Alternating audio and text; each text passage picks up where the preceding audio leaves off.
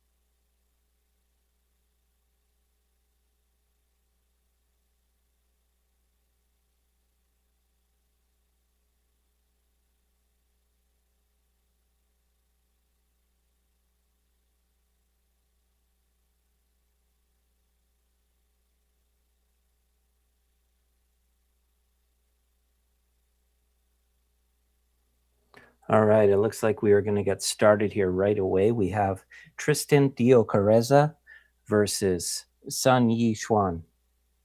And this is going to be a race to 9 ball for the WNT Taipei Open. I'll be your commentator for tonight. My name's Andy Jaworski, and thanks for tuning in.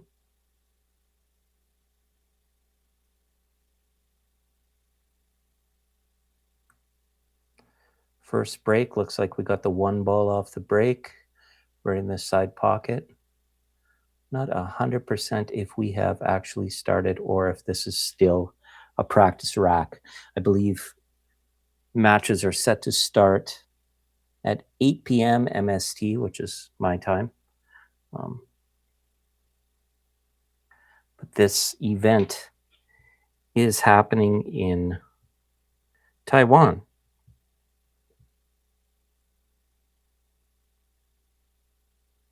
So this is I believe it's the 4th annual.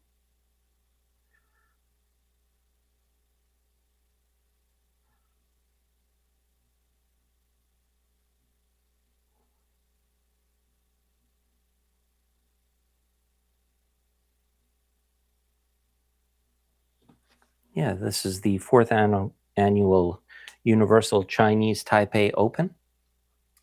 And this is a WPA ranking event. They will be using WNT rules.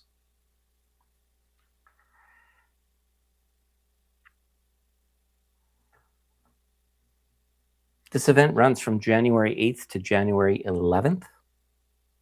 And it is at the Songshan Cultural and Creative Park Warehouse in the Jinyi district in Taipei City, Taiwan. It looks like an excellent venue. They're playing on Rason tables.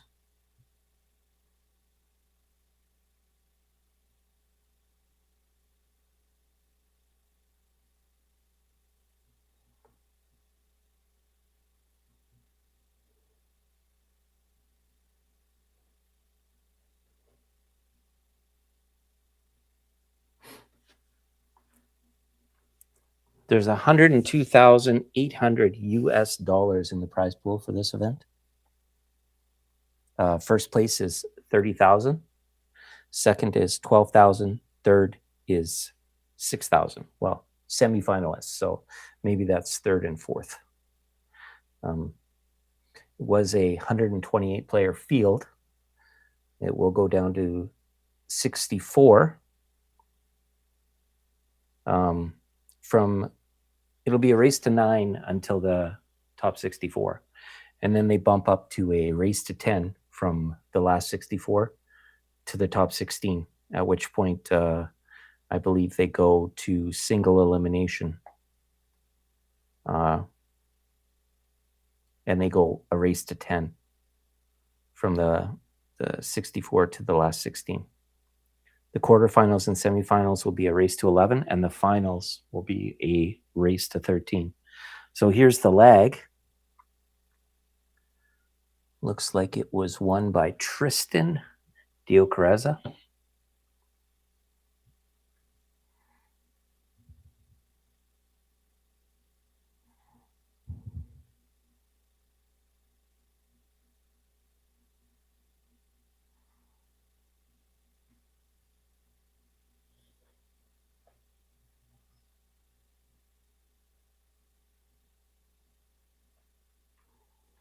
And Tristan is a rising professional pool player from the Philippines.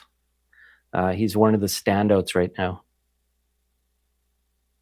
So he plays out of Manila.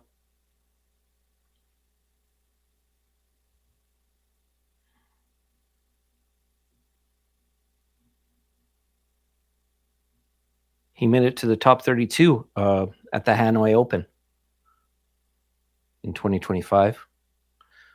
It's a very strong player.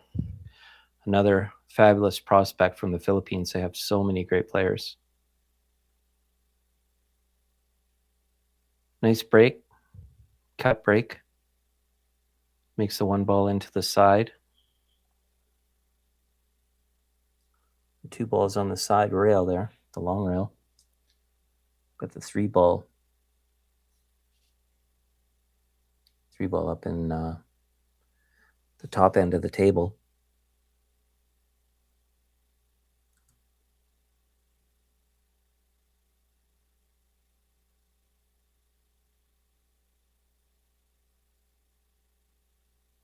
It's early in the set. Let's see if he goes for the bank or if he goes for the safe. Went for the bank shot. Sometimes it's nice to be aggressive early. Try to get into stroke before your opponent.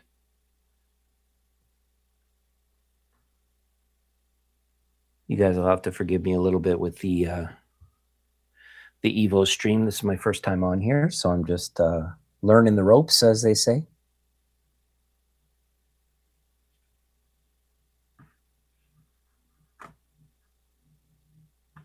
Really excited to be a part of this commentary team. Just like to thank everybody at EvoSports Streaming for the opportunity.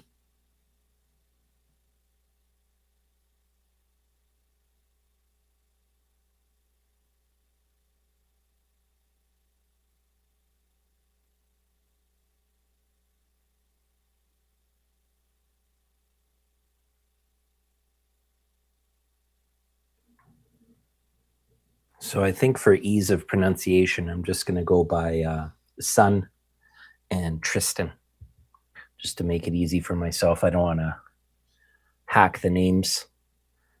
I do think it's Sun Yishuan and Tristan DEOCAREZA, but I'm just going to stick to Tristan and Sun just to make it a little easier for myself.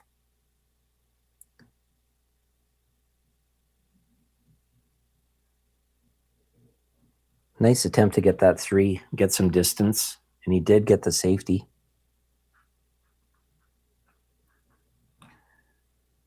Tristan's looking at coming in behind this for a 2-rail kick.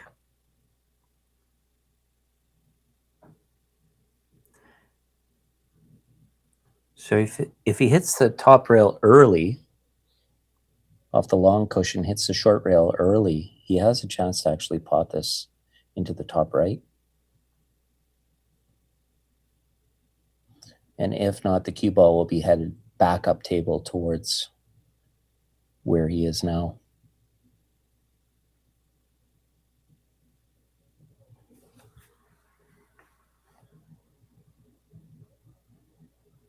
And he got in behind it. It's not too bad either, but I think he left some paint. Not sure if Sun can do much with this.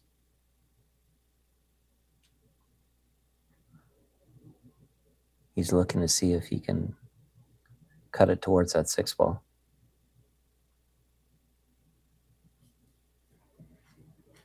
Does he have the whole ball here? He may.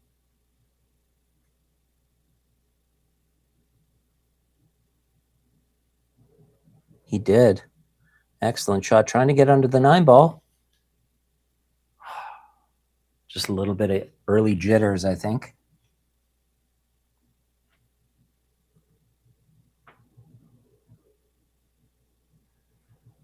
These early racks are so important. And the players recognize that for sure.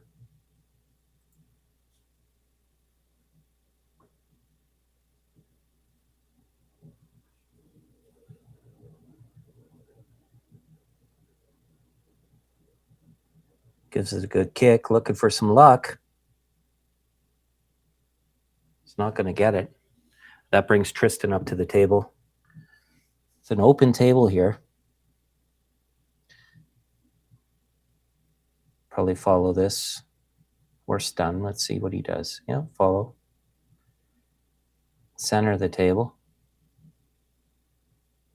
The 5 ball does go by the 7. So probably just come back out to the middle of the table again. Notice a lot of these top pros, they're always playing from the center of the table if they can.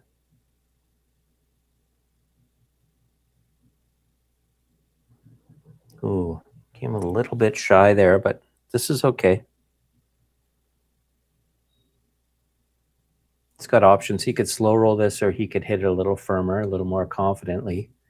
Come off 2 rails, hit the second rail right where his chalk is there.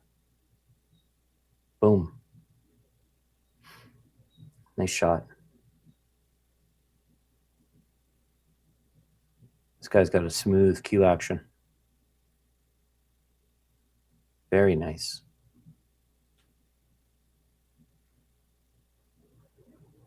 And myself, I'm about a 600 speed average player, just above average player. So just a pool fan. Love the game. And so I'll be doing my best to commentate and call the shots as I see them. But at the same time, I'll be like a lot of you out there, and I'll be learning from these top players. This is one of the reasons why I really love watching.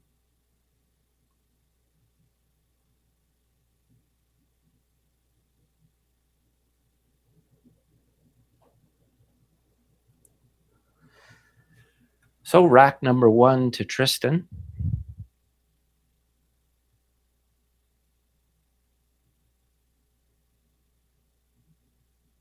Sun Yi's just sitting in his chair probably thinking about what happened there. He just kind of understruck that ball a bit. Little too much stun and not enough bottom spin to get underneath that 9 ball. Here we go, another break for Tristan. Last time he made the 1 in the left-hand side.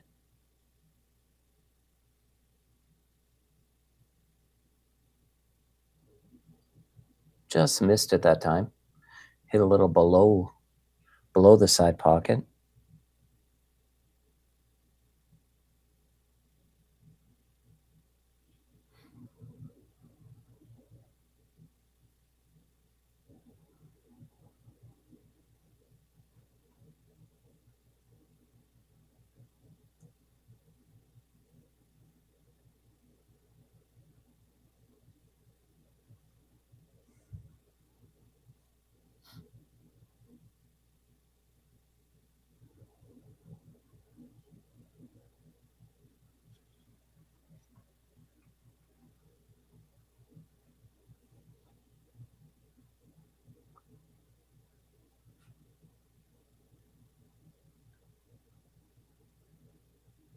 Nice smooth stroke, trying to get under the 5.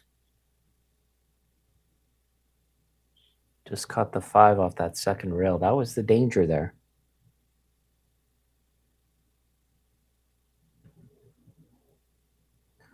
going to be looking to probably play safe here, I would think.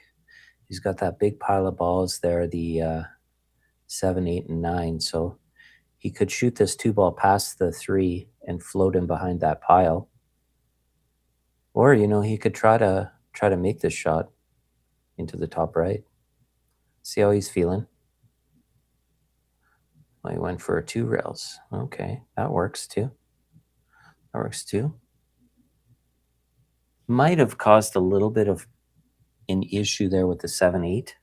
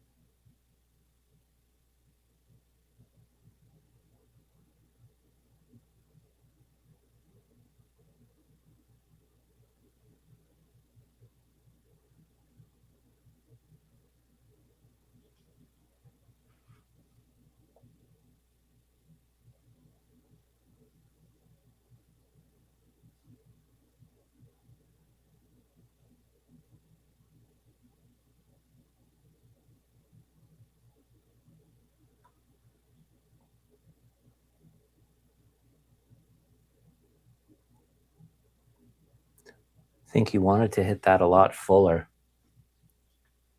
Tristan back to the table with another opportunity here.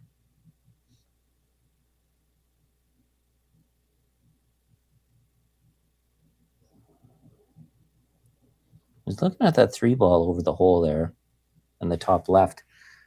Can he play the window? That's what he's looking at. Or is he going to go all the way to the side cushion underneath the 9 ball with a high ball? Looks like he's playing a little bit of outside, so he's going to try to hold it for the window. Float it down. Ooh, what a nice shot. I believe he was trying to get behind the 9 ball there. But that'll work.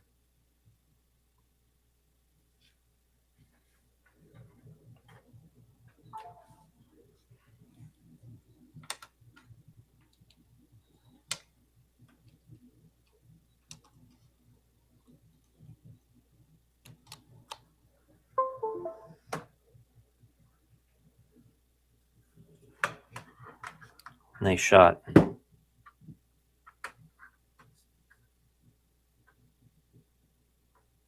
So with the angle he's looking at now is if he can stun and just leave it in this area here. Or he can go 1 rail and come back up. So he's just going to roll it in and come back up. Now he hasn't really looked at the 7 too much yet. Looking at it now. If it goes or not, that's going to determine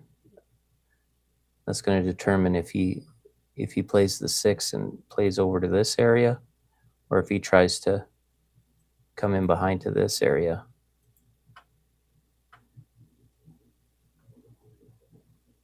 It's looking like it goes.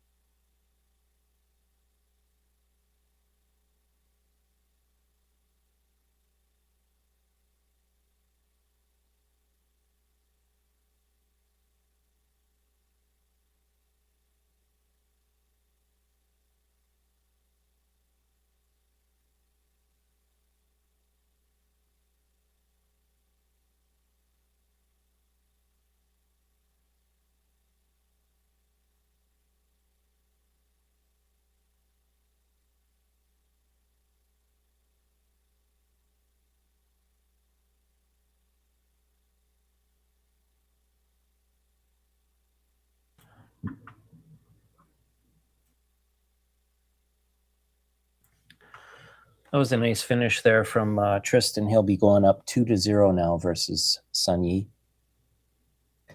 It's a race to 9, so Sun Yi is going to be looking to get into this match here.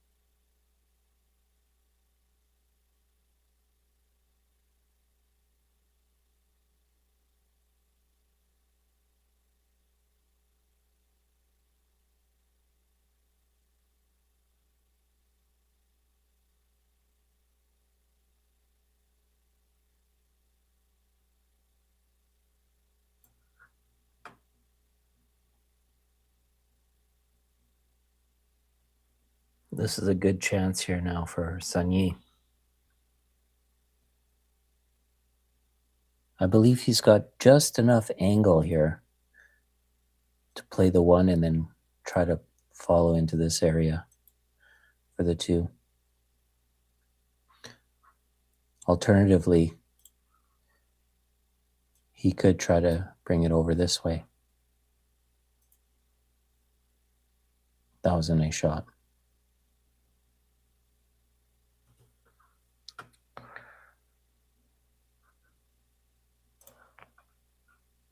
He's going to be looking to stun through the gap here.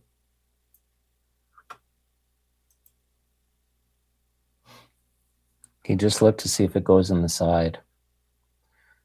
Because if he over travels, you know, I believe he's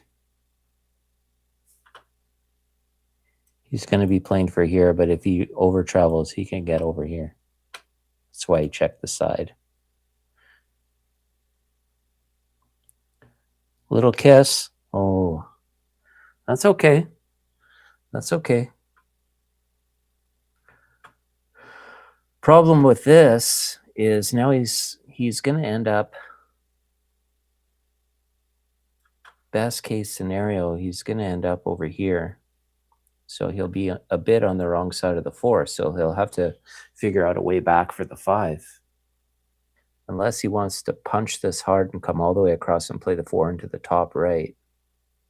See what he does. He tried to get enough bottom to give himself some angle, and it looks like he did. So he's going to be happy with that.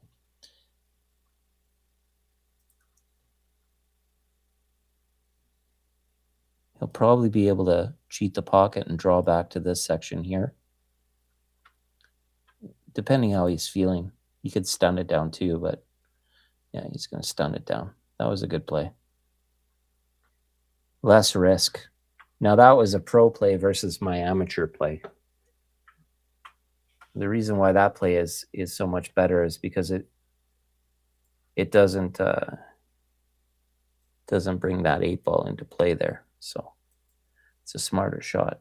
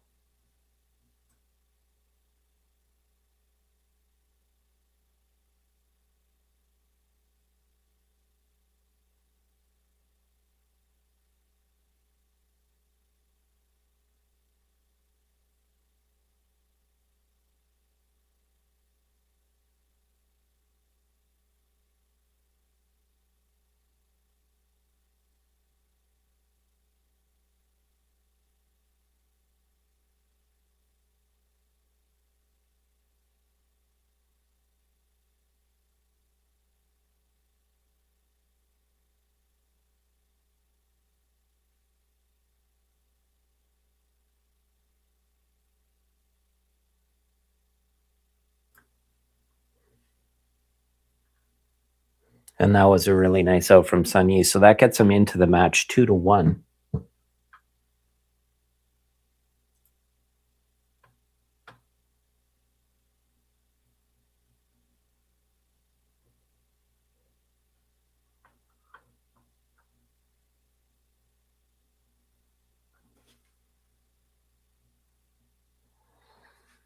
Hit me up on the YouTube chat if you got any questions or you just want to chat it up. I am paying attention to that as well, you guys. So please join me over there.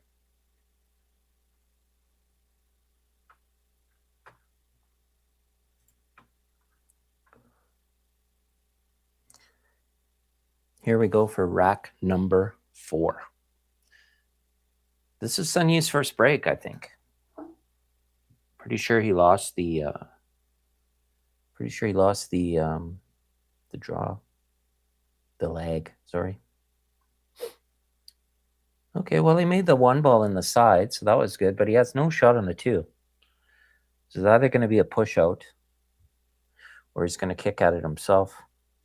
Probably a push. This is the area of the game that I could really learn from. Like, my pushes are kind of weak. I need to watch a lot of these pros to help see what I'm gonna do. Just try to learn, you know.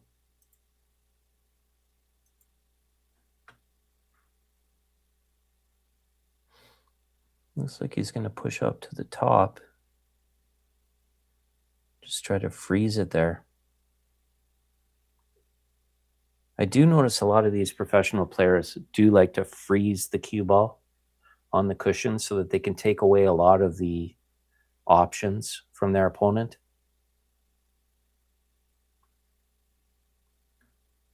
This is difficult. Tristan's going to maybe thin this ball. Oh, he's going to try to bank it in behind there. Well, that was a nice safety. But he left an easy kick here for Sun Yi. Thing about kicking this nice is if he hits it really well, the cue ball will float behind the 6. But he also has to hit it hard enough to get the 2 to the cushion.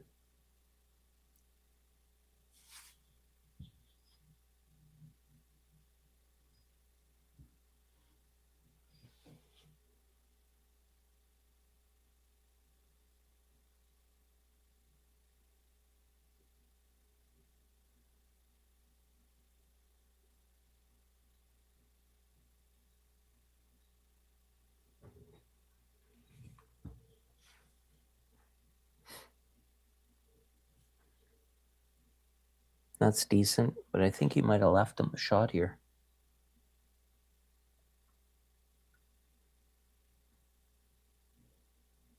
If not, he's going to be looking to kick it back. Well, he did leave him enough to make the pot. Little kiss on the 9, but not too bad.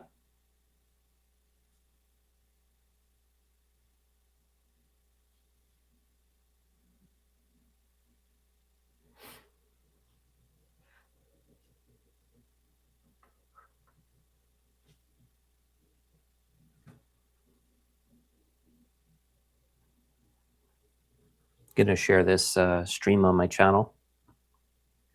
Hopefully some of you guys can join in and let's get chatting in the stream here. Go to YouTube.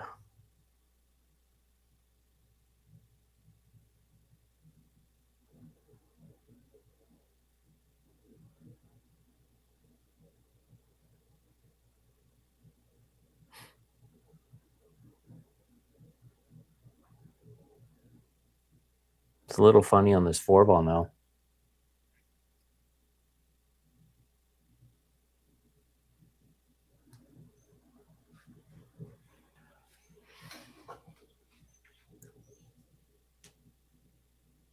Just going to go for the safety. Ooh, we got a double kiss. Oh, no. Oh, my. That was a disappointment. He was just trying to get behind the 6-7 there, and now he's left a ball in hand for Sun Yi to tie this match up. This could prove costly. He's looking at the 6 now to see if it goes by. Got a ball in hand, so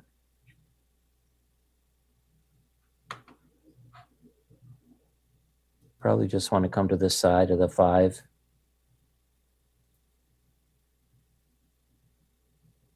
No, he's going to go to the other side. Okay. This is good. Either way. Come in here, try to come across.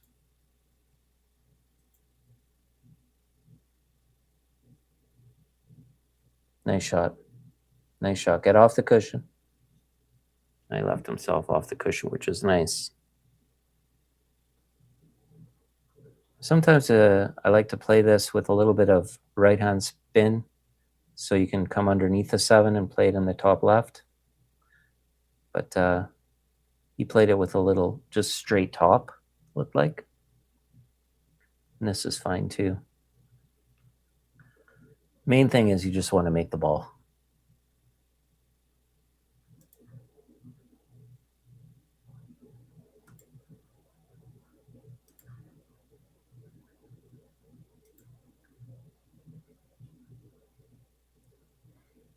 Good stroke. He's being very thorough here. This means a lot to these players. With what Matchroom is doing with the World 9-Ball Tour, it's actually creating a platform where these young players can actually make a living. And that's a huge deal. Emily Fraser's doing big things over there. WNT. Nice shot.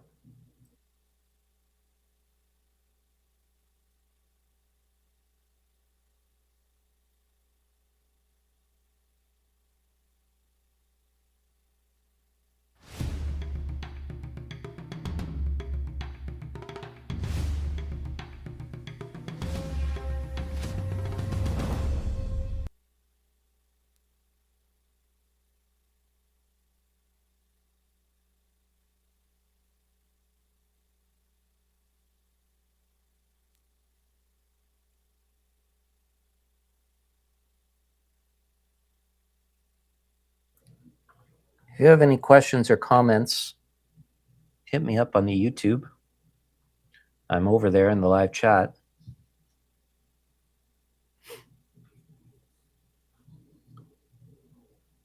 Ooh.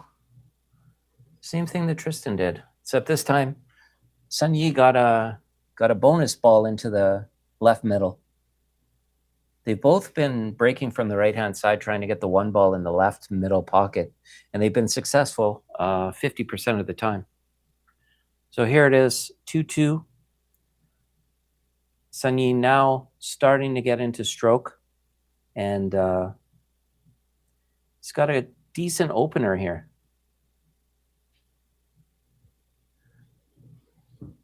Got to put a good stroke on this. These are tight pockets that they're playing on, so he might not want to go for this. Looks like he's going to play a safety. Just skimming off the side and trying to hide behind that line of balls there. Smart shot. Tristan being from the Philippines, he's going to be good at kicking the ball. I mean, it's just second nature for the players from the Philippines.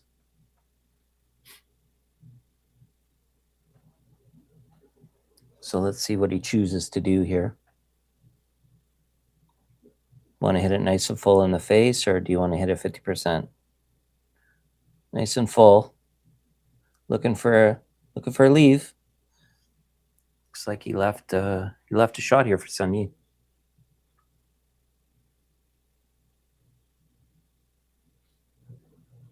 Over $100,000 of prize money in this event, so pretty big event.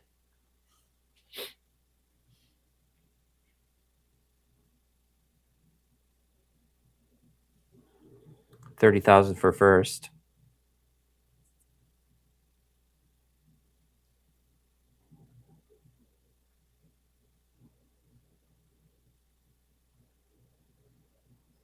Nice shot. Just threaded the needle between that 4 and 8 nicely.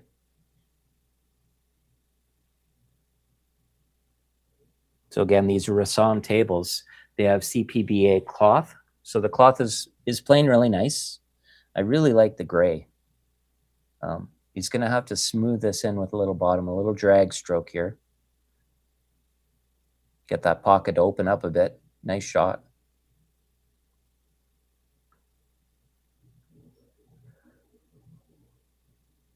I imagine since it's early in the event, the slide on the cloth is going to be a lot more forgiving in the corners.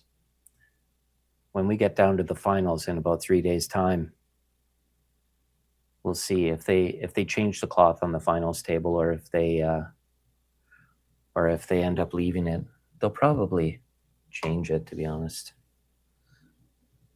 Finals, they'll probably put new cloth. But if they didn't, those pockets would really tighten up. I have a lot of friends that are bought pool tables, and they're like, oh yeah, I want 4-inch pockets, 4-inch pockets. They make all this big deal. And then, they get their table and it plays great. And because we're not professionals getting our tables recovered every 6 months, once that cloth wears in, that table gets really tight. And all of a sudden they don't like it as much anymore. So I think for a home table, a nice size is just 4.5-inch pockets. And that way, when you leave your cloth on there longer and it wears in and stuff, you're still playing pretty tight. Ooh, look at this. Oh, what a bad rub Sun Yi got on that 9-ball. Jeez. Tristan's just thrilled to come back to the table for this. He's got the tic-tac-toe to go take the lead back 3-2.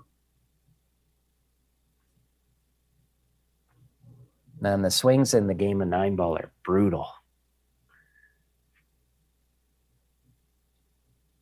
One of the things I'm very proud of lately is over the last couple of years, I took Neil's Fan mental training course, and I really enjoyed it. But one thing it taught me was to kind of make it through the swings a little better. I used to be one of those players where if I was down 3 or 4 games, I'd be like, just down the toilet. I'd be mentally defeated, and I'd really, really be done. I'd almost give up.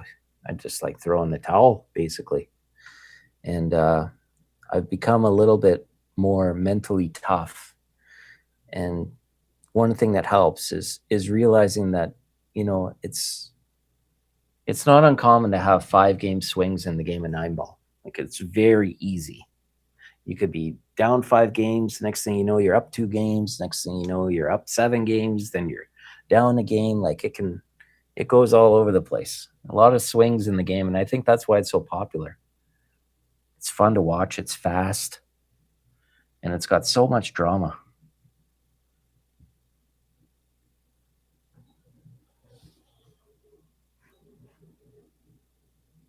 He's really thinking about this. I think it's because he's stretching. He's really taking his time. Now Sun Yi is moving. That was nice. That was nice of Sun Yi to move out of the line of sight. That was a gentleman move. If you do it at the wrong time, you could be called a shark. But I don't think he was sharking there at all. He was just being a gentleman and trying to get out of the line of sight. 3-2 for Tristan.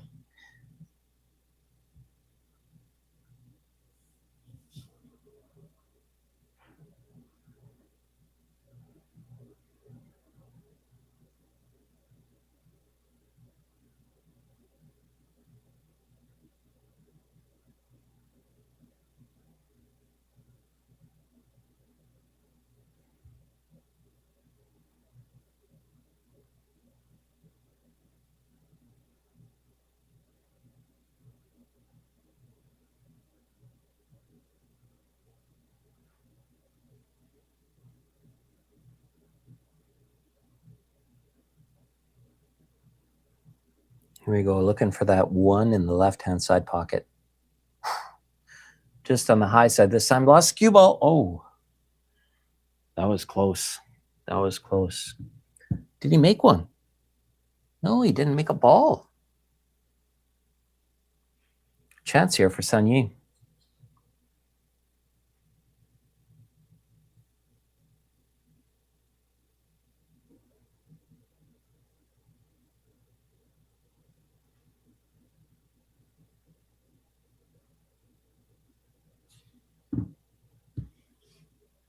Please do like and share and subscribe to the stream.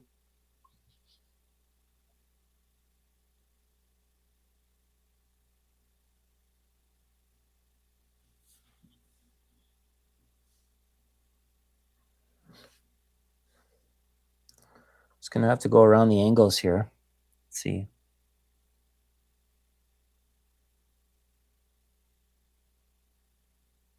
Thin cut into the middle, 1, 2, 3. Just don't see where he's gonna pot the 2 ball. I guess he could cut it from there. Cut it in the middle. What other options does he have?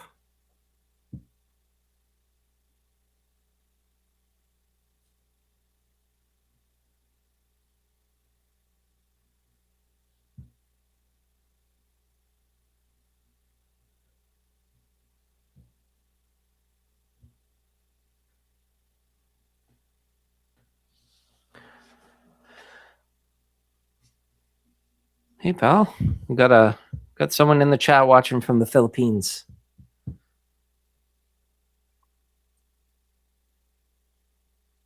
Oh, he goes for the side bank.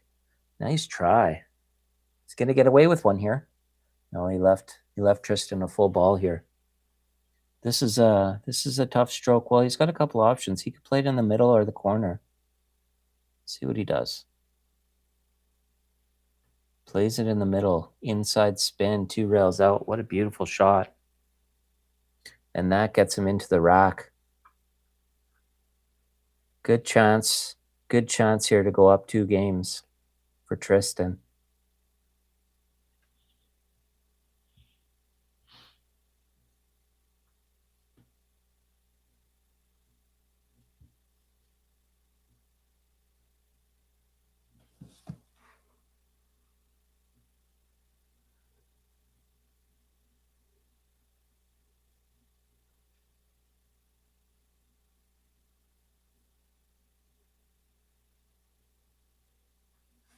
Tristan has very few games in the Fargo rate system. He only has 249 games. But he's finished in the top 64 of the Hanoi Open. Like, this kid is hot. He's a 761 Fargo.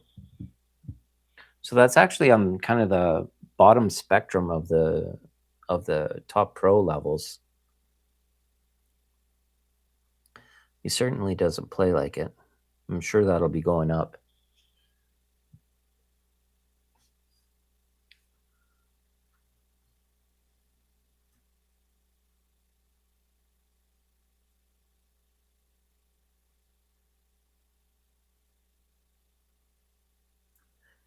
The Philippines as a nation has the most 800 plus Fargo rated players. Incredible amount of talent in the Philippines.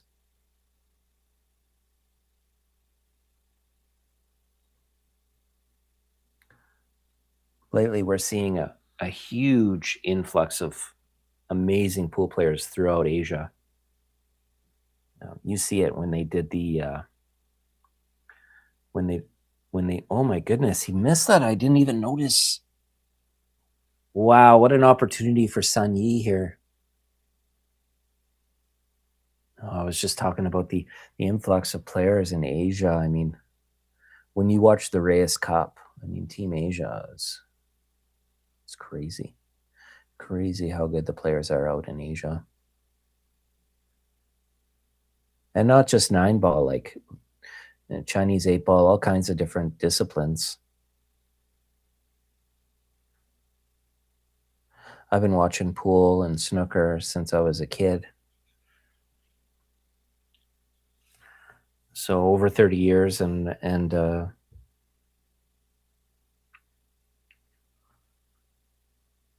in the past, there were a lot of great snooker players out of Asia.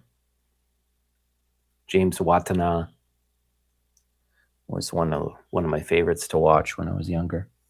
Amazing player.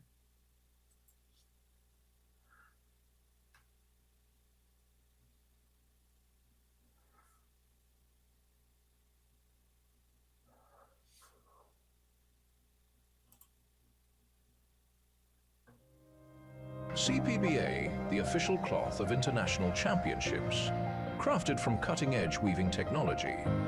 It defines the pinnacle of smoothness and durability. When the world-class tournaments ignite, legacy unfolds upon this stage here. Every decisive shot begins on a foundation of absolute reliability. CPBA, the choice of champions. In the name of the cloth, legends are forged. Hello, Andy. Patrick here. Just thought I'd join you for the remainder of this match. Hope you don't mind.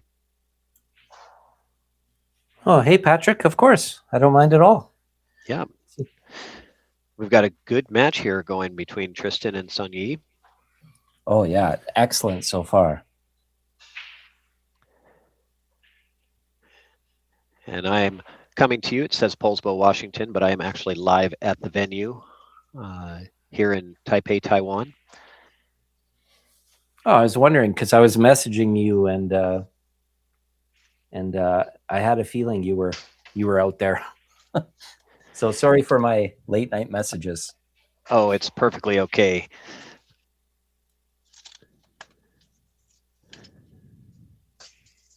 So since you're just tuning in, I'll let you in. We've had a bit of a barn burner here so far. It's been a little back and forth. Tristan had a really good chance to go up 4-2 last rack, and he rattled a 7-ball. So let Sun Yi get back in, and now Sun Yi made a ball in the break, and he's got this beautiful table.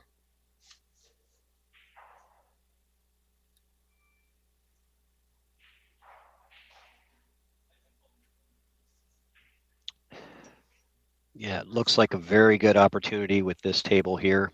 Not really any problems that I can see.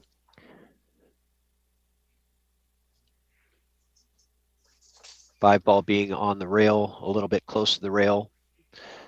Probably wants to have a little bit of an angle on that to get good position on the 6.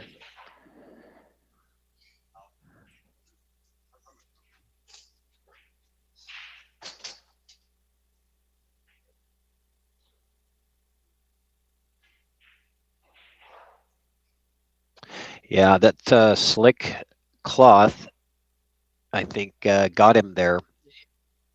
I think he was expecting that to bite a little bit more off of that bottom rail, sending the cue ball up towards the 5 on the left side. And you can see how that did not take. Yeah, that's the thing with that that slick cloth is you try to play a little inside spin, and it doesn't want to grip.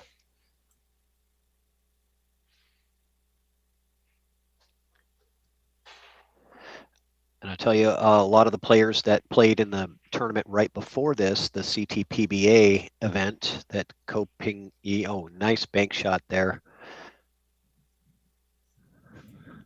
Beautiful bank. Nice position as well. Koping Yi had defeated AJ Manis 2 days ago, finishing up the CTPBA Grand Finals event. And so what I was saying is, though, those players that competed in that event, several of them are competing also in this event. And I would say that they would have a little bit of a advantage with the table conditions, being that they've been here for a little while playing on these tables.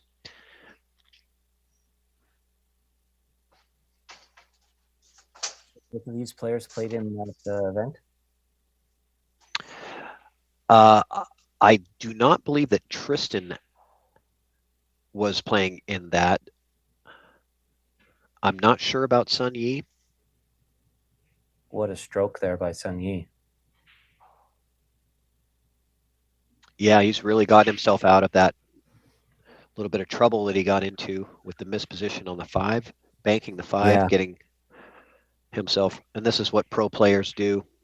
They're not always perfect with the position, but they know how to get back in line.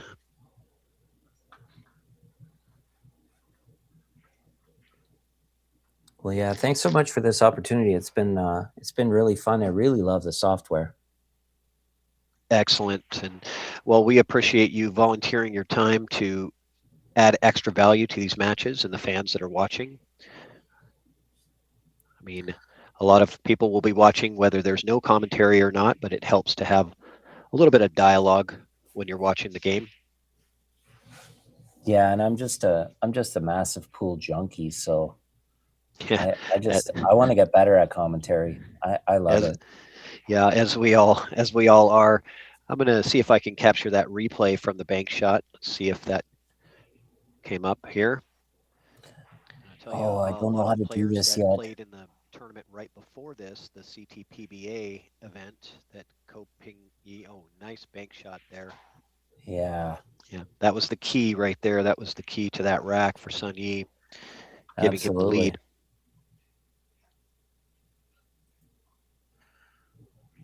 So I haven't tried the replay option yet, but that's really cool that you can do that.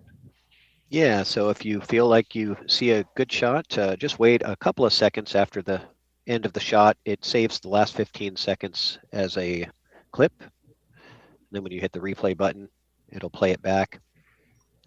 And just so you know, the audio that you hear on the replay when you play it back is not nearly as loud as what is being played on the stream. So Okay. just Yeah, I just had to mess with my audio because I had you coming out of my laptop speakers, and I hope I didn't mess it up there for a little bit, but I sounded did get you fine. in my headphones. Got you in my headphones now, so. Yeah, it sounded fine. So nice break from Sun Yi. Got the one in the side as expected. The two ball here. I wonder if he's going to take on this bank. I doubt it. He's got really good opportunities for the safety. Most likely putting that cue ball, I'm going to guess, targeting the cue ball for, somewhere in this area, being that you've got coverage with the 6 or 7. Yeah, I think that's the shot, and he's going to zigzag the 2 ball up and behind the 3. Oh, he went the other way. Yeah, he did. Okay, I like it. That's smart too. Yep. Usually what they decide is better than what I look at because that's why I'm over here and they are over there. Yeah, well, I mentioned that to the viewers too. I'm about a 600 speed player, and I try to commentate as best I can, guessing some of the shots and some of the paths. But also, I'm here to learn. It's so great to watch this level of play.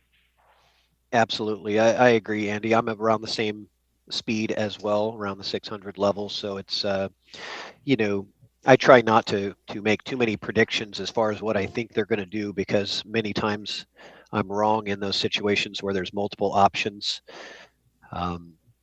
Just because I'm looking at it with what I would do based on my skill level, and that a lot of times is very different. Now he's going to come 2 rails here. Oh, 1 rail.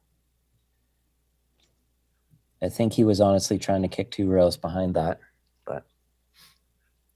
Yep. And now he's left the opportunity for Tristan to come back into this.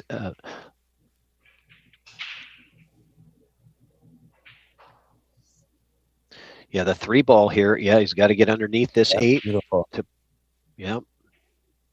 And he'll play the 3 in the side to play probably the. And that way he's not running into the 4, I'm assuming, unless he wants to draw into the 4 and play the 3 into the corner. Which actually, now that I look at it, might be a better option. Yeah, 3 in the side. It just, the challenge with that is you're going to drift that cue ball up and leave yourself a longer 4 ball. But for these guys, he's got young eyes. Yeah, they're not bothered by a little bit of distance. They're comfortable with that. They are 4-inch pockets, so. Yeah, and he's going to come around to play this in the middle. Slow up. Yeah. Oh boy. He got exactly where he wanted, but at home was a little bit close to getting in trouble. Yeah, a little hampered by the 6, but no problem. Yeah, it ends up right where he wanted it.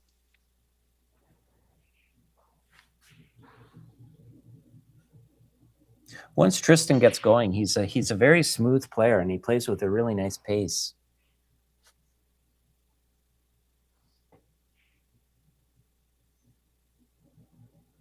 And he just oozes confidence as well.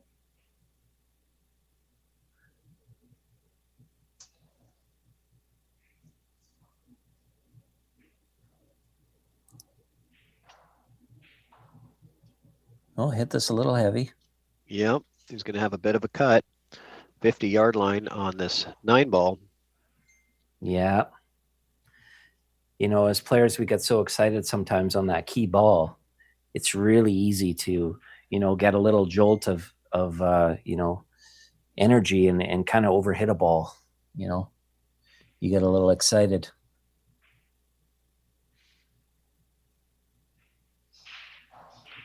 Yeah, and that's going to cost him the rack most likely.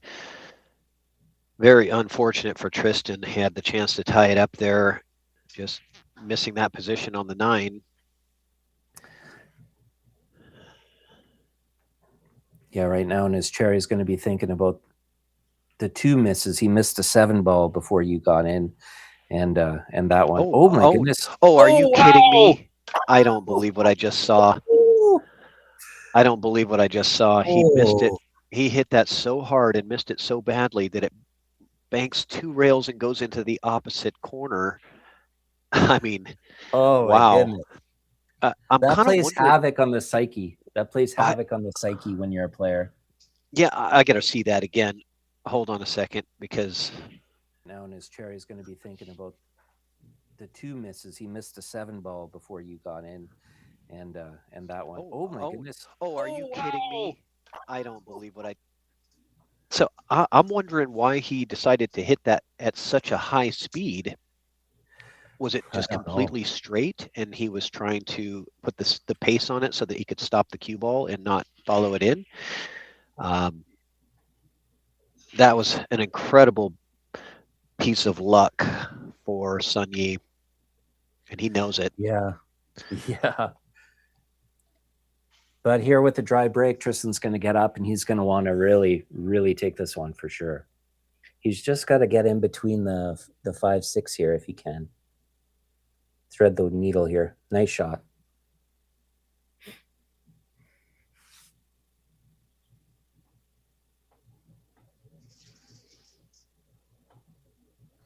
Probably draw this back a little. Yeah.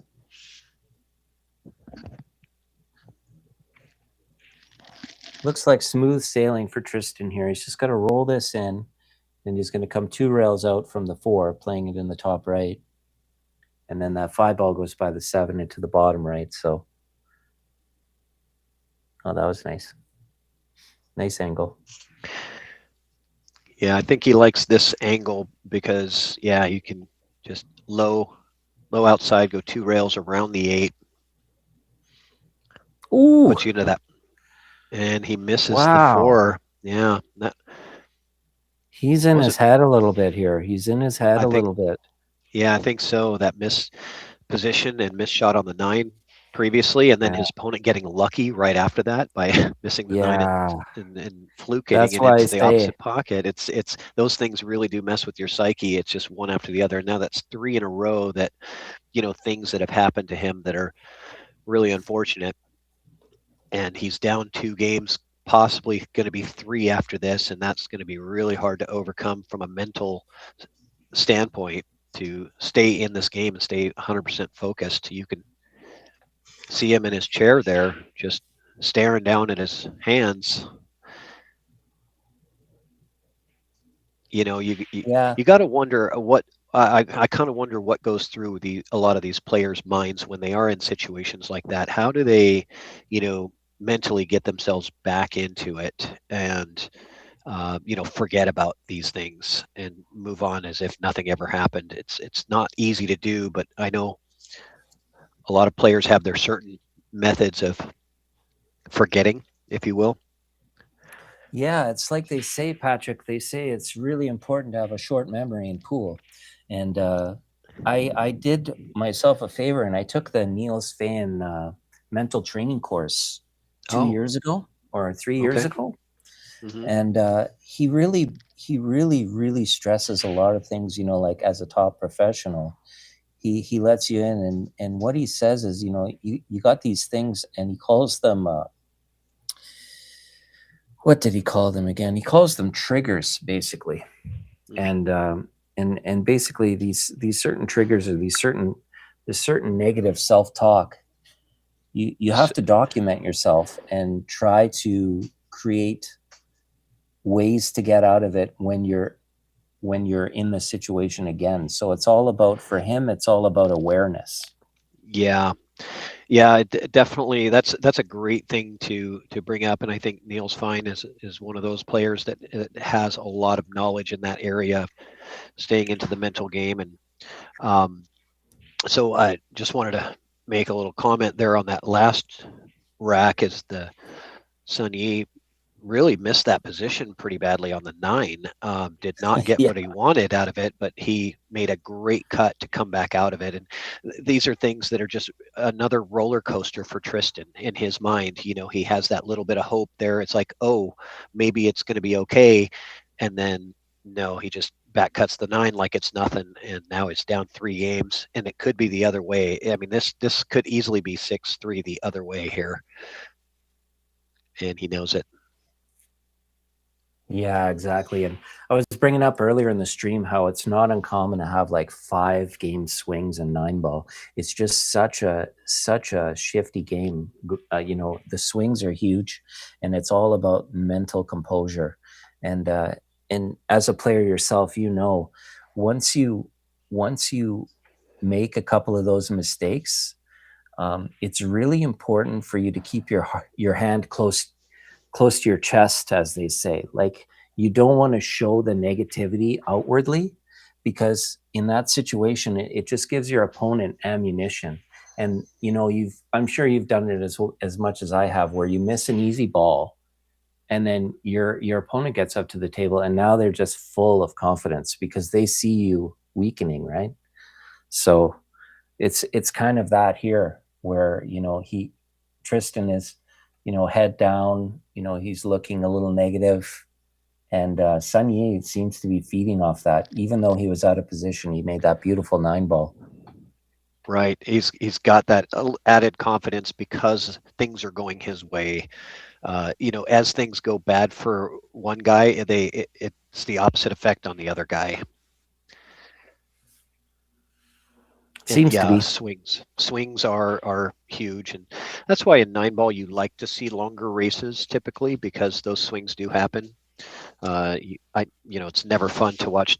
Well, I mean, there's Moscone Cup race to 5s, right? But you know, 9-ball. But Well, we got a bit of a misstep there. He tried to play the window between the 5 and 9 with some inside spin and caught the 5. yeah, I think he's going to be okay here with the safety opportunity, because it looks like, you know, he's got this opportunity to, you know, just come off of this and probably park himself somewhere back here with the cue ball. You know, he's got 2 targets to hide the cue ball with. Yeah, you might just bank it straight up the table as well. Yeah. Okay. Yeah, that's probably easier to control the cue ball, right? It's less movement on the cue ball, more movement on the 4. And these guys, from a Fargo rate perspective, are very evenly matched. Yeah, I You know, looked up Tristan. He's like 765 or something. I didn't look up Sun Yi yet. yeah, Sun Yi is a 771, I believe, 773. Okay. So they're both very, very similar in their skills according to the Fargo rate system. Yeah, and Tristan's a 761. Okay. So very even matchup. But you know, at this level and in this tournament, that's very, I'd say, average to below average when it comes to ratings at this event. Out of the 128 players that are in this tournament. Yeah, we got some real superstars in the lineup. We got some world champions. Good speed on that. Yeah, nice 50-50 there. Yeah. This is tough to get around that 6. That 6 is huge. Yeah, I think he's going to kick from this side. Yeah, and the the 4 being right on the rail makes that, tougher to get any kind of control off of it. You're just hoping to get some separation, come full into it, and have separation between the cue ball and the 4 ball. Didn't really get what he wanted out of that. But it looks like the 7 and 9 are kind of tied up now. It looks like Sun Yi is eyeing up to see if that 7 does actually play in the side or if it needs to be broken out. If it needs to be broken out, he's going to play position on the 5 for probably, right in this area so that he has that nice, easy, if he can.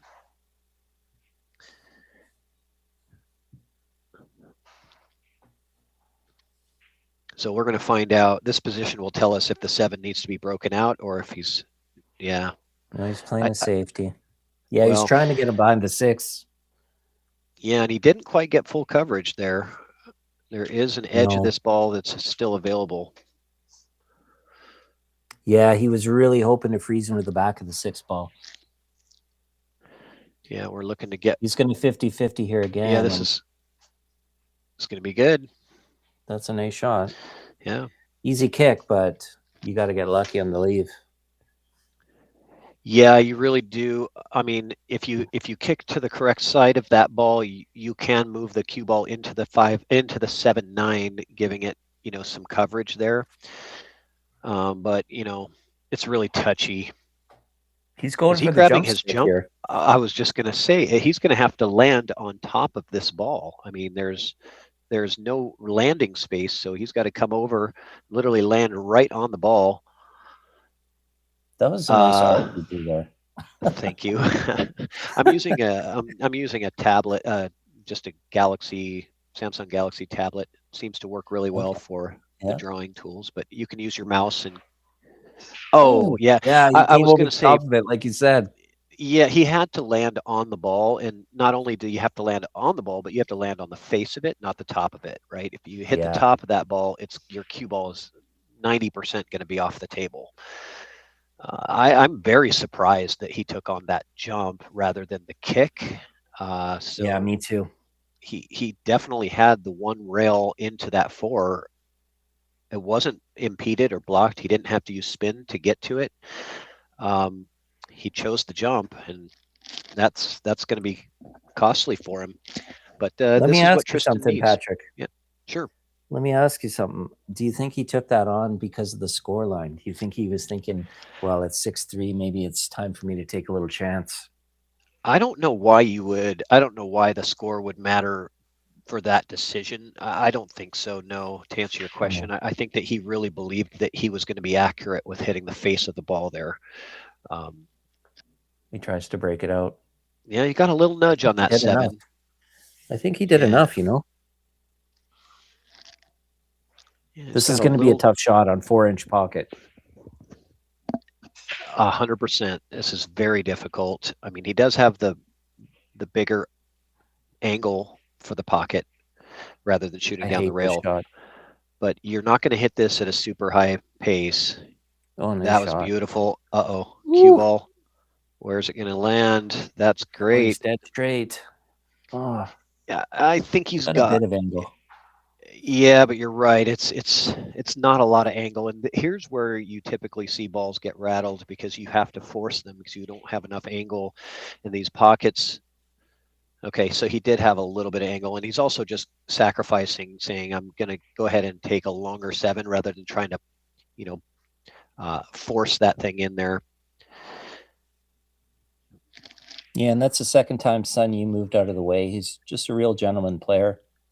Oh, you saw him get up there and get out of the line of sight, like just a respectable player, Yeah, that shot from he is conceding the rack right there, and that shot from Tristan, I didn't catch a replay, but he didn't seem to really have any pre-shot routine at all on that one. It seemed that he got down and 2-stroked it and fired it and missed it badly. So I'm not sure if the frustration is just probably setting in for him.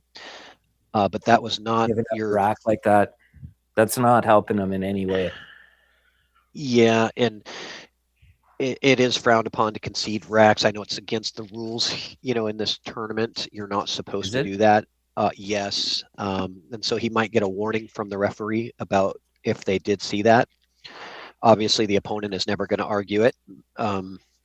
But I was searching for the rules on the WNT to try to find a little more. Like I know most of them, but where did you find that? The rules. It's on WNT? the website WNT. There are the rules for their tournaments. I'll see if I can, let me see if I can find a link to that and maybe even just post it in the chat for anybody that's watching and they want to review the rules of the tournament. That might be helpful. Oh, a missed combo. Correct. That is it. He is just given up here a little bit. He's very frustrated, Tristan, and it's showing. It's unfortunate because he's such a smooth player, and he's going to be around. He's gonna grow from this if he ends up not winning this match. He'll be coming back stronger because he is a phenomenal player. I was reading he came in the top 64 or top 32 of the Hanoi Open, which is very impressive. The final 32, you said? Okay. Yeah, I think top 64 or top 32. Top 32, I think, was a showing at the Hanoi, which is that was a stacked event. Much like this one, but I think even more so. But so we're going to get that posted in the chat. The rules for WNT matchroom events. Nice.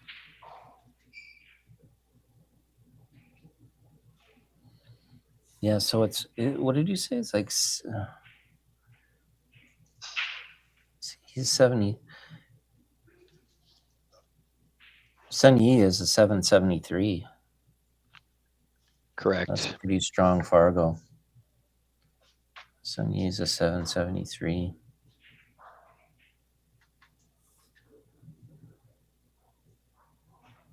Excellent shot there on the one from Tristan. Let's see if he can get his head back into it. But he is speeding up. I know he's kind of a faster player when it comes to moving around the table, but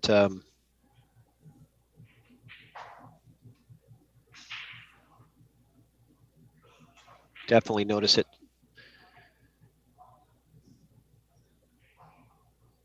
Seems to be a little bit of a faster pace. So he's got to be careful here. He wants to make sure that he gets correct on this 5 to get down to the 6 ball. He's got to have the correct angle, but not go too far. That was perfect. That was perfect right there. It's tough to do because he just had that small little window. If he goes any further, he's blocked by the 9. But if he doesn't go far enough, he doesn't have the angle to get down to the 6. He played that perfect. Yeah, it was a nice shot, wasn't it? A little hampered here. Just got to roll it in, though. Don't have to do anything with the cue ball. Right. And let's see if this can get Tristan. These can be tricky, Nice shot.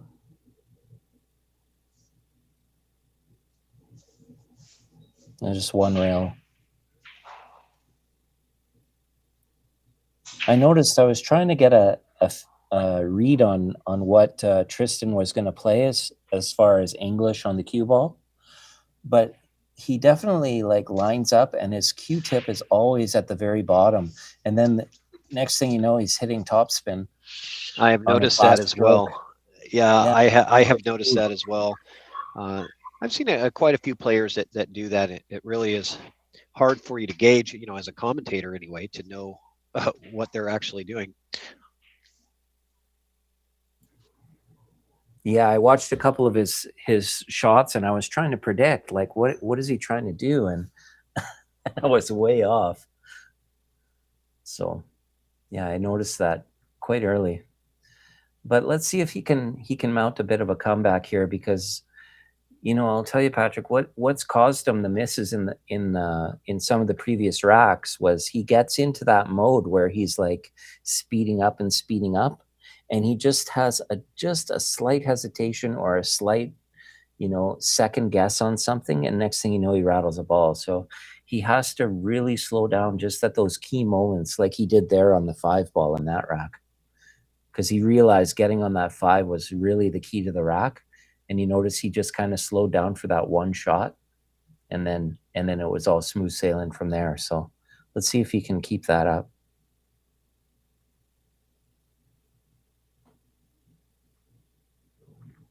So it looks like a safety coming. Probably, I don't believe he's got the 1 ball. I don't think that he's going to be playing a combo here. So I think he's looking to see if he has the angle to get the cue ball on the 3, and I don't think that's there either. So this is kind of a tough opener. He's going to push out with a behind the back push out at no less. Yeah, pretty fancy push out. Yeah, but I'm not really sure. You know, I mean, if somebody gives that back to him, how is that better than what he had?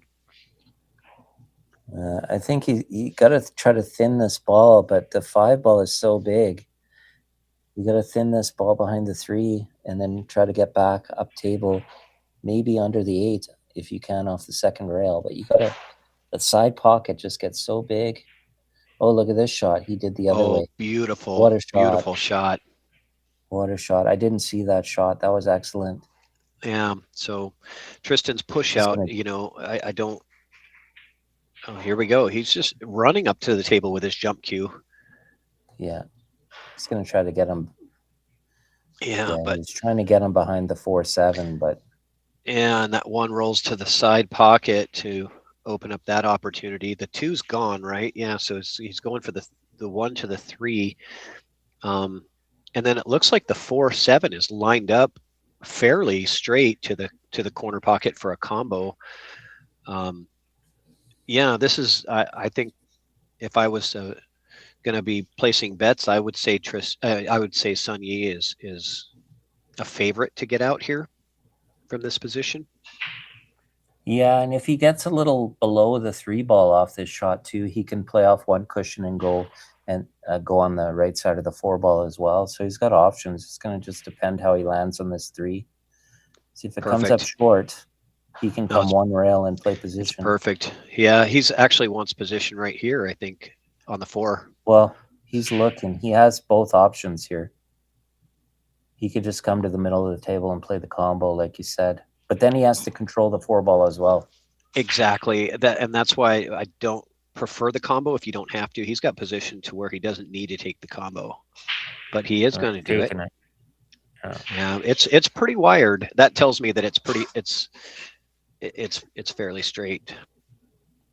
But you're right. Oh, where's the 4 ball? He's got to try to hold the 4 ball right where it is, and then the cue ball has to get position. Yeah, and you do have other balls there, the 9 and the 8, that could play a factor. This is the shot for the rack. Yeah, this is the key shot for sure here.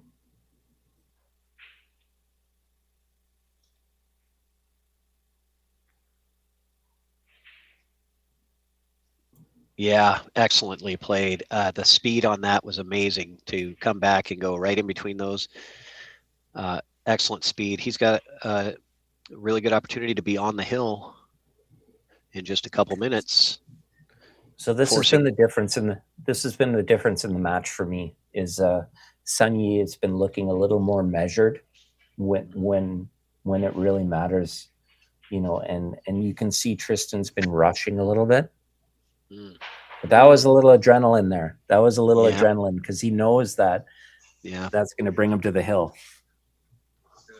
Yeah, I think he's okay though. I think if it goes another inch, it's going to be really difficult, but I think he's okay here. Should be able to just kind of pinch draw this cue ball over. But again, 4-inch pockets, the margin of error is small. Yep.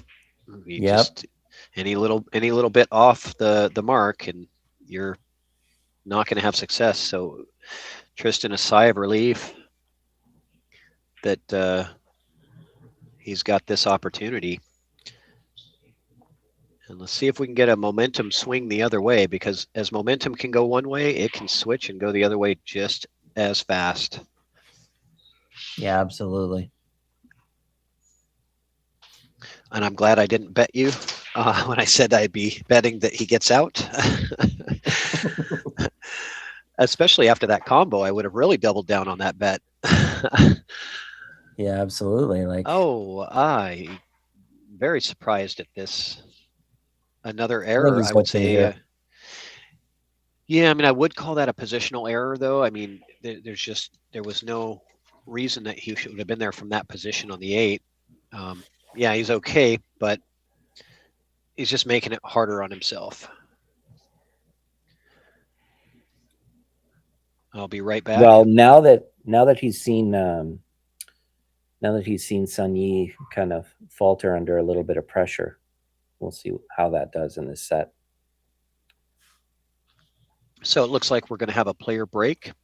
Let's get a couple of our sponsor commercials in here.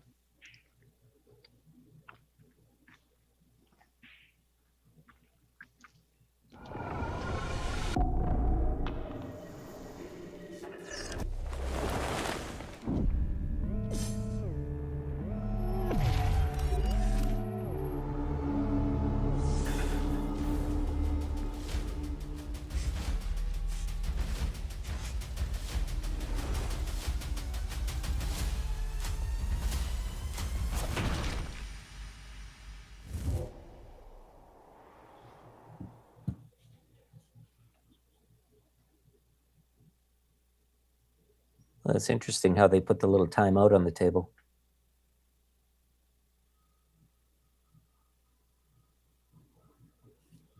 Looks like they got a little timer there as well, probably keeping track of how long they're away from the table.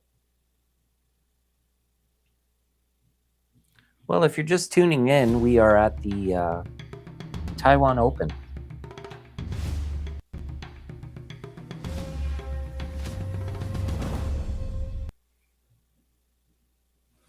Sorry about that. We got a commercial that played right over you. I was just using this opportunity to get the sponsors a little bit more airtime. Thank you very much to all of the sponsors that helped participate in making this event special. So we're going to just go through and have a couple more of those to be played here.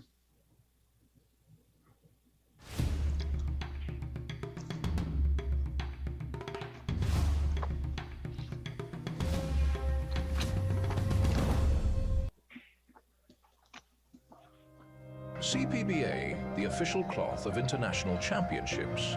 Crafted from cutting-edge weaving technology, it defines the pinnacle of smoothness and durability.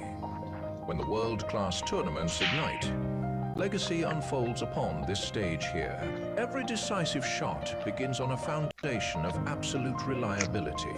CPBA, the choice of champions. In the name of the cloth, legends are forged. That was a cool commercial. And we're back. Yeah, they really did a great job with some of the sponsor commercials.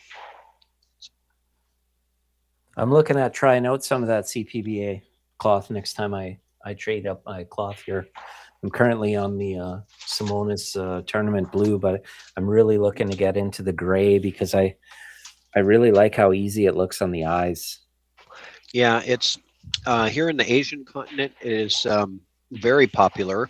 The two most common cloths you'll see on pool tables is the CPBA or the Andy cloth. Yeah, you rarely see Simonis or Brunswick cloth. But in the U.S. and North America, it is kind of the opposite. It's mostly Simonis. Very rarely do you see the. In fact, I don't think I have ever seen CPBA cloth on a pool table in North America. Oh, I know a couple of guys that sell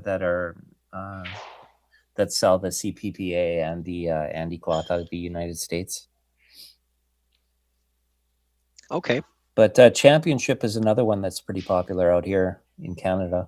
Oh, yeah, Championship, right? Forgot about them. Okay, so safety attempt there from Tristan did not work as well as he wanted. I think that cue ball leaked out. He was really looking to get the cue ball behind the 3-5. But he has left it looks like a jump shot for Sun Yi. Just jump over the edge of this 4. Yes. Wow. Oh, so close. Wow, what an attempt. Yeah, very good attempt. And again, that's the comment I made before about the very small pockets. When you're hitting a ball down the rail with any kind of pace, you have to be laser accurate. So I bet you he here we makes go. this 8 out of 10. Yeah, but getting shape on the 3 though, that's the unbelievable that he got a hit on that and it didn't go in the pocket. That Right? again will tell you how small the pockets are. I mean, he hit the ball and it still didn't drop.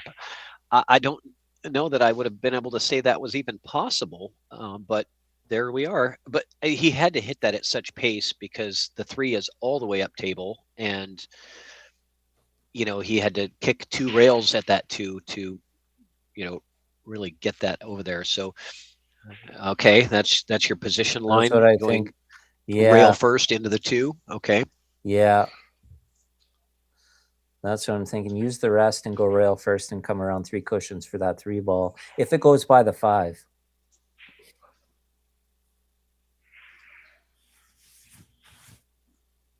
It's hard to tell from this angle if it goes by the 5, and we're not on one of the tables with multi-angles. So, you know, he could maybe thin it and just come 1 cushion as well, but I don't like that.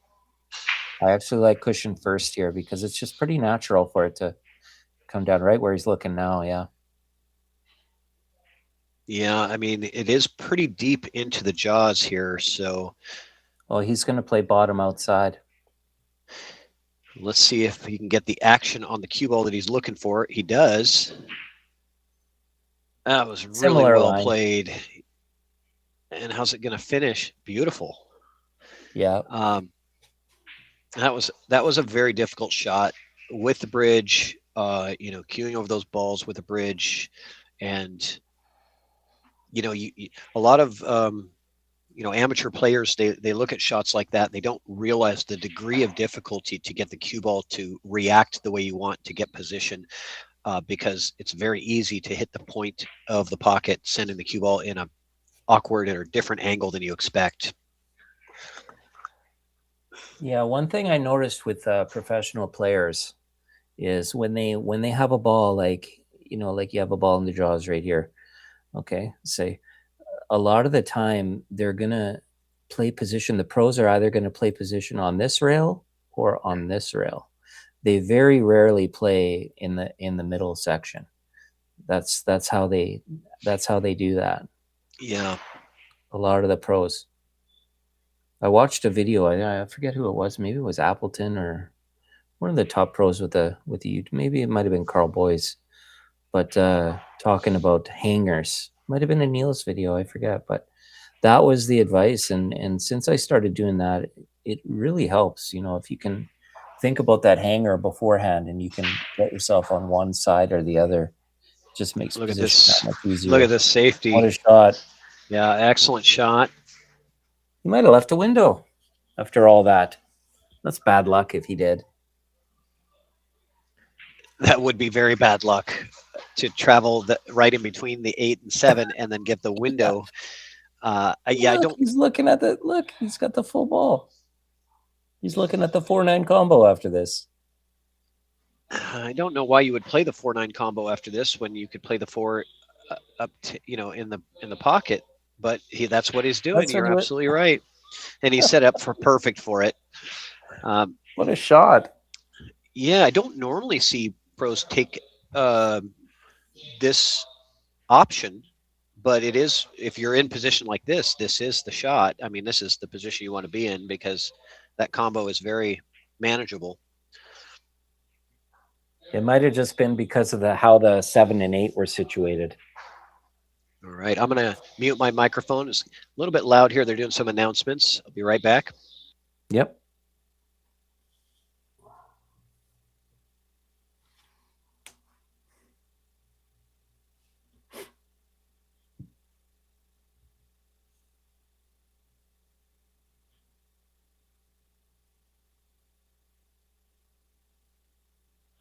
So in case anyone's wondering, they are using the Dynasphere ball set. It's a pretty nice ball set. I saw it. It's got some pretty cool design.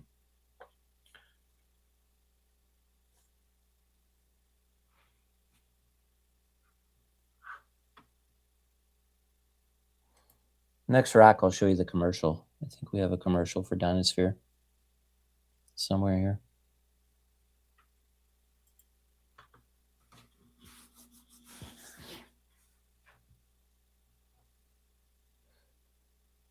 Here we go, rack number 14, and it has been, like Patrick said, a bit of a comeback trail here for Tristan. Sun Yi had a chance to go to the hill. I think it was 7. He would have had a chance to go on the hill 8-4. And he just played a poor positional shot, ended up missing a ball. And that just ignited Tristan on the comeback here. And he's been full of confidence, just like he was in the first 2 racks of this set. So let's see if he can keep that going. Is he going to push out here? Probably. But where? This is what I need to really work on. Is a lot of these pros are really good at pushing out. They basically like to push out close to a rail so that they take away some options as far as playing the shot. And they also have an idea of what shot they would play from there. So let's see. This is a tough shot. Now, if he left him enough, the idea here is to hit the top side of the 2 and bank it. Oh, that's a wavy line. Bank it right down and back up that way. I guess I could have done the straight line option. But yeah, down and back, and then the cue ball. The cue ball would be coming this way. Let's see. He's also looking at the kick here. So if he kicks this nicely, he can get behind the 8 ball. But I think it's going to be a bank up table and get the cue ball down to the end cushion. That's what he tried for. Ooh, almost a double kiss.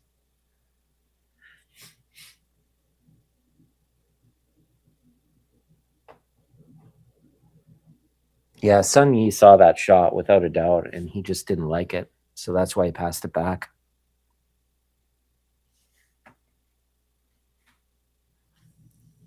7-6. We have a real barn burner here now. What a great match. Again, if you're just tuning in, Tristan DEOCAREZA is 761, and Sun Yi Xuan is 771. So they're very evenly matched players. They're both younger players. They're both very hungry and wanting to make a name for themselves in the WNT. Kind of got away from him a little bit there.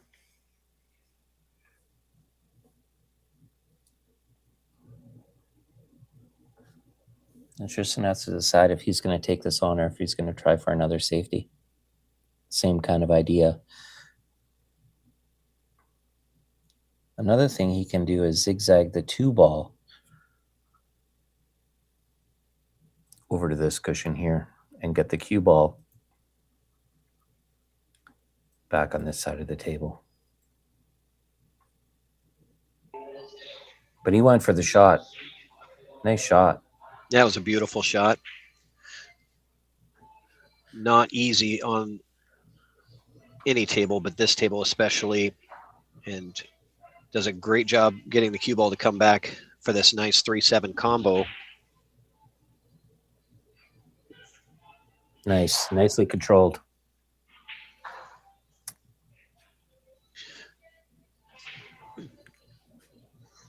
I'm going to call it now. Are we going to see some hill action? You know, it's certainly looking like a possibility. I wouldn't have said that about 15 minutes ago when it was about to be 8-4 Sun Yi on the hill and Sun Yi made the error. And it's been all Tristan ever since. Sometimes you just need that new breath of life. And he's certainly feeling it now. The opportunity to tie the score. This is a huge rack.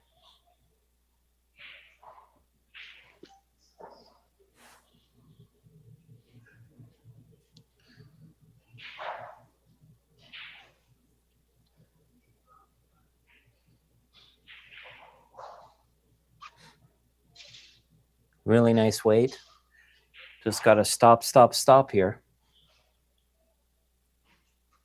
You know, he may roll forward a little bit so he can get a little closer to the 9. Oh, he's going to play off one cushion. Yeah. Like you said, stop. Yeah. Yeah, just get a little closer to the 9 ball if you can, but not too far because he doesn't want to stretch. Yeah. And we are tied up 7-7. It's a race to 2 now in this first round. Got some first round fireworks here already. Yeah, I was going to show people this. I'm going to show people this Dinospheres.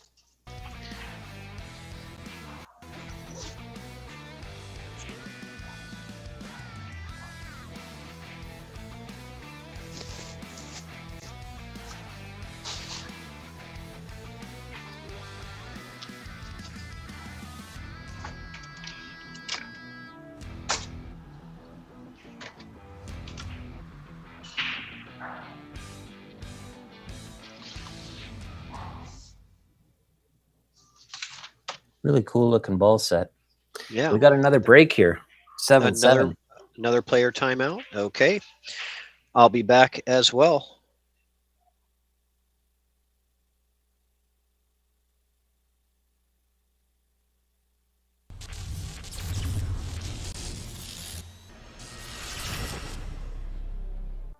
Introducing EvoSports, the future of live streaming. It's now easier than ever to stream and share your action. We use the best equipment for high-quality HD image. Invite a commentator from anywhere in the world. EvoSports is the evolution in billiards entertainment.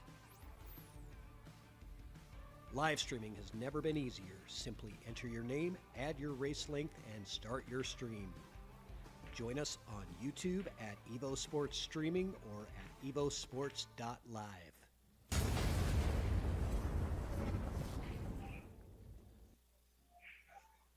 All right, I'll give you a little update on what's going on some of the other tables. On table 11, we've got Arseny Seviastanov and Liu Xin Mei are Hill at 8-8. Oh, wow.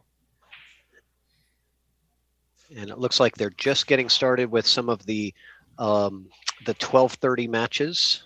It is 12:30 p.m. local time here in Taiwan. And so all of those other matches are looking like they are 0-0. So just getting started. Take a look at the bracket here. Carlo Beato defeated Chan Falhung 9-2. Carlo's so amazing. I truly think he is, but like he's such an amazing 9-ball player, especially. He's great at all games, of course, but 9-ball, he's always there, you know? He's always in the mix, it seems. Big world titles. He's always up there somewhere. For many, many years, he's been dominating the scene, and what a great break. Almost gets the Amazing. 9 in, but got a great look at the 1. This looks like it's all Tristan all the way. And I wonder if want to be taking that off. I probably would have got the ref for that because it could have been a foul if the cue ball moved, right? Yes, it is all ball fouls. However, the side tables are not actively reffed all the time, right? So it's only the feature table. Once they get down to the semifinal and finals rounds and on the feature table, that's when they implement the shot clock and the the refs are at the tables. Ooh, got a little funny off the first shot.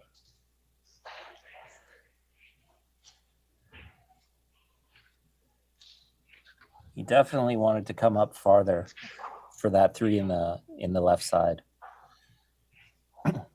Agreed. He's going to have to, yeah, being close to the rail now too, and hitting this with pace. You know, he has to play this to the corner with some draw, which means he has to jack up a little bit. And as we all know, anytime you have to elevate your cue on a shot, your accuracy does go down the more you elevate. But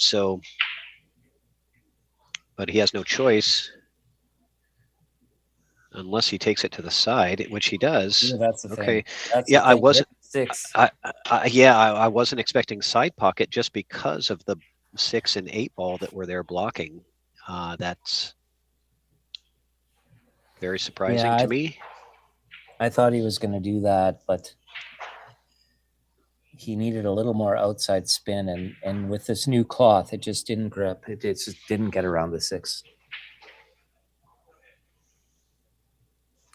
Yeah, that first shot, the amazing break, and it went from being a, you know, very possible run out to being a very difficult rack. And that 3 ball became instantly like the key ball of the rack. He's fortunate to have a shot on this 4 if he could see it.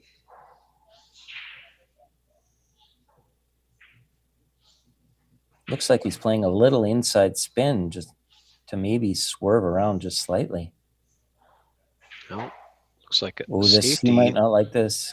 I don't think he's going to like it at all. But how did this turn out? I don't think the carom is here to pocket the 9. This landed kind of funny the way that it stopped. I think right the 4 there. goes. I would assume the not being, but you could be right. A little difficult to tell from the camera angle. Well, I got my readers on. Okay, that helps. That helps. Okay, you know what I did, Andy? I just reached in my bag for my readers. Now I'll be able to actually tell. Okay, that's what happens when you turn 50. You know, you have to. Oh, congratulations!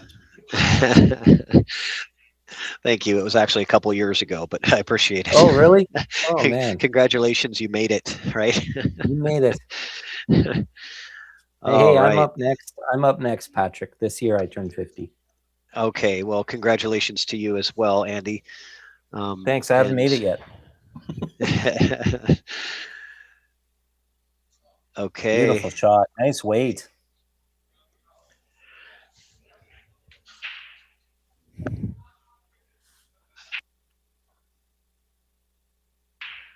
I'll be right back, Andy. Yep. All right. So here we are with Sun Yi. He's got this key shot here. By what he was looking at, he's just slightly off angle to play this in the middle, and the cue ball is going to come around this area here. Is the best he can do.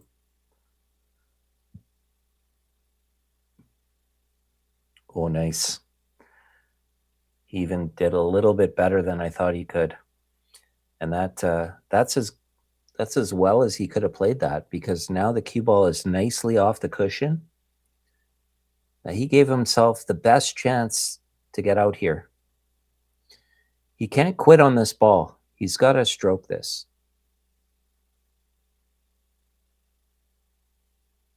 Nicely done. Looks like Sun Yi is going to be on the hill first. After missing his first chance to get to the hill at 8-4, it would have been. He finally gets to the hill first at 8-7. And he must be sighing a little bit of relief. What a match we have here, folks. Yeah. If you haven't already, please do subscribe to EvoSports. Share the streams and join us for the next few days as we have all sorts of coverage of this event. And don't forget our partner in this, our streaming partner here at the venue is Fulcan Sports, Fullcan Sports. You can find them on YouTube or Facebook. They are streaming 4 tables on their channel through EvoSports. We're providing them with the technology to enhance, but then they also have an incredible feature table production that's going on. Fulcan Sports, I'm going to look it up and subscribe right now. Yes, very good production, great guys. They've been treating us very well, and it's a very nice partnership to have with them to bring you guys the maximum coverage of this event. Beautiful break, one in the side as it's supposed to go, and the two ball is going to dress up really nicely for the corner pocket, and Sun Yi is going to have a chance for a break and run to close out the set. Man, he must be nervous. He made a nice three ball out there. I mean, it was a nervy end of the rack, right? He got just a little funny on that 7 ball, and he played it as well as he could have to give himself the best chance in the 8. And yeah, he must be thrilled to be on the hill first. So now he's really got to focus, because this is an amazing opportunity to close out this set. Yeah, this has been the roller coaster match, is what I would call it. You know, so many swings. And I don't think that was his intention, but that worked out well. Yeah, I could tell that by the wave. You know, he gave the wave saying, I didn't mean to do that, but I'll take it. It's that, you know, it's the slick cloth is a lot of times you get a lot more draw than you expect, because it slides for the first couple, you know, feet, and then once it makes contact, it still has all of that backspin ready to go. And so, especially when the adrenaline is pumping, you tend to get a little more on it than you're looking for. Oh, this is nice. He's resetting, taking his time. I think he realizes the importance here.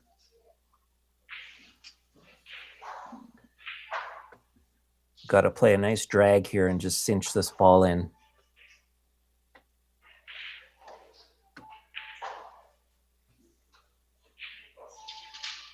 Probably play the 5 in the lower right.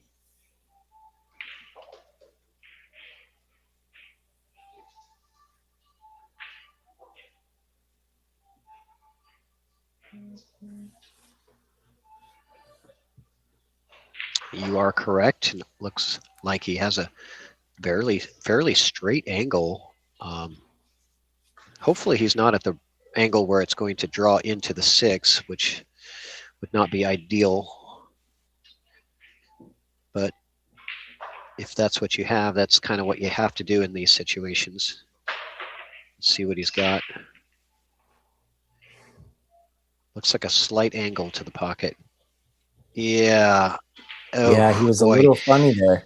You know, it's what I was looking at, is like, do you draw into the 6 if you have to, right? And just hit that with a little bit more pace to get yourself some separation. And that's because that situation was very difficult for him to get separation between the 6 ball and the cue ball when drawing back. He might be okay. Very tough, though. You can see his legs stretched up over the table, practicing his yoga moves here to get this 6 ball down. And so easy to double hit here. Is he going to play safe? It's pretty hard to play safe here. You got to go for this, I think. Well, he could thin the left side of it and bring the cue ball around the 8 to up table. So, but it wouldn't be like a lockup safe. But he's not playing safe. He's all the way onto it. He played it with inside. Yeah, he wants that cue ball to have a big bounce here. This is going to be another tester with the cue ball anyway. He's got to back cut the 7 into the pocket with some inside English, I believe, because I think that he wants, once that cue ball comes off of this rail, he wants it to check this, you know, like more straight up like this instead of going around. So it's not going to do that. Well, with inside, I think it's, you know, he's looking at 3 rail position. Then, I mean, I think because of how don't think it's going to grip off the second rail, because it's just the cloth is so slippery. Yeah, it's a good point. That's a good point. He's going to play this so that he doesn't hit it hard enough to get into the side pocket. Like, You know, like he's probably worried of the 2-rail scratch into the side. That's what I'm which is worried about very as well. possible. Yeah, it's very possible. Absolutely. We've seen that 1,000 times as players ourselves.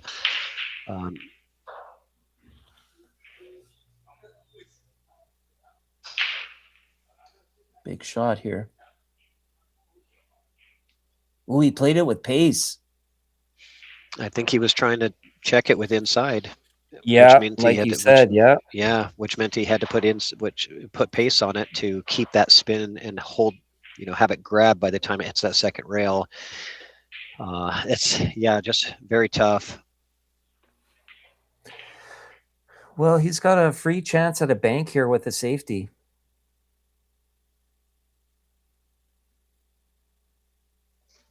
How's the ambient noise here? I am outside at the commentary booth, so I'm in the room with a tablet and a headset, so hopefully it's not too loud. No, it's not too loud. Okay, great.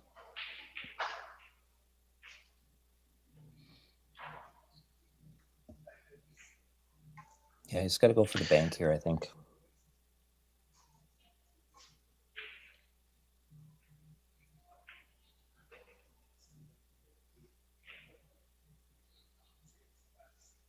Yep, that's okay. But he didn't get as close to the 9 as I thought he would have. Now he's left a bit of a jump here. This is possible.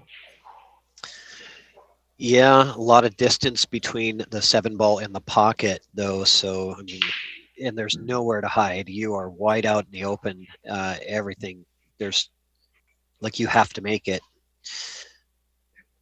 There's not much hope of getting a safety. Yeah, the shot is just this. Got to hit it straight.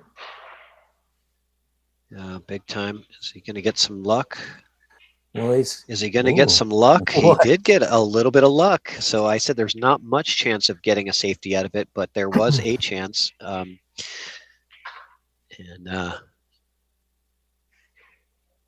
Okay, so now the pressure is all on Tristan to figure out how to maneuver this. Do you, I mean, try to capture a really thin piece, which is difficult to do from 9 feet of distance, and bring the cue ball back to where it is now, basically? You know, I mean, it's very easy to miss the ball completely when you're trying to capture that thin of a edge. If you capture too thick of a piece of that 7, you're going to scratch right there in the corner. Yep, that's what he's going for, though. Yeah, I don't see anything else really other than the kick. I mean, you could attempt, you could attempt to kick like a kick and stick and come full into it and leave the cue ball there and move the 7 out. Yeah.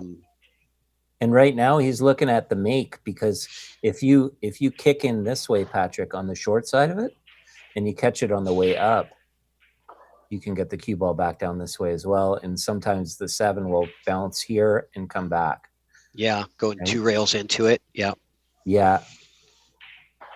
Yeah, there's a couple of different things you could do here. It's, yeah, he is going for the kick. I'm not sure if he's going for the 2 rail or the 1 rail kick and stick. He is going 2 rails. He missed the ball. Yeah. And that's going to be the match most likely. He's not conceding it though. So smartly. Well, yeah. He did concede a rack earlier in the match with 3 balls on the table. But this time he says, no, go ahead and play it out. So a good effort from Tristan DEOCAREZA for really giving it a good effort when he was down 8-4, not 7-4, and staying mentally in the game, getting it to be close. But ultimately that deficit was potentially too much to overcome if Sun Yi makes this 9. Yeah, and having the other player there blocking him might have even helped him just slow down enough.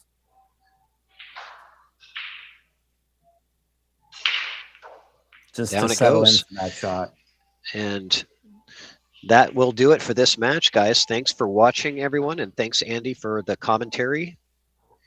And yeah, I'm looking forward to coming back tomorrow for another match. I'm I got one tomorrow, and then I got a couple more the day after. So super excited. Excellent. Thanks again for the opportunity. Thanks everybody out there for tuning in. All And right. we'll see you on the next one. We'll see you soon. And just to exit, just close out your browser window and you're all set. Thanks, Andy. Okay, thank you.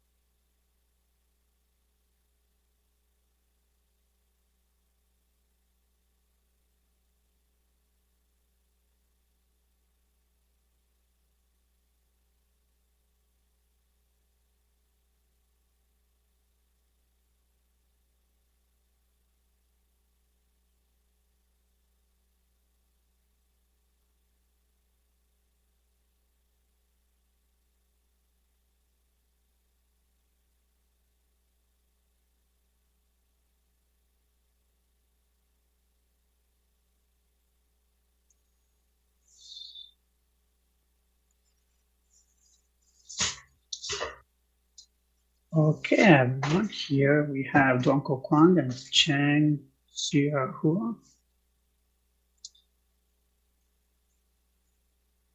I believe this is still a warm-up rack for DUONG.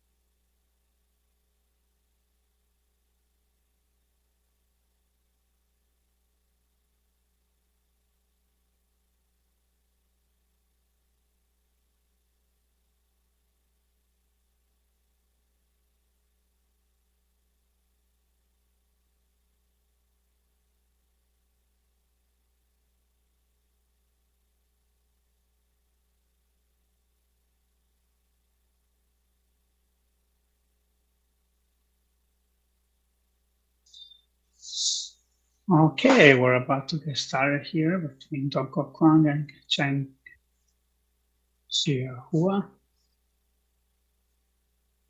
And Chang wins the leg.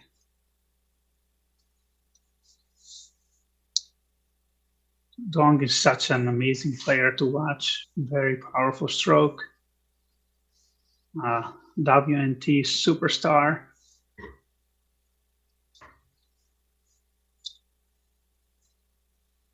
But he may have his work cut out for him here.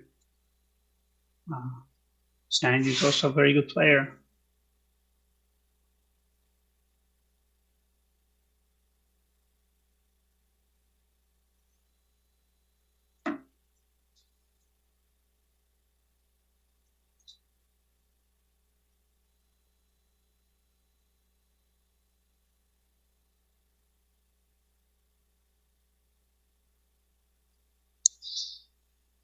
Let's see how Chang does with this break. He's playing for the one in the right side pocket.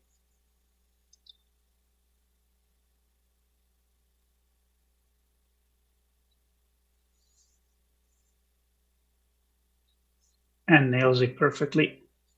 And looks like the two is dressing up for a shot if he doesn't drop on him.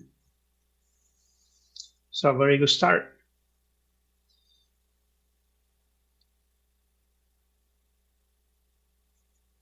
Here Chang will probably elect to go rail first to come to the short side of the three, unless he wants to bring the cue ball in the middle of the table.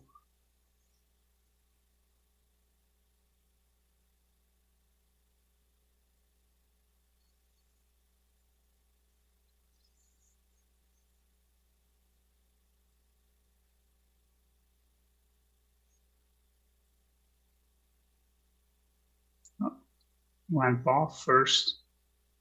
Look at that, just got perfectly in the window. Amazing shot. And he's looking very good for this run out.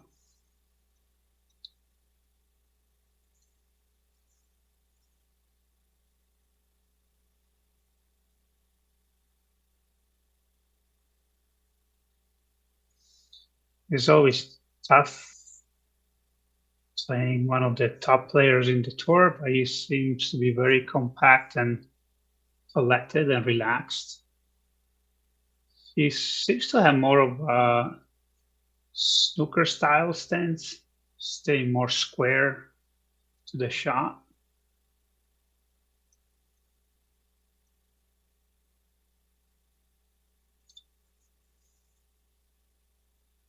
And his stroke is also a little more compact.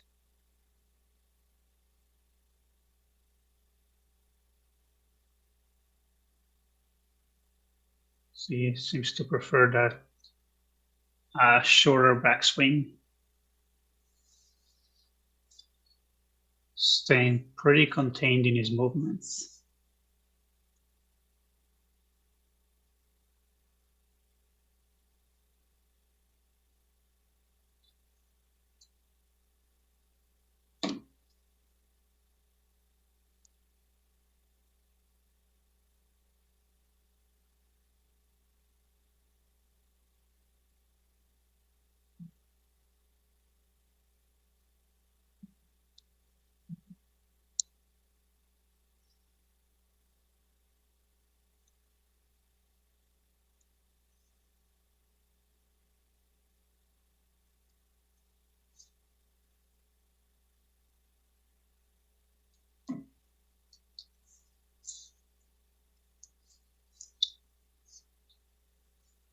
He got a little bit flat on this 7 ball, but still has enough of an angle to come back one rail. I applied a touch of less spin and was able to hit that second rail, or the angle might be eluding me a little bit here. Chang is looking really good.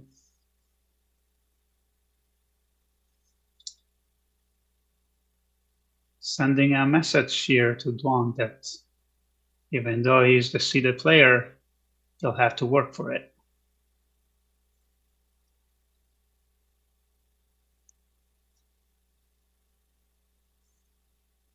A very nice break and run from Chang.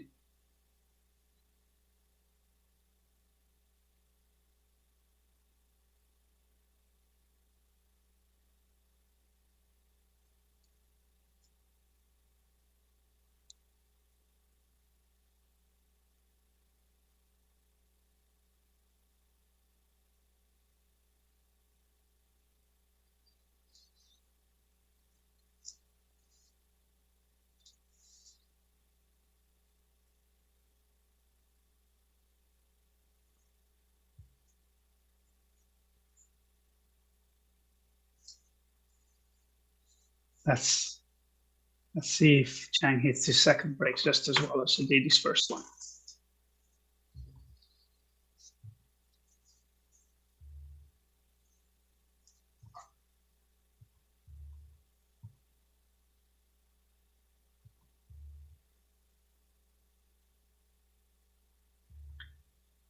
His first positional shot in the last rack to land perfectly in the window for a 2-ball was a very good shot.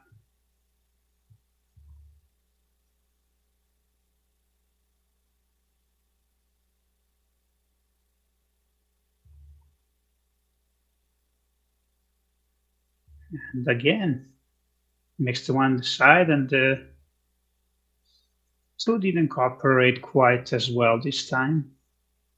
And this looks to be a tougher layout with 4 consecutive ball all laying in the top right corner. Hi, Patrick. Yeah, hi Marcello. How are you doing? Oh, I'm doing well. Good. Thanks for joining us here today. Oh yeah, this is very exciting. That not often that you get to talk about pro matches. I don't know if it's the last track, but Chang broke and ran the first track against one of the top players in the tour. That sends a message, doesn't it? It always does. It always does. So that I missed the first rack. So you said that Chang Chia Hua had broken ran the first rack? He broke and ran the first rack, and his first shot of the match was very impressive. Like, the 2 was hanging in the pocket. Making the ball was not an issue, but he drew all the way down table to land perfectly in about 1 foot window to make the 3-ball. That was pretty impressive to watch. Obviously, Chang is a very good player. He's 744 Fargo. That's a fantastic player by any amateur standard. You know, he might not start as favorite in this match, but he can definitely win. Oh. And yeah. And Duong missing that. Yeah. That's. Yeah, I was just talking earlier with Ron about this, is that when you play a player that's rated so much higher than you, I feel like you maximize that your chances of winning that match are low no matter what you do. But I think you maximize those chances by playing very aggressive. That's my impression, because the more your opponent gets to the table, even by safeties and kicking and whatever they need to do, the more they get to the table, the more likely they are to get an edge of you if they're better players, right? So, and you are right. You know, I think you do tend to get a little bit more aggressive, and sometimes that's helpful. Sometimes it's what's needed. I think that's just how you maximize your chances of winning the match against a much better player. But now, of course, things have to go well. You have to make your shots, and you have to get a little luck. But within the range of your small probability of winning the match, I think you maximize it by playing an aggressive game, more aggressive than you would against player your own speed or lower speed than you. Yeah, and DUONG QUOC HOANG is a very, very high-level player, otherwise known as the Martian. He's the highest-ranked Vietnamese pool player on the Matchroom pool rankings.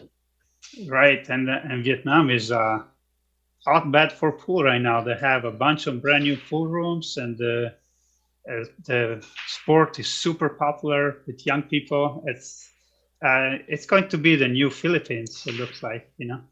Yeah, So. and Duong is really one of the players that has really put Vietnam on the map. And in fact, in 2024, he was the first player from Vietnam to win a tournament on the World 9-Ball Tour with the Scottish Open.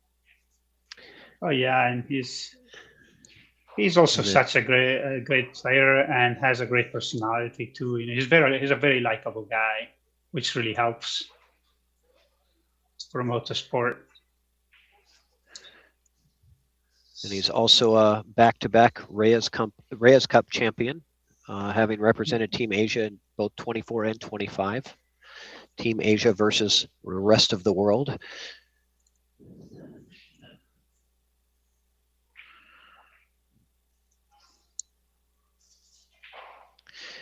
And I'll tell you, you know, from what I've noticed, you know, being out here in Taiwan for, I've been here a little over a week now, watching a lot of these players from all over Asia. The fundamentals are so good. It's all about the fundamentals. Oh, look at this.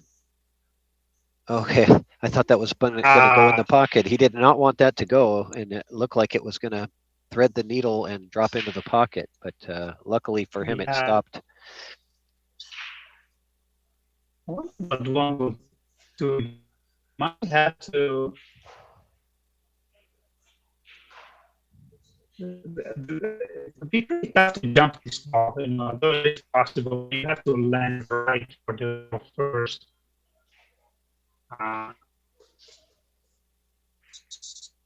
So this is interesting.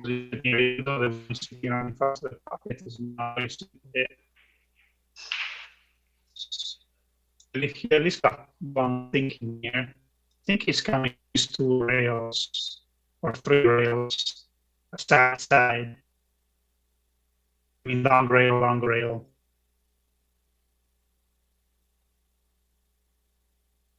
And whether you're kicking or banking, that ball always seems to shorten up off the second rail more than you think it will. So let's see.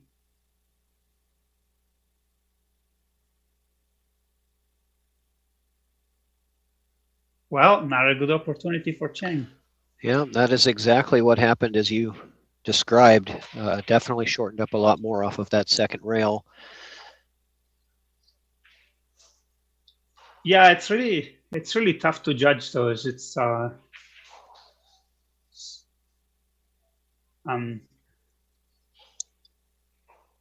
speed at which you hit the shot has a lot to do with how much that ball was shortened off the second rail.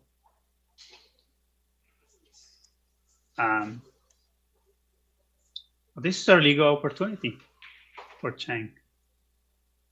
And I noticed these fundamentals are very compact. They look a little more like snooker fundamentals. He stands pretty square to the ball. And he uses a short backswing and a short follow through as opposed to that big swing that Wong uses.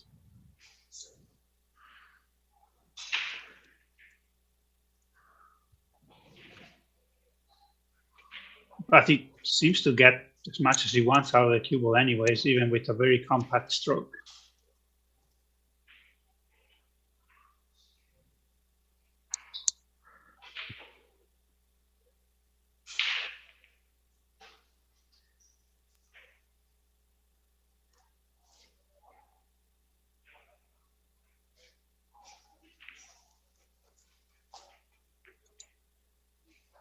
And currently, I was just looking up on the Matchroom rankings, current rankings. Duong Quoc Hoang is number 23 on the World 9-Ball rankings.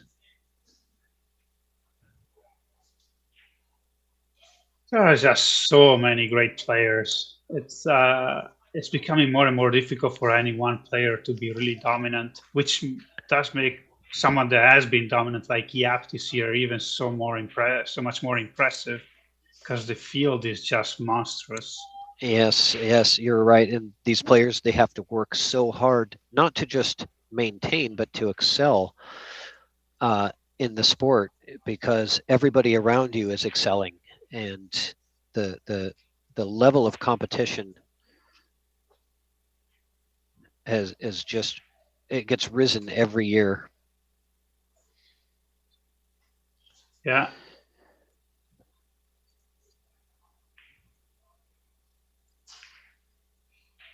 Well, So good. Chang is handling himself really well there. He has good body language, looks very focused. You know, it's always tough to play a monster, right? Well, you know, So, you're going to get who you're going to get, but you know, in this field, Chang knows that he's going to be the underdog in most of the matches that he's playing in. But does that make it easier though a little bit, because the expectation is that you are not going to be, you know, the winner, and so because that's the expectation, does that give less pressure to the lower rated player? yeah, I would say, I mean, uh, it depends a little bit.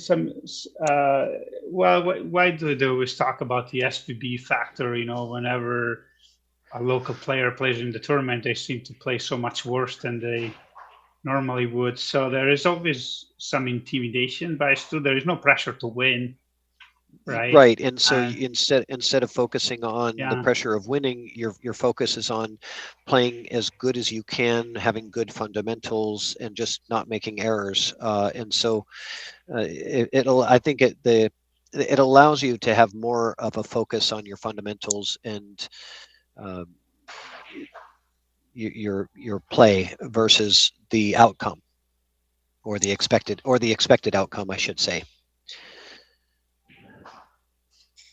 yeah. I'm trying to train myself not to ever have any expectations at all, ever when I'm playing, Yeah, but it's hard to do, you know, even it is. so. Um,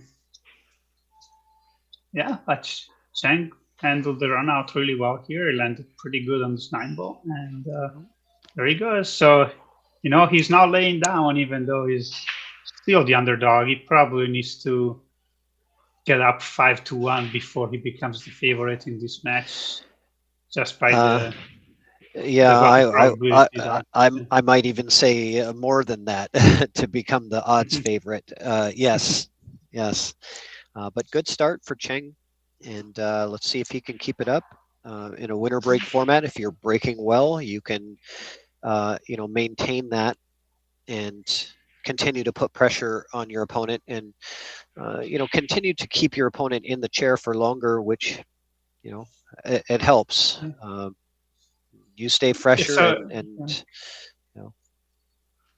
I noticed he is putting the 2 ball in a different spot every time. A match earlier was happening where, because it's rack your own format, and Victor Delinsky was putting the 2 ball always in the same spot.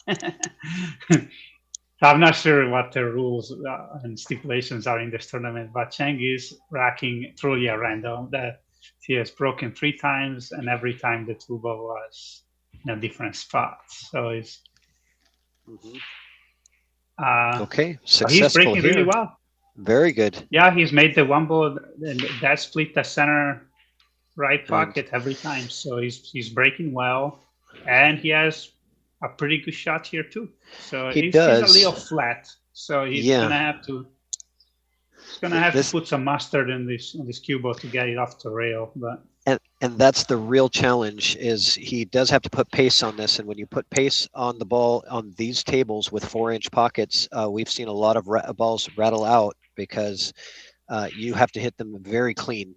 You have to hit the open part of the pocket very accurately, within a millimeter or two of margin of error.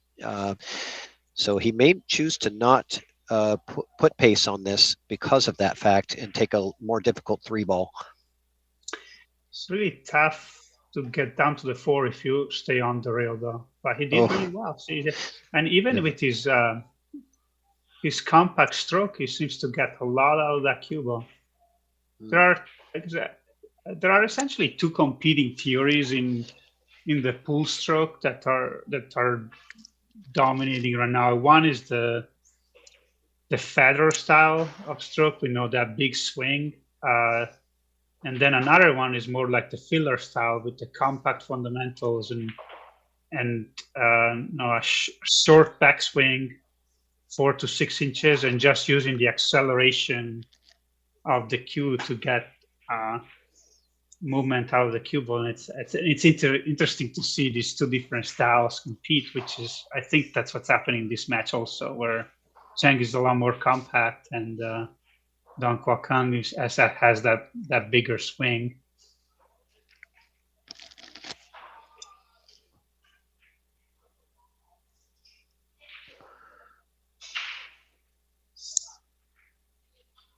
Good stroke there. He wants to get that cue ball off the rail a little bit more. But he has a decent angle to get from the 3 to the 6. Yeah, I think he might try to come 2 rails between the 7-8 here, maybe. Or he has to use English and come to the right side of the 7. I think he's going to be going short side on the 6, getting short side position on the 6, so he doesn't have to navigate those balls. But yes, good stroke. Yeah, and using any spin on the new cloth, it doesn't usually take. So the players are really good about maneuvering the cue ball without using side spin. And the cloth is about 5 days old, had several rounds of play from the CTPBA tournament that was just finished. And so they've gotten some wear to them, as you can see the marks on the table.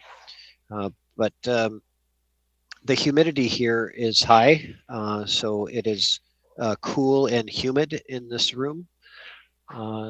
They do have the HVAC system going, but the door at the end is open, so you have a lot of the outside air coming in, and I think that can play a factor in the speed and how the spin takes. But very, very good looking start from Chang Chia-Hua. A chance for another break and run. I see. A lot of us tend to want to roll that ball forward, but that makes the shot so much less reliable. While that stun forward stroke you put, you can shoot the ball with a lot more conviction. It's really a stroke to practice, that stun forward. The stun follow a couple inches forward, yes. Yeah, because you can put just a better stroke on the cue ball as opposed to try to roll just a foot forward while shooting the ball the length of the table. Agreed. And, it takes some practice because if you have to hit the cue ball with pace in just the right spot, because if you go too high, then it will take off on you with the follow shot, and if you go too low, then you just stop right there. So it's a very precise hit, but it's definitely one to practice.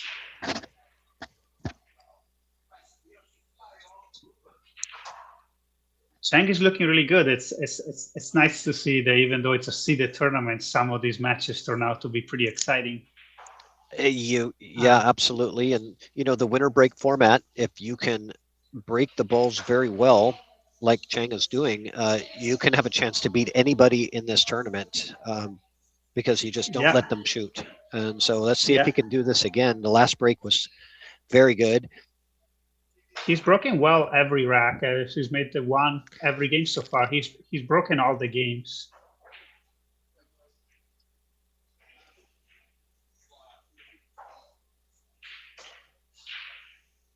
There you go.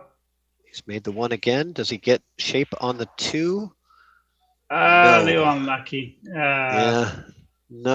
Just almost. That cue ball stops just a little shorter. He has a good look at the 2, but what are you doing here, Marcello? Do you like a push out here? Doesn't look like Yeah, you can see you an edge. know, I'll be honest. When you push against my better player than you, you're automatically a big odds to lose the game, no matter what Like- you do. So I Like you think were saying, yeah, you were saying before, you tend I to almost be like more aggressive. Yeah, I think I'd rather kick at this ball, kick the bottom side of it. Maybe you run into the 9. Maybe you make the 9 if he passes, and if he doesn't pass, maybe you send the 2 ball up table and get some kind of coverage. I don't know that your opportunity to win the game is any better by pushing than it is by kicking. That's right. but he's electing a Oh. push. Just Yeah, he is pushing out. yeah. But it depends on opponent. In these cases, you're very much playing your opponent, so Okay, so he's asking the He ref just- to remove the template rack. yeah. While he does that, do you see is this a safety opportunity for DUONG QUOC HOANG? Yeah, I think he's probably going to. I'm assuming he sees the left side of the 2 here. I think he's gonna cut this out of the 2 and then put him 2 rails right on this 6-3. That's what I'm seeing Dong doing if he gives the shot back. And if he doesn't give it back, see, but that's it's when you play such a strong player, wherever you push, you are at odds of losing that game. It looks to me like So- you want to, I'm guessing, bring the cue ball. Exactly like that, and then 2 rails into, or either the bottom rail, or you might even be able to. Because you have the blocker here, you have this blocker here, you have some potential obstacles to, because that 2 ball is going to roll, into this space. So it may not, the 2 ball may not get coverage, but your cue ball, you could get the cue ball back to this side of the table. I think that's the goal here. Let's Yeah, see there what we was. do. So there is. I think Neil Spyan has a video where he talks about the push out and how in pro matches, when you push out, you're already automatically 3-1 odds of losing that game.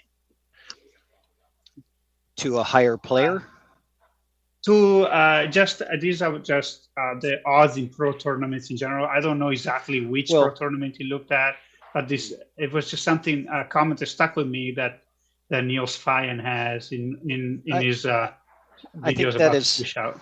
It sounds subjective, because I think that if you push to your strength and your opponent's weakness, so if you know what their weaknesses are and what your strengths are, then you can have a chance to gain that advantage. So he is doing this with the cue ball. And he does get the blocker. He gets the coverage. Yes. Yeah. So he left a rail first shot though. Yeah. He left more than he wanted. I think. And again, the question is would Chang Chiahua had a better outcome if he would have gone aggressive and kicked at the 2 ball instead of pushing out? That's the question.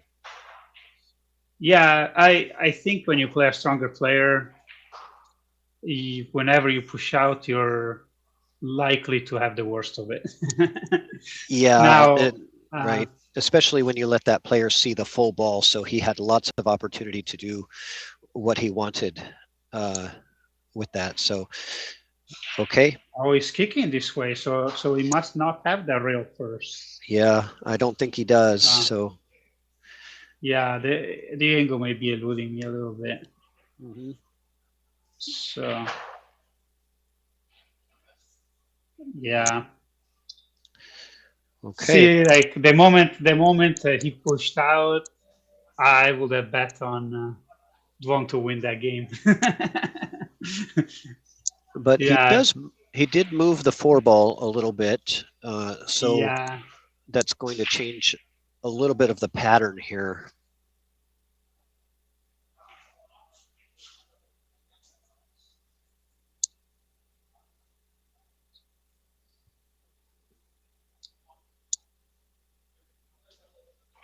Yeah, DUONG is probably going to come into on the right side of the table and into that gap between the 9 and the 8.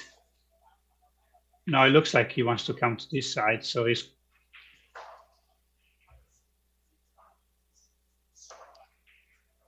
he has enough room there to make the 4 and get a good positional shot.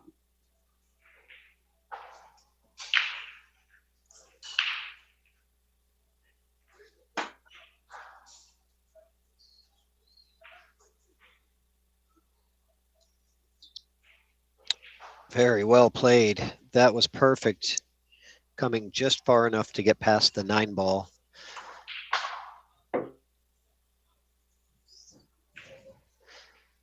It's really incredible to see the cue ball control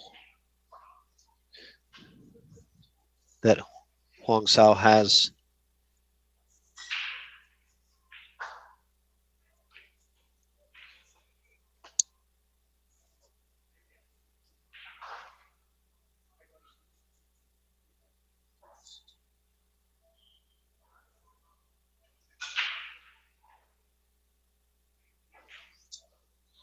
Yes, such a beautiful stroke. His timing is impeccable.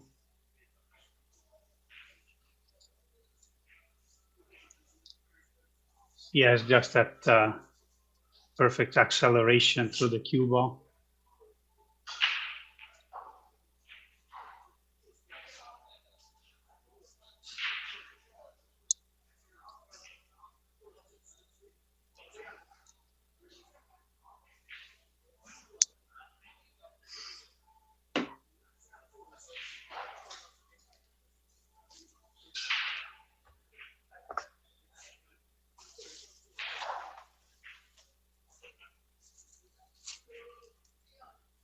Uh-oh, he did not want to run into that ball. No, he didn't. This is going to be a jump shot now. Yeah, the length of the table and pretty flat, so it will be tough to... It's the only option, though. There is no other option here. It's come too far for any kind of a safety attempt. You not only have to jump and make this ball, but then get shape on the 7. Or at very least see the 7 so you can play safe behind the 8, perhaps. Oh, Wow, what an amazing shot. That and was he gets incredible. good on the 7 too. I hit my replay save button on that one, so I don't know if you did as well, but I want to watch that one back. That was very impressive. We'll watch that back at the break between matches. That will crush your hopes and dreams. Yeah, it really will. Yeah, it's a roller coaster of emotions, Marcello, because it's like you get this feeling of, okay, I'm going to have a chance, and then that happens, and yeah, it's just immediate. It's so hard. Hope is a good thing, but it can also be a bad thing when it doesn't work out. Okay, yeah. so let's take a look at that replay. What a shot that was. 7 so you can play safe behind the 8, perhaps. Oh, what an amazing shot. That and was he gets incredible. good on the 7 too. Incredible shot. It's definitely one of the best shots I've seen so far today. Yeah, shot of the tournament so far, I think. Being that it's only 1:30 in the afternoon here, I'm sure there's been a lot of fantastic shots on these tables, and we're going to see more all week long. So tune into EvoSports Streaming on YouTube and Falcon Sports on YouTube and Facebook. You'll be able to catch all of the action. We have 8 live stream tables and 1 feature TV table from Falcon Sports, where they have multiple camera views and a full production crew. Chinese commentary will be on Falcon Sports. English commentary will be on EvoSports. And we are potentially considering simulcasting the later rounds in this tournament when it gets down to the quarterfinal rounds. We might decide to do simulcasting of the same match in multiple languages. Oh, We have English commentators, Chinese commentators, but we might bring in a Vietnamese speaking commentator as well and just have separate streams for each. Okay, so a fantastic break. However, no look at the 2-ball. yeah, he lost a little bit the cue ball on that break. So the cue ball went 2 rails behind the stack when they're really typically just trying to draw it back to the middle of the table. So he made the 1, but he lost a little bit the cue ball. Yeah, and the push out here is very difficult because the separation of the balls that are left on the table is high. So he's pushing to a jump shot, and yeah, immediately after he saw the last jump, he probably won't want to give this back. I was just saying that's where I say you push to your strength, right? And he does give it back because I mean, but you have to give this back. You're so close to that ball. I was already knowing that he was going to push to a jump because of what we just saw in the last rack. Yeah. Why wouldn't you?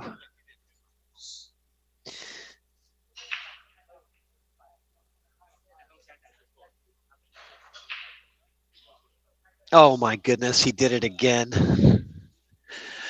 Yeah, this guy. Pocket was humongous in the corner, right? It was, but that's where, like you said, Chang Chia had to take that. You can't get that back when that was a much easier jump than the previous, and because of the pocket it was a much bigger pocket where the 9-ball was. Yeah. Is he going to do this again? He has to repeat himself. He has to do another one. I don't know that he can here though, because this would be at an angle which could potentially take the cue ball off the table. He would have to land on the 3, and he can't do that from that angle. So yeah. Oh my goodness! My God, he kicked it in. No, okay, almost, he didn't. Almost. But I mean, he was not kicking for a safety there. He was going all the way to make that shot. That would have been a really incredible kick shot. He has a pretty good stroke that he has to put on this ball too.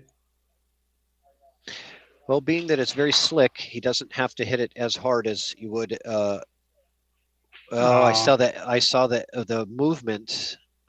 He had the movement. Yeah, in his arm there. He didn't look comfortable with that stroke. Mm-hmm. You could see the movement, and that's what caused the error. He started so strong, and then that jump shot may have crushed his hopes and dreams a little bit. So a little bit, Marcello, a little bit. He still has the lead at this point, and he's still playing a good match against a high level player. But this one, look at this. There's an error there. It looks like Duong is still adjusting to the table a little bit. Like he has missed a couple of safeties now, where he's expecting a certain rebound angle, and the ball is coming a little bit wider, probably because of the playing conditions. This is a pretty good shot if he can get that 3-ball down to the rail. Left. He left something, likely too much. Looks like he left in the wheel ball from the way Duong approached the table.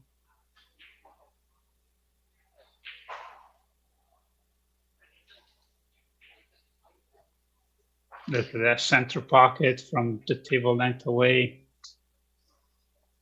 Yeah, I don't think you're ever supposed to give anything back to a player that's favored to beat you. Like, unless it's, unless they accidentally freeze themselves to a ball or something like that, I think you're supposed to take any one of those options. Because if you don't, you're probably having the worst of it.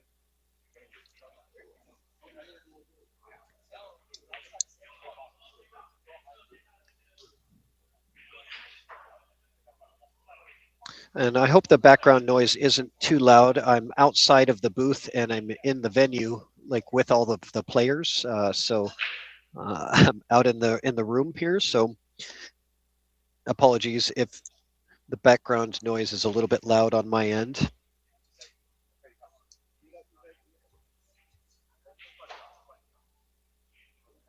Looks like the Martian is getting warmed up now. It's looking more and more comfortable. That might be bad news for Chang.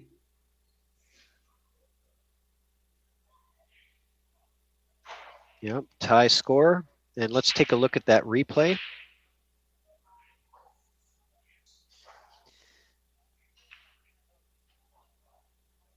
Yeah, he knew exactly what he was doing when he pushed there. Oh my goodness, he did it again. And I'll tell you, a lot of the... So 2 very good, successful jump shots.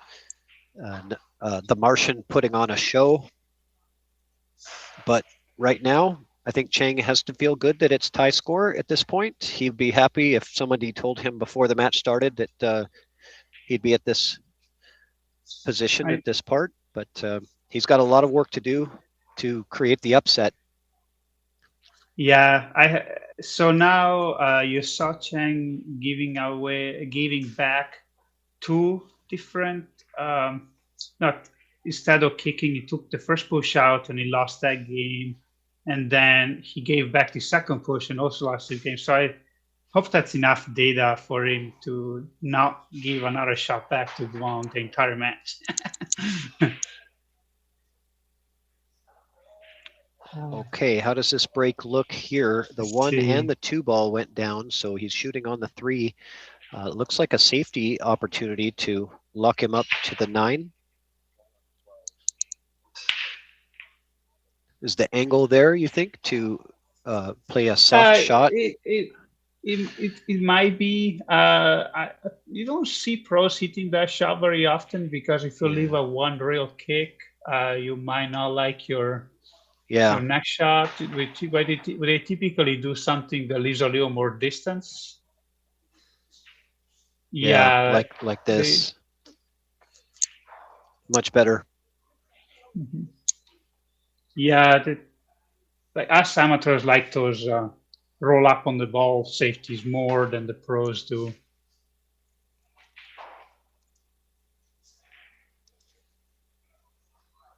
I think he sees the right edge of this ball though. So he can push it to middle table and maybe go behind the 5-6. Uh-oh, don't get in the hole now. Yeah, he just caught just the right angle to scratch there. It was the right idea. He just poorly executed it. Yeah, it was a good safety from the Martian.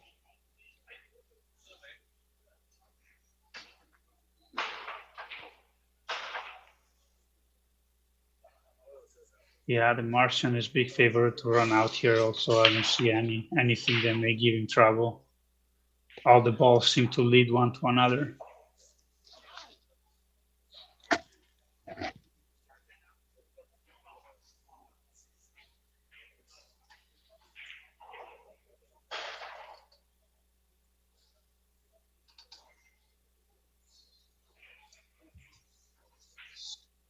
From DUONG pace at the table, you can tell that he's gotten comfortable now.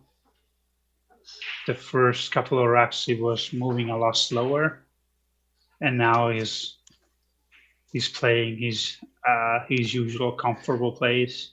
He's getting into a little bit more of a rhythm. Mm-hmm.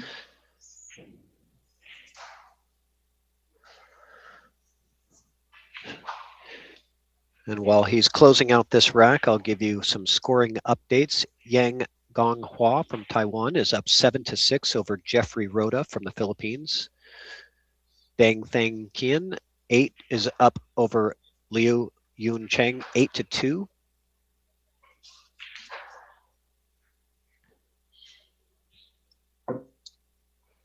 Well, that Jeffrey Rhoda match sounds exciting. Yeah. And we also have James Aranas from the Philippines is down 4-6 over Kwon Ho Jun.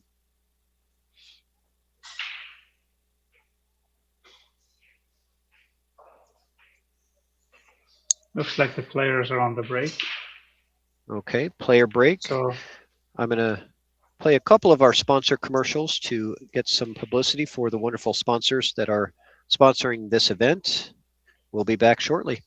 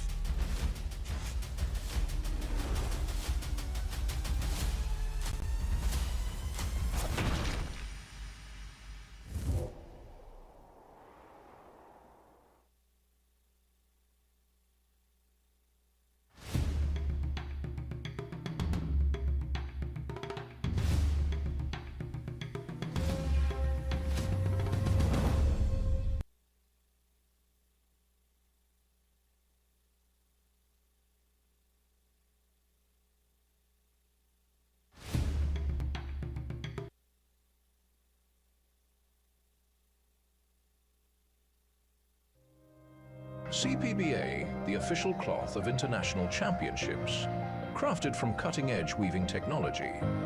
It defines the pinnacle of smoothness and durability. When the world-class tournaments ignite, legacy unfolds upon this stage here. Every decisive shot begins on a foundation of absolute reliability. CPBA, the choice of champions. In the name of the cloth, legends are forged.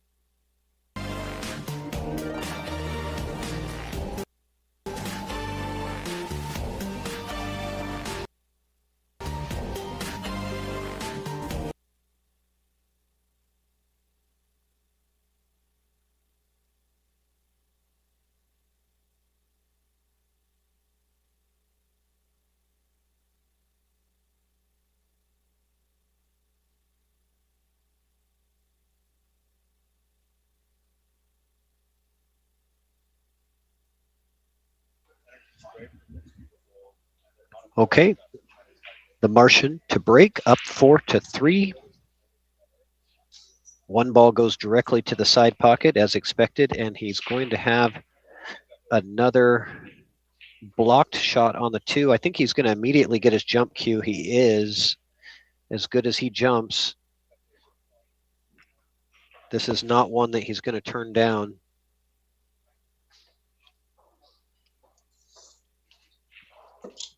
He's got a nice little landing spot.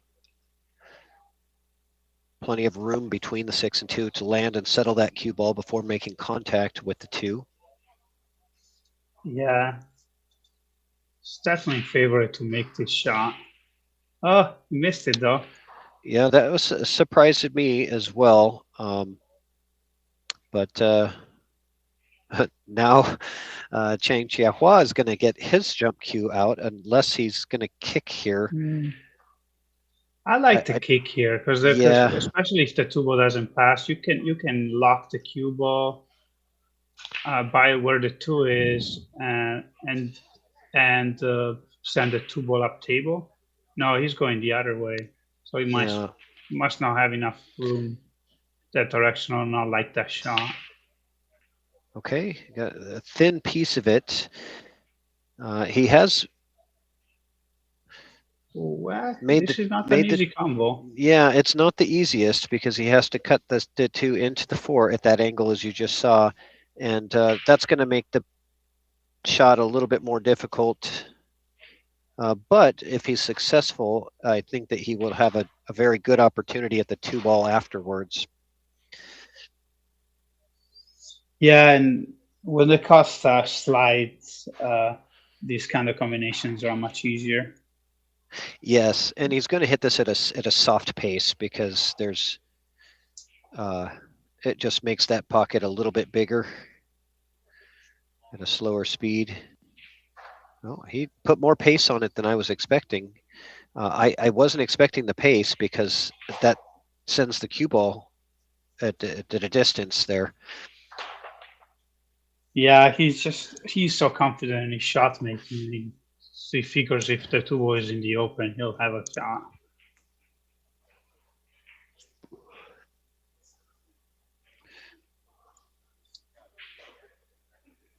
And Jeffrey Rhoda now on the hill versus Yang Gongqua, 8-7. Well, Chang has another opportunity. It's going to be on the rail, though. On the rail, but you have to be happy you're shooting here. You can't. Oh, sure. You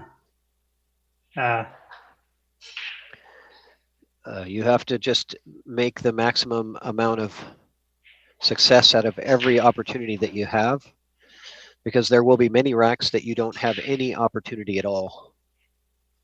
Oh, he hit that ball really well, but he doesn't have a shot on the 3 ball, unfortunately. Yeah. So yeah, here, he was not able to draw this. You might just have to play your luck a little bit and just run into it at pace. I don't know if he can play a really controlled kick here.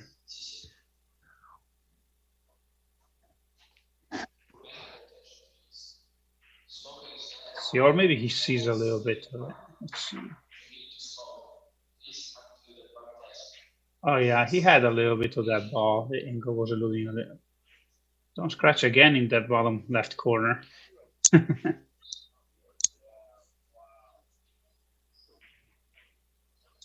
Well, he played a pretty good shot here because he has at least one kicking. Yeah, is there a line between to the ball? I don't know that there is, but we're gonna find out. Play like there is.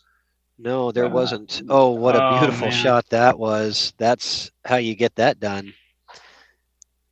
Yeah, and he just played it so quick, like it was the most obvious thing.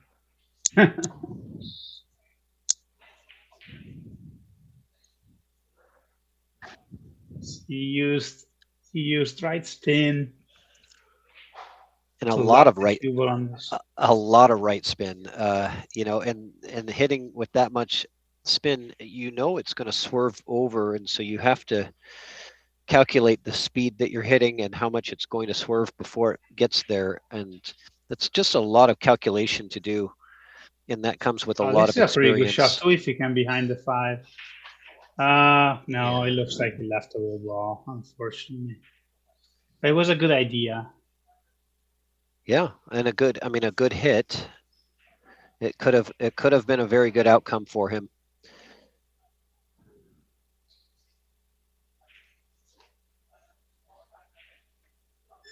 Okay. Oh, well, Duong Still missed opportunity. a couple balls.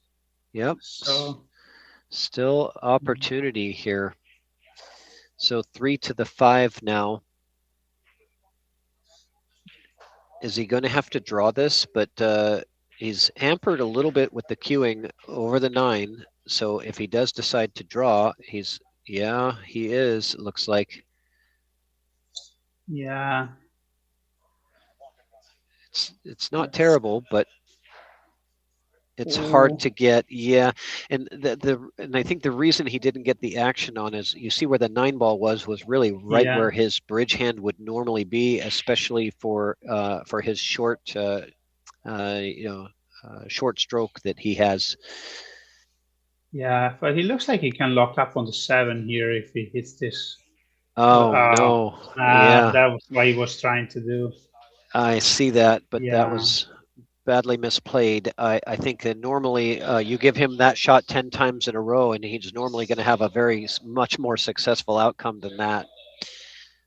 But that's so a couple of errors on each side here. Yeah. I don't think he was trying to get there either.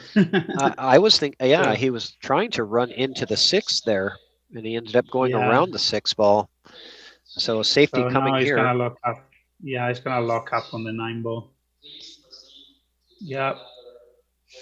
But he left a little bit of room. So Chang can count his blessing here that he has that 1 rail kick. Because normally Duong will get that ball frozen solid on the 9 ball. Yeah, I mean, he might elect a 2 rail kick to get separation, but if he wants to, because the shot is so difficult, it might make sense to go the 2 rail kick, leaving the cue ball on the bottom end of the table and sending the 6 up table. Yeah, looks like that's what he's trying to do. Let's see.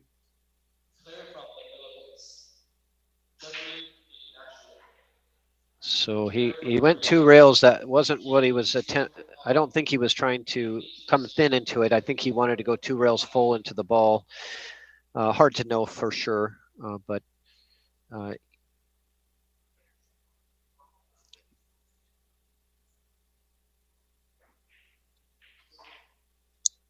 sorry, got lost there for a second. Yeah, looks like. Oh, okay. Yeah, he's fine. Ended up favorable. Friendly rod. Yeah, you got a favorable bounce off of that 9 ball there. Yeah, got just the right angle to pop off the royal a little bit. Oh boy. Man. Oh, is he going to get lucky? Oh boy, come on. He gets the wave. When you're already such a good player, you shouldn't be allowed to get lucky. We all get lucky no matter what our skill level. Luck has no luck does not discriminate. Yeah, that's a tough going for Chang there. I know. He's already such a big underdog, and then your opponent just. Yes. So I've got a couple of replays here that I want to play back. So let's see what we have. Know that the safety. But we're gonna find out. Play like there is. No, there wasn't. Oh wow, yeah, that was a shot. That's how you get that done. And then there's this shot. The right angle to pop off the royal a little bit. Oh boy. Man. Oh, is he gonna get lucky? Oh boy, he gets the wave. I know it's a fluke, but I still have to give it the instant replay because it's a pivotal shot. When you have pivotal shots in matches, these things. Yeah. That was more errors in that rack than we've seen in any of the previous racks in this match. So. Yeah, it was a pretty choppy game, but it gives the Martian a 2-game advantage, and at this point he's a big favorite to win the match. No 1 ball in the side did not go, and this looks like a dry break. Yeah, and he's giving Chang a pretty good opportunity to lock up here. unless he wants to bank the one ball. But well, it is a straight-in bank, so I wouldn't blame me if he went the aggressive route. Yeah, But he's and what gonna he, lock you know, up from the high. I tell you what I'm seeing here is the Martian is showing some weakness in these last couple racks that are, it's giving Chang this confidence now that, okay, I can win if I play well. You know, he can, because Duong Quoc does not have his best game yet in this match, but I assume that he will turn that around. Oh man, he could have scratched there. He was fortunate not to scratch. He hit the point of the side pocket, the cue ball. Yeah, and he did give a little bit of a wave there. I think if the 1 doesn't play here, we're looking at a safety to the backside of the 9. I don't know if it, no, it plays. If he's getting down on the ball, then it definitely plays to the pocket. Oh no, he is going to backside of the 9. I see. Then good job taking away that 1 rail kick. I think he left the 1 rail to the short rail. He didn't get far enough up on that 9. If he takes away that 1 rail, that's a very good safety. Yeah, somehow I think he'll be in a worse spot after this shot. Maybe not. No, he's not. No, he's not at all. In fact, he has the angle now to come around the 9 and have shape for the 2. Yeah, so long as he avoids the 6 ball after second rail. I think he has that line. Avoid the 6. Yeah, yes. Nice. It just happened to land. Yeah, it happened to land perfectly for that angle to be able to get back to the 2. And now, does the 3 play? It does, right? It does. You have to. Well, that's the 5 ball, isn't it? The 3 ball is. Oh, I apologize. That is the 5. Yes. At any rate, we'll be looking for that as well. Yeah, he needs to come with the right angle on this 4 ball so that he can draw back for the 5 in the bottom right corner. So this is the key shot of the game.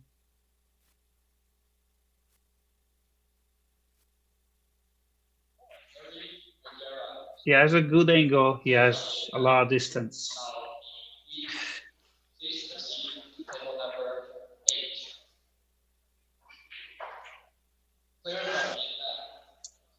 Let's see if he can solve this puzzle here. He's looking pretty good to run up this game.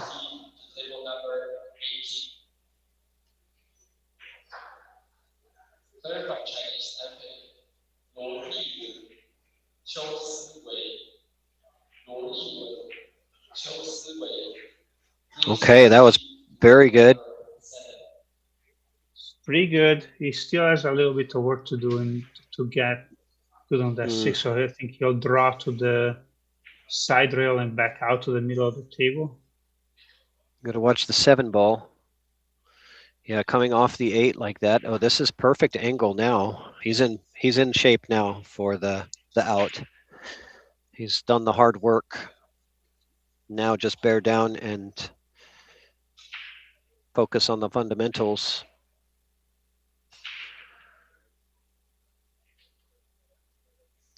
The thinking is over now. Just execution, right? You don't have to. There's no more puzzle to figure out. Yeah, he just needs to be off the rail. Really, that's it. Mm-hmm. Yeah, off the rail and angle. Perfect. I'm very impressed with Chang Chia-Hua's fundamentals and his composure.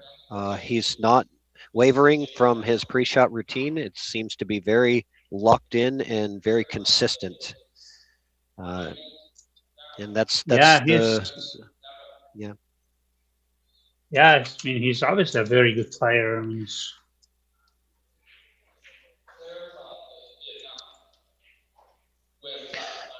Like Okay. the pros are just so good that even on an amazing level player, and seems low by comparison, but this is like 740 Fargo is very, very strong player. So, And I'll try to keep up with the, looks like the chat. I know we have quite a few viewers out there. A lot of the chat is in Vietnamese, which I, unfortunately, I'm not able to read, but yeah. I'll try to answer the ones in English if anybody has any questions about what's going on here. I am at the venue in Taipei.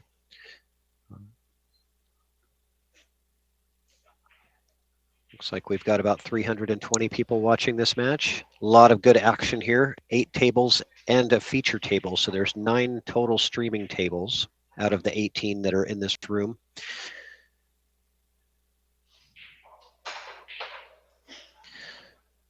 And I'm also going to pin the bracket in the chat as well for this event. Well, he missed a one ball here, so I think this is going to be a dry break. Yeah, and that's going to be costly. For Chang.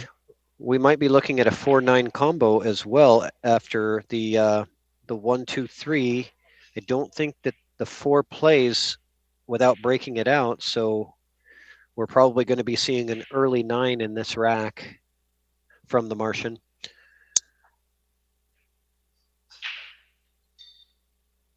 Yeah, he's probably better off playing the early 9 than trying to break it out. He might break it out now. Looks like he has a good angle to run into it if he wants to try and do that. Yeah, he does have the angle to break it out. It looks like he's just going around it, though. Yeah, he's going to play the. Yeah. Uh-oh. Yeah. He lost his cue ball here. Yes, he did. That's the slide of the table. It did not grab like he was expecting when it hit that first rail. And yeah, he just wants to get all of his jumping practice in for the rest of the tournament.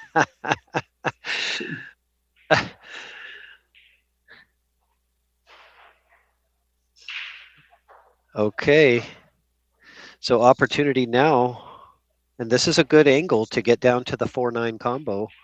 He just has to avoid the 8 ball. I think that combo is almost easier if you just stay in the middle of the table as opposed to try and get all the way. Well, I think getting closer to it will definitely help with your accuracy. Yes, just like this. Yeah, now he has to cut it, but it is a pretty good shot, especially it plays definitely easier on the new cloth as opposed to worn cloth because those balls tend to hug the rail a little more. Yeah, I mean, being 2 feet from your target versus 4 feet is a big difference for the ability to hit the exact spot that you want. I do agree with you. The angle is better from above to make this combo, but the ability to hit the exact spot that you want from 2 feet is much easier than 4 feet. So I like his decision there was to get that cue ball down for the tie. Nice. Well, we have a match. You know, it's often in these WNT events, the first day or two, because they're seeded tournaments, you see a lot of blowouts. So it's always exciting to see a close race on day 1. I agree, and this is my second match commentating, and the first one was 9-7. So I have I'm getting my money's worth, I guess. Let's take a look at that replay on the 9-ball combo there. And there was to get that cue ball down for the tie. Nice. Yeah, he really. Well, we have.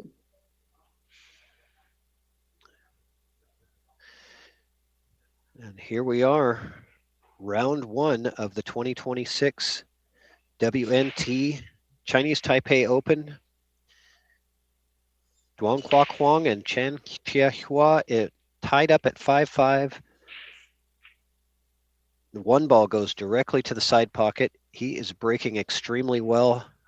100% success, I believe, on all of his breaks. He's breaking better than his opponent. See, even here, I think players their level, they're supposed to take this bank, because whatever safety he plays, he may now have a better opportunity next shot than he has this shot.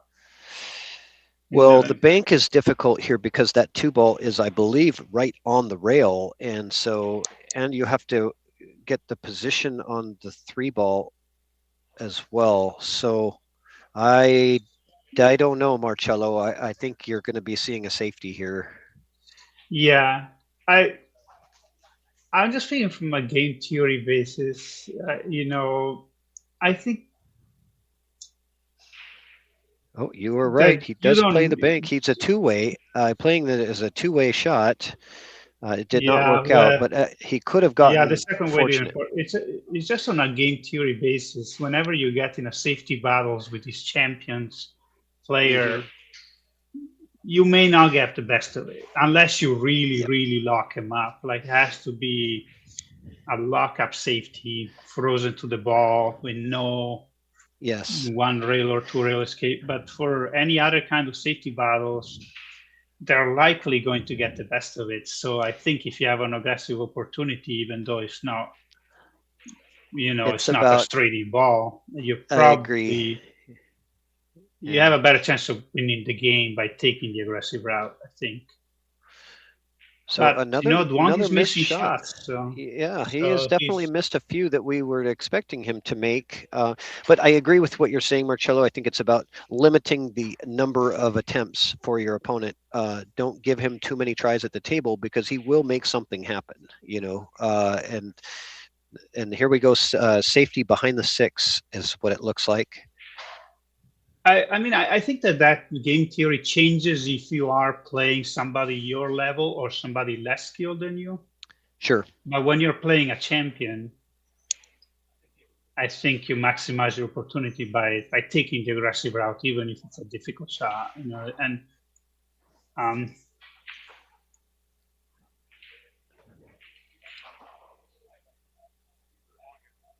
But DUONG is making quite a few mistakes. He's not playing his best games, so that changes the calculus too. Maybe Chang is aware of it and he figures that he's getting his opportunities. So whatever he did worked out because he's got now a really good shot on the 2 to run out the rack. So.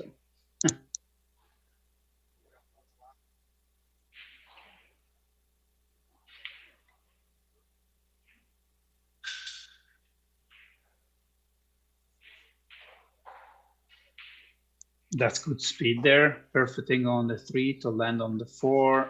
He's going to have to contend with that 5-6, either playing the combination or get to the short side of the 5.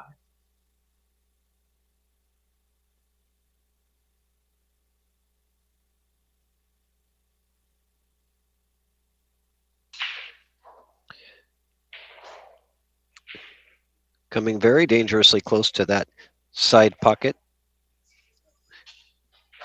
Yeah, it's the perfect angle. He needed to get that closed out to have the right angle to come 1 to 2 rails back up for the 5 balls. If he's trying, obviously trying to play the 5 in the top left corner. He wants this position. Anywhere in that circle is going to be fine with him. And there you go. So he's looking really good here to retake the lead after being down 2 games. He's not looking intimidated, and that props to him because he's playing one of the highest ranked players in the tournament.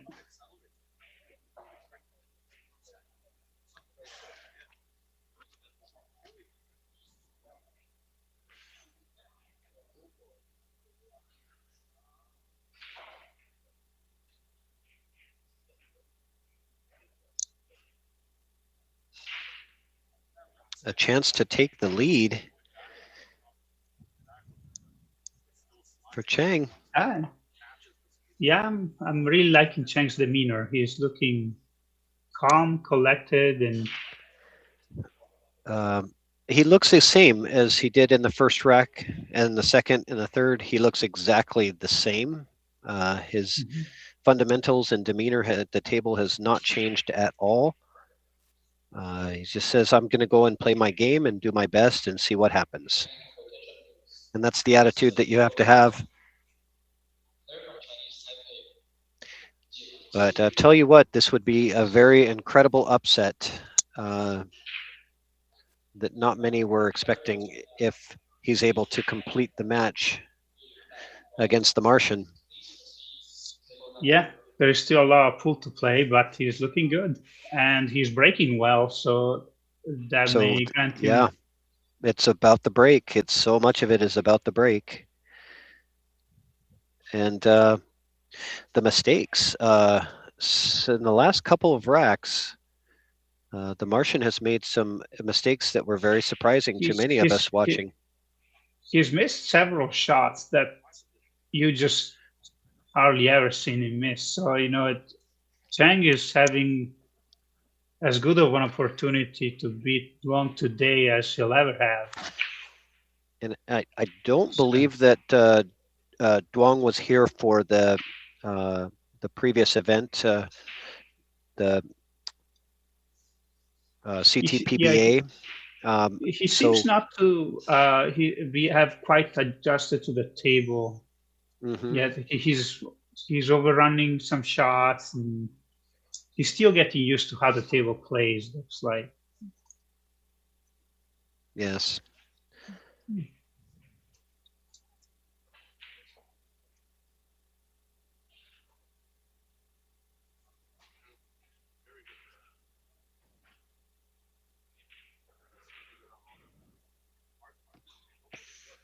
Let's see if he buries that one ball again.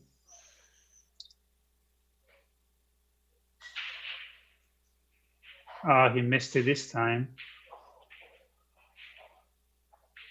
But he got some coverage, so yeah, he at least left a pretty good challenge. There is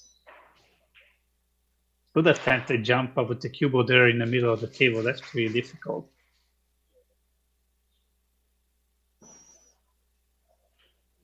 So he's electing for a push.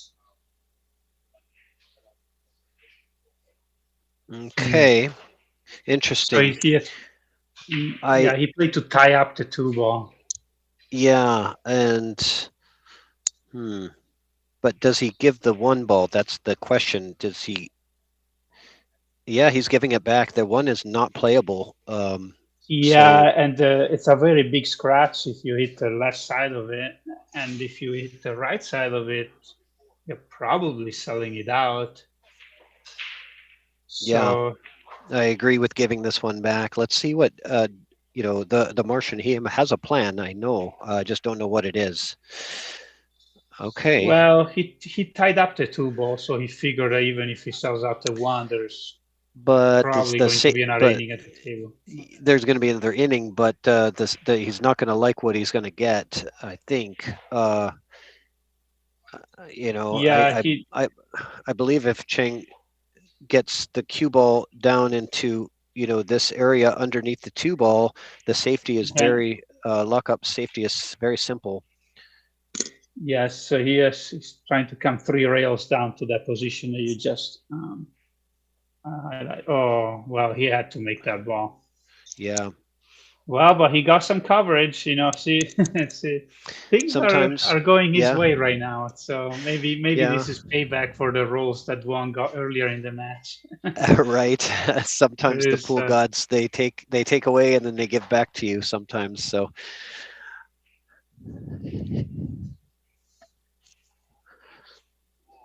Okay. He's gonna leave up at least a piece here. So lots of safety opportunity with all of these balls in such a close proximity to each other. There's no way that you're not playing a good safety here. A thin hit on the 1. As one Nope, pocket it's going players really, full. really love this kind of layout. Oh, very Well, surprised. Very yeah, surprised with that. he really missed it, that shot. Mm-hmm. I kind of assumed it was going to be a thin hit on the 1 to bring the cue ball back underneath the 8-9-2. Well, this is not a great hit yes. either. He left the entire ball. There's Unbelievable. The table must be playing a lot different than they're expecting with some of these shots, and especially the Martian not having the control that you would normally expect him to have. It seems like the clock has slowed down in the last hour. I wonder if it's because the humidity in the area has increased. It But feels cold, and it feels. This That's is a no bad good. mistake. Well, now he's happy that Duong had tied up the 2 ball, but he's not going to be happy with his next shot. It feels cold in this room to me. I have a jacket on, and there's there's sort of a roll-up garage door at the end of the room that all of these tables are in, and it's open, and there's a breeze coming in, and it's humid. Mm-hmm. So it's cool and humid in this room. So just to give you an idea of the. Okay, I like this. I like that choice. That was well played. Yeah, this is bad news for Chang. What do you do here? And he's already on 1 foul, so if he fouls again, he'll be on 2 fouls too. It probably wouldn't matter at that point. But I think all I see is maybe a 3-rail route to get to the 1 ball.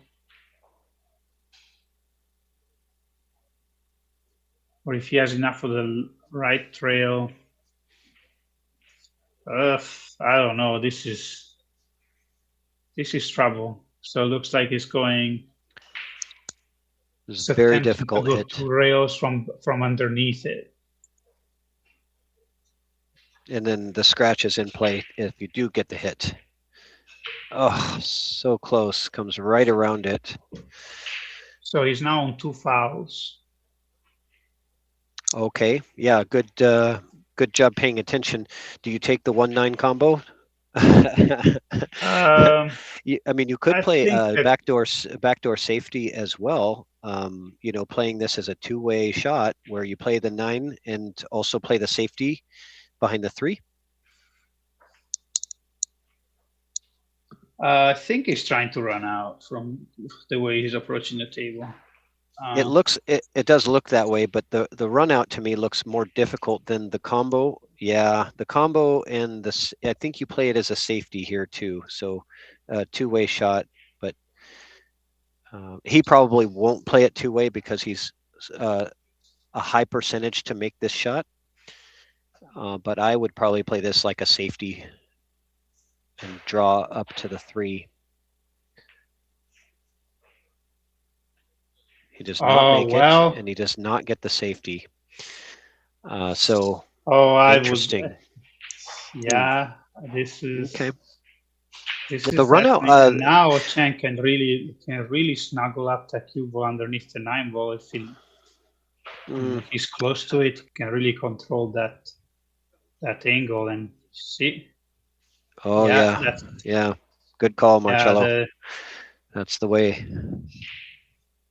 And the tables have turned. That's a classic 1 pocket shot, right? Yes, but the tables have definitely turned because Chang was on 2 fouls, looking at losing the game or getting a 3 fouled, and then the next thing you know, Duong Kwok is in this spot here. This is going to be an incredible jump shot to get over that ball. Look how effortlessly he gets over it. I know. He's it's been amazing. hanging out with Federer too much. I mean, that ball was only an inch away from the cue ball and the 8 ball were only an inch apart, and he just effortlessly hops right over it. I wonder what kind of jump shot here he has a pretty good shot here to get against the 5 by kicking 1 rail after 1. That's what he's trying to do. He went to rails. I think he left an offensive shot here. If he left an offensive shot, DUONG will definitely shoot, and it looks like he will.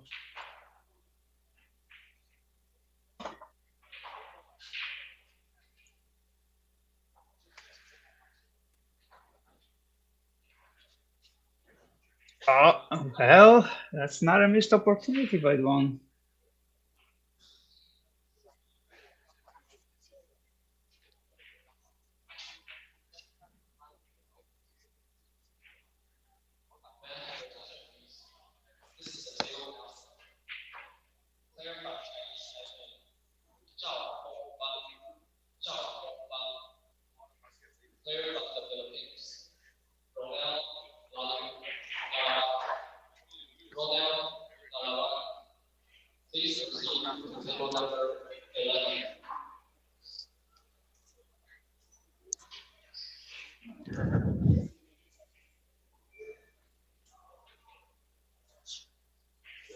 Let's see.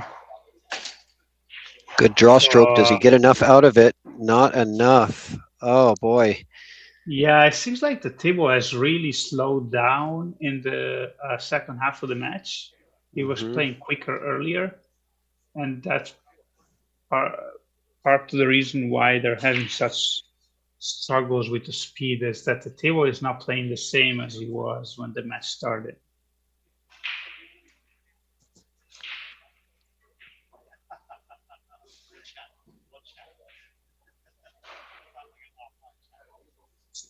Okay. Yeah. Yeah, he's not going to like this. Yeah, not going to like this. Yeah, he got a little bit funny on that two ball where he had to draw all the way around, and the table has really slowed down.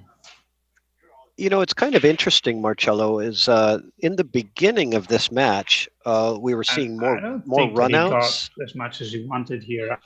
Oh, sorry. Were you here? I didn't know if you could hear me. Interesting, in the beginning of this match, we saw a lot of runouts, and now we're seeing more errors and more defensive play. There's a very fortunate bump that he got there to stay in position.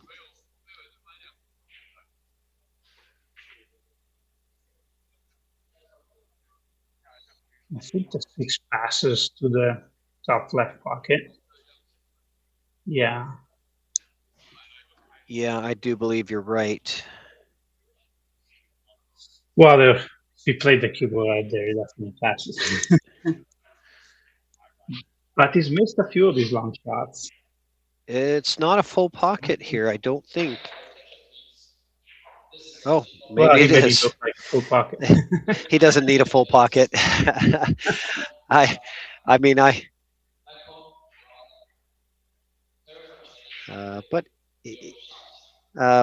do we have here? Referee is coming in to say something to him. I'm not sure what that was about. I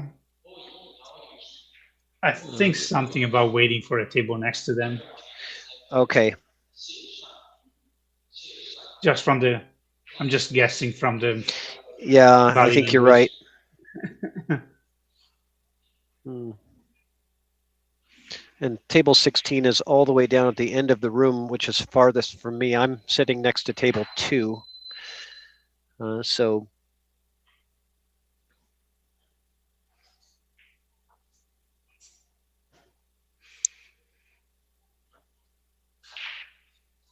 Well, DUONG didn't get great on this ball either. He has a pretty thin hit. I mean, you're obviously expecting to make the shot.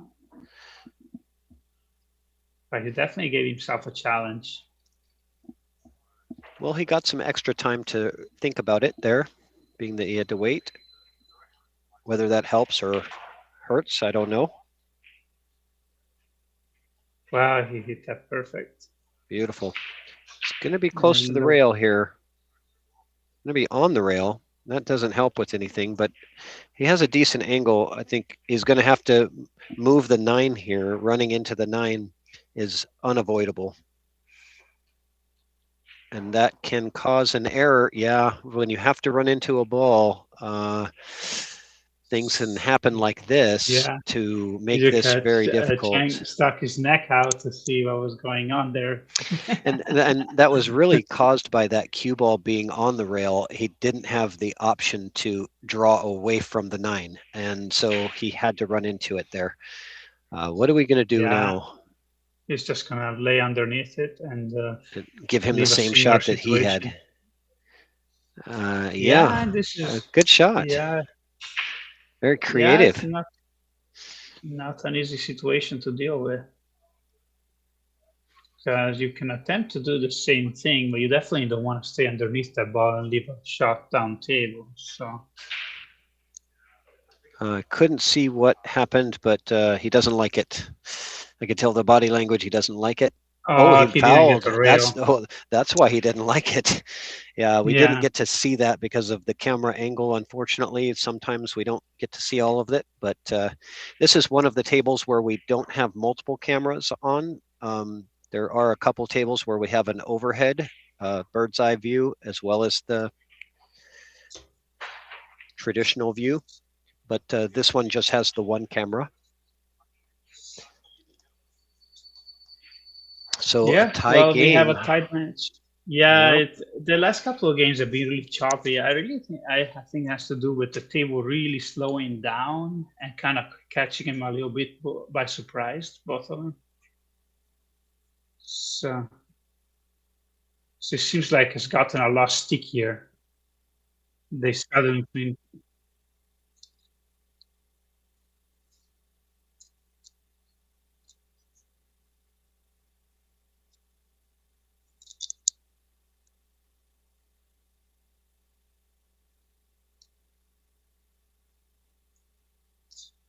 It doesn't play the same as the beginning of the match. The table changed during the match.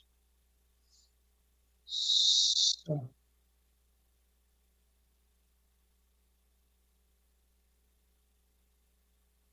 Mm-hmm.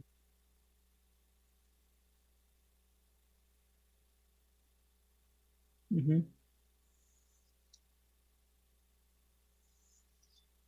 14 Celsius, that's pretty cool. That's equivalent to roughly 60 degrees off the top of my head. Let's see how close I am.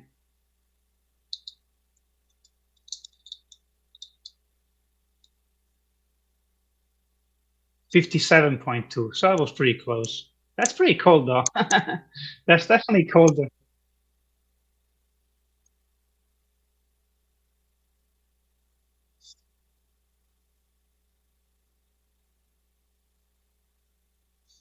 Yeah, 57 degrees will be considered pretty cold here. I mean, that's the temperature in my garage when I go practice either late at night or early in the morning before I turn the heat on.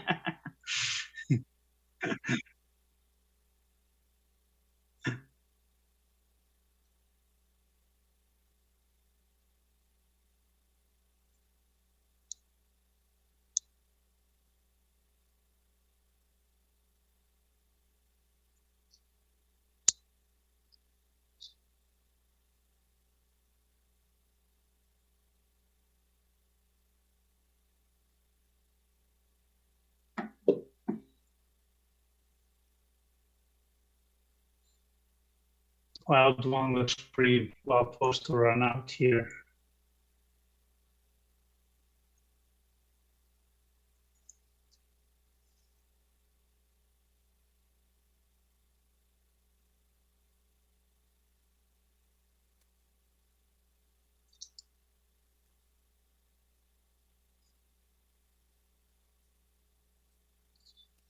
So here, will he elect to play the carom on the 8 ball? Looks pretty good.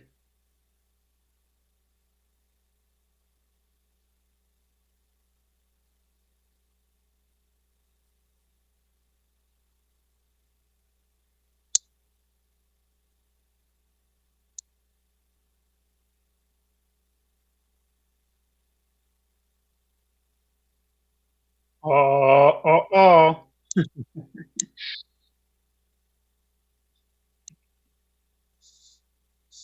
He might jump the Carol in the way.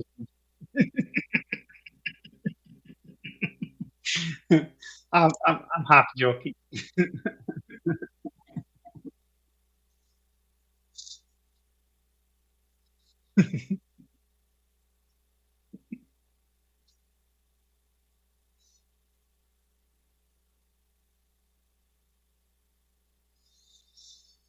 Well, even though it's not very good, not a very good offensive shot, Chang has got to count his blessing that he's got now return at the table here. So, what can he do here? I think he can maybe in the right side of the 6 and try to go 2 rail behind the 9.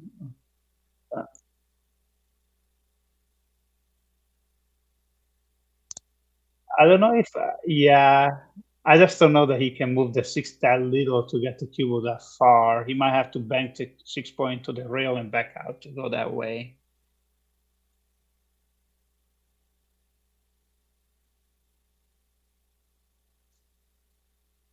I think he might have to bank the 6 point back into the rail and back out to the middle. No, maybe not. No, you were right. He could get all the way down. Good shot. But these pros are so good at locking the cue ball 1 or 2 rails.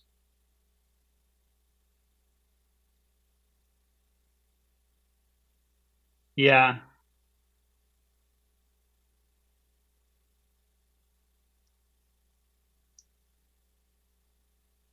Yeah, pros are just so good at that shot.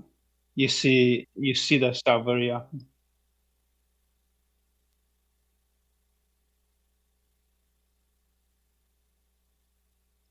Yeah, at least now 1 rail. He might have gone 2 rails to the right, wrong rail to this.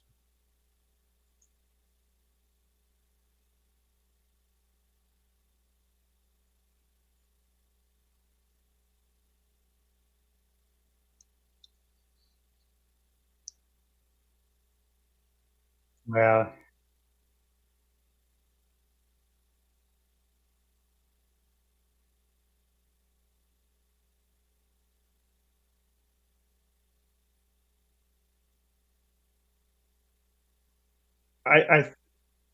I think it was Duong that locked himself up and then Chang played the safety.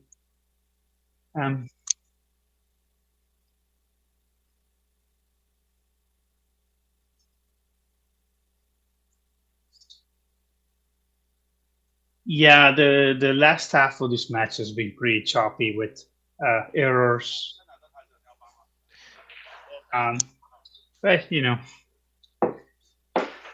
not even pros have everything going perfect all the time. So I can hear you fine. Sometimes I hear voices that are not yours out of your microphone, so it might be people around you. So, um,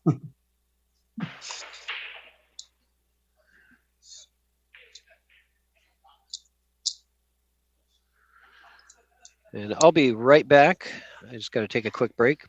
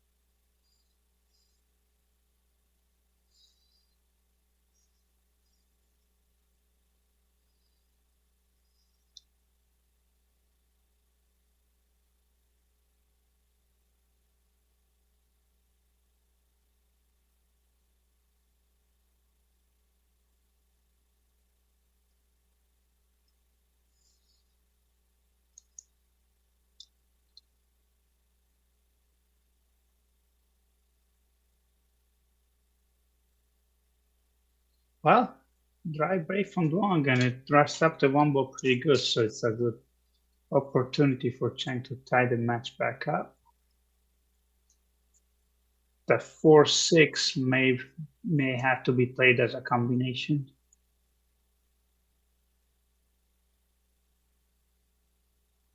It looks like he was going for the 2-9 combo there, but just came out short.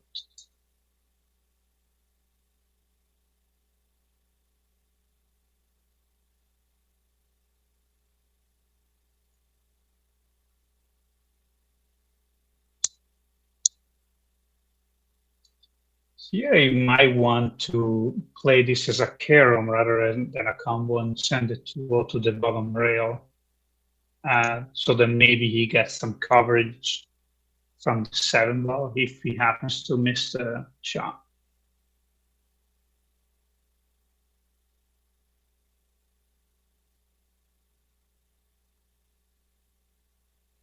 Or is he shooting the 2 ball in the corner? Okay, I'm back. No. Okay.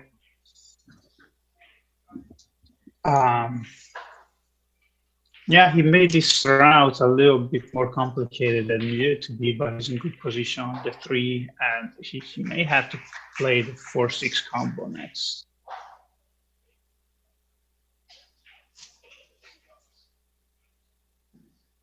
Ooh. Which is what he's playing for. Well, this is the shot, really. Yeah, the combo. Mm-hmm. And he's got the perfect line for it because it's very... That's the best possible position for that combo that he could have asked for. Yeah, so he's looking good here. It's just... he has to get good on this 7 ball. What an exciting match this is turning out to be.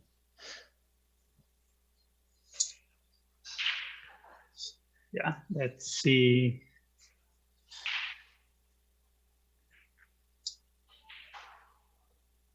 Chang has a really good demeanor. He didn't rattle himself because of the couple missed opportunities he had. He's recollected himself really quickly.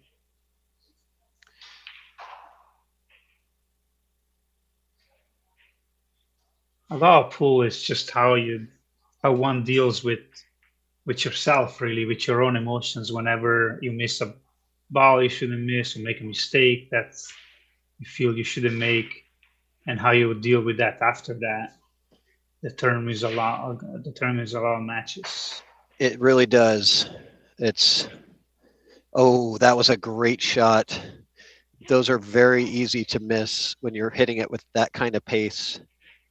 And we've seen him do a couple of those shots. And I'm telling you, I've been here for a week and I've seen a lot of pros rattle those balls down the rail at pace like that. Yeah, especially when it gets sticky and humid and the table starts playing slow and I mean, seems like there is glue on the inside of the pocket that just blocks those shots from going in sometimes. It does, like this. There's sticky tape or something on the rails to hold it up, and it feels like it sometimes. But and not only that, but the pressure of the situation and keeping your body perfectly still throughout the shot is not easy to do in those situations when you're hitting it at such a fast pace. Well, now we have a race to 2. Now it's anybody's match, really. Yeah, race to 2. It is literally anybody's match. And who is the favorite? Because Chang Chia has the break and he's breaking very well. Would that make him the favorite? Because, you know, from a Fargo rating perspective, he's the underdog. The last 3 breaks were dry. The table is playing different. So let's see. Let's see. If Yeah. the break is dry, then makes DUONG the favorite. If he makes the 1 ball, then he's the favorite. I'll tell you what, the fans that are watching are getting their money's worth. Even though it's a free stream, you're getting your money's worth. This is a good action. Oh, he's missed the 1, but he's made a ball. Made the 6. Yeah, he's made the 6 ball. a little fortuitously, but you know, he has a look, so. Uh-huh. And a bank or safety? The bank is laying a little bit odd because it looks like a double kiss. He could cut, but I don't So- think so. Yeah, so I think he's playing safety behind the 7-9 and sending the Absolutely. womble behind the 2. He wants to come into the 9. He did not make contact with the 9 ball, and that is no good. Yeah, that's if no he good. comes- And when yeah, you're if- playing DUONG, It was a he's great, probably gonna find himself. a great idea to come into the 9 ball because that is the automatic stop for a lockup safe, but missing the 9, that doesn't work.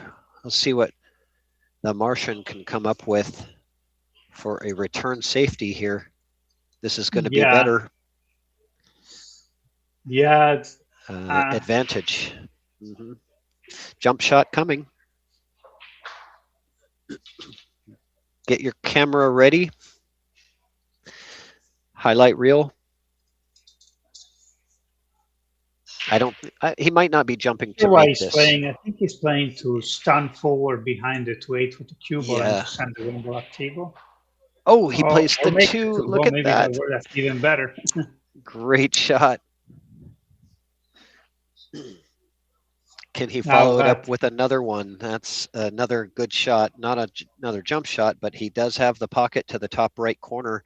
Very difficult from this distance. Yeah, but that looks dangerous. Looks like you might clear him off to 3 and scratch.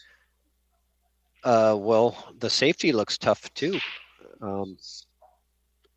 I think he's trying. Yeah, so I think he has to pull he the has trigger. A full pop.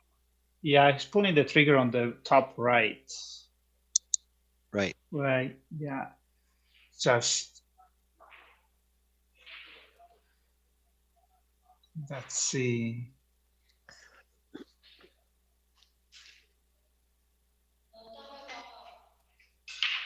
Amazing shot. And he gets the nod from DUONG. DUONG has such great sportsmanship. He's really one of the best representative of the sport.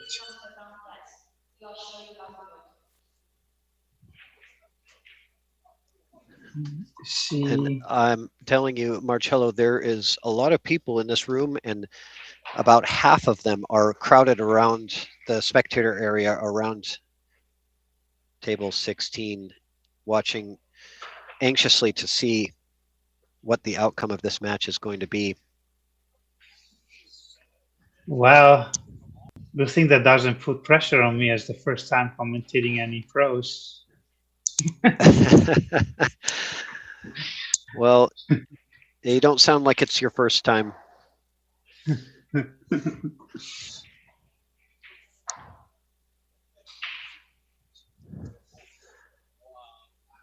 But the reason that we can do these streams for free and not have it be a pay-per-view is because people like you are willing to commentate and donate their time. So thank you. Oh, this is definitely very exciting. I'm grateful to be here. This is looking very good for Chang Chiahua.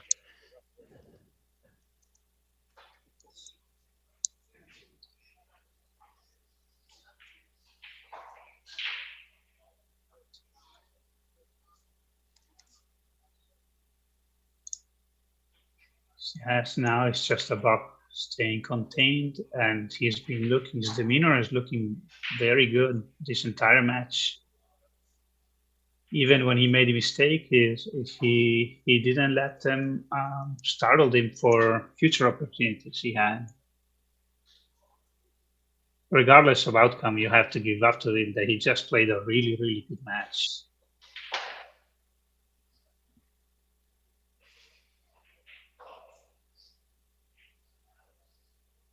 Oh, he is playing. He is so focused right now. And he has to know that, you know, he's on the verge of a big upset here. And he's on the hill. Yes, he is.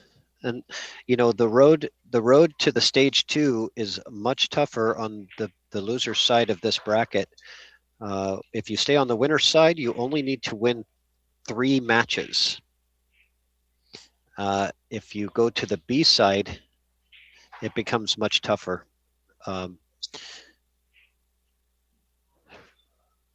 Yeah, and you know, I feel fortunate that I got to catch one of the first round matches that happened to be very exciting. Yes, very exciting match. What a match we have here. Yeah, Chang Chia-Hua is on the hill versus the Martian. Can the Martian come back and make it hill for a thrilling finish? A lot would depend from this break. But, a lot of it will depend on the break. You're right. So whoever goes to the B side,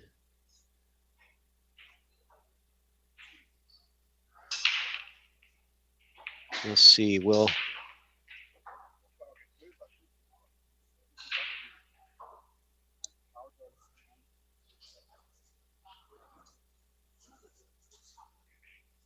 trying to find out who the opponent potentially could be, and it's not up yet. Okay, 1 in the side, perfect. 2 ball. Okay, not bad. Not bad. Good opportunity. He can back cut this too, but you will be running the cue ball into the 9, which makes the position more unpredictable. Yeah, it's hard to tell if he has the angle to play safe and lock up on the 9 ball. Yeah, I mean, it's certainly. Yeah, it's not the angle to get the 2 ball down table enough. So I don't know that that's the best. Like you said, you give up any kind of a 1 rail kick, and it's normally you're not going to be happy. It looks like he's catching this ball and running into the 9, and maybe the 9 got somewhere. You know, he could go. The 9 could end up in this bottom right corner. I think that's the play. I think you run into the 9, you cut the 2 into the corner, run into the 9. You're going to have to rely on a little bit of luck. A little bit of luck is needed. Oh well, look at that shot. Okay. He's earned his opportunity here. The next question is, do we have this available? I don't think so. Oh, I'm sorry. I was looking at the 5 ball, wasn't I? Yes. This is the 3 down here. The colors got me again.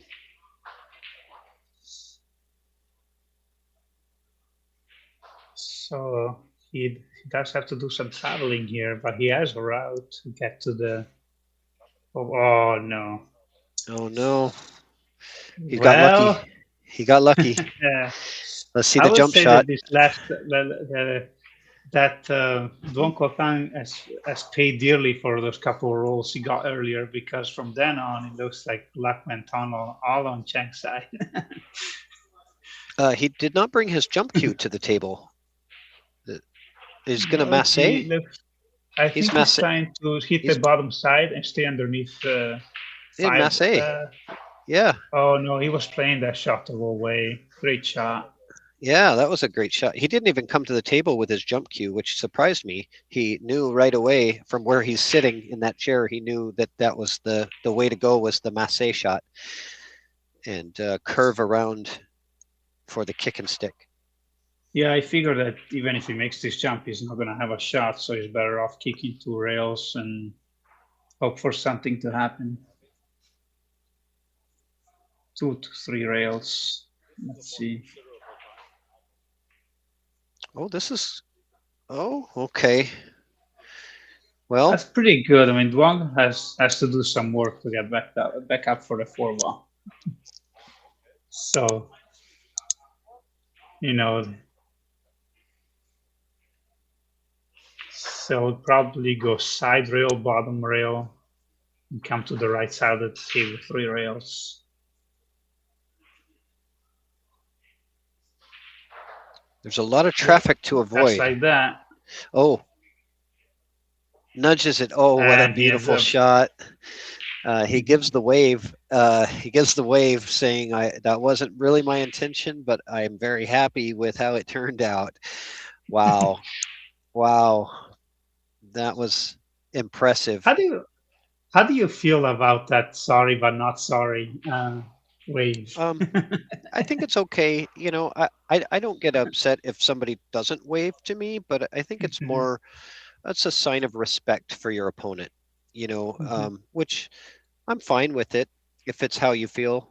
I don't feel that you should be obligated. I don't think anybody's being disrespectful necessarily if they don't wave. But I think it's fine. Well, that's become a custom, right? So now, if you don't wave, you're going to stand out more than if you do. You know, maybe then you use that as a way to get into your opponent's head a little bit. Maybe if that makes them upset that you didn't wave, then don't wave. So I don't know. You know. Well, anyways.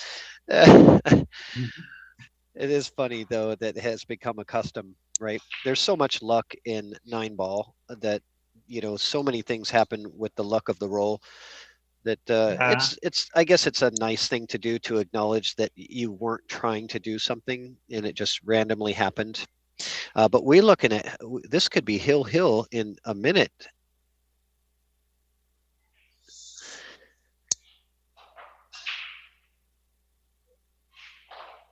Yes. It's going to be hill, yes. And hill with the Martian to break.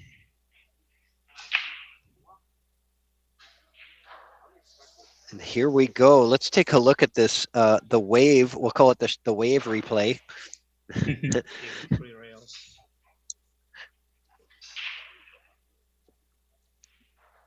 a lot of traffic to avoid. Just like that.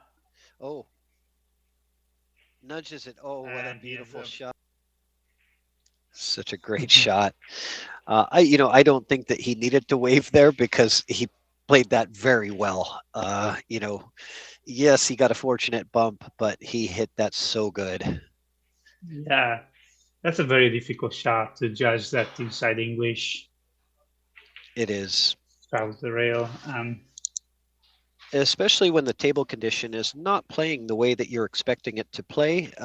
There's a lot of things that you have to calculate.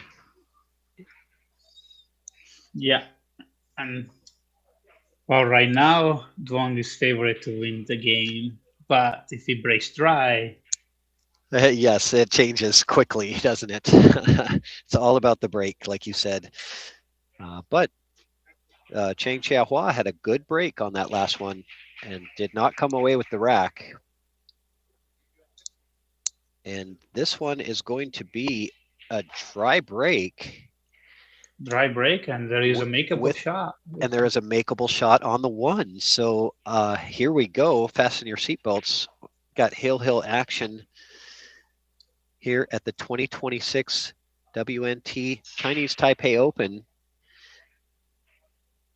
Round one, fireworks. Yeah, you just have to shoot this ball, and I mean, I don't know if you can control the speed of the Q-ball to. You're probably going to run into something unless you can keep it down table.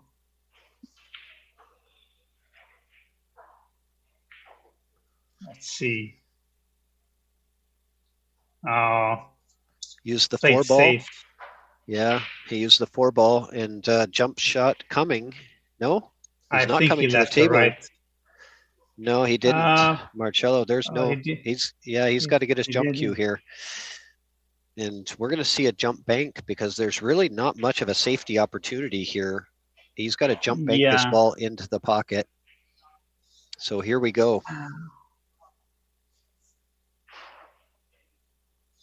Okay, I was wrong. There is a I think safety that's not- opportunity. I think that's the one of those shots where I think he should have shot to make the ball if he had the. Well, you know, that's the thing. You leave a champion player to the table. Oh well. I don't know. Let's him. It's a Could safety make battle. 6 here if he hits. 6 ball, you're Yeah, right. make the 6 Marcello, here. Yeah, you there got you it. go. There it is. No look though, no leave on the 1 ball. Does he have an edge? I don't know. I'm not sure if he has the edge or not. It's possible that he does. It makes a big, yeah, he does. Yeah, he has the edge of it. Yeah. He's looking, Just well, he's where looking do very you go close. hide, though?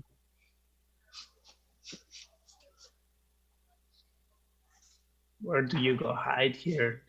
Let's see. If he has enough to bank the 1 ball behind the 9, maybe, and go down table.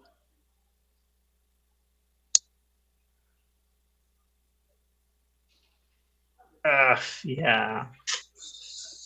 Ay. Looks like he's left it for 1. Yeah. So some opportunities that have slipped away here, but not over yet. Still a lot of work to do. Coming off this 8 ball could be unpredictable, and it is. Yes, coming off that 8 ball was unpredictable with how the path of the cue ball was going to go.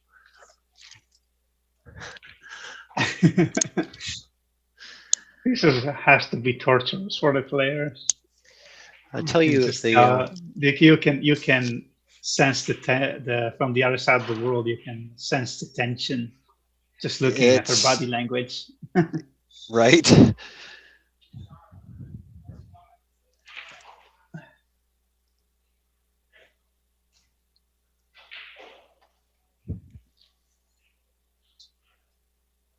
So he's opting to kick 1 rail to make it, or well. Oh boy.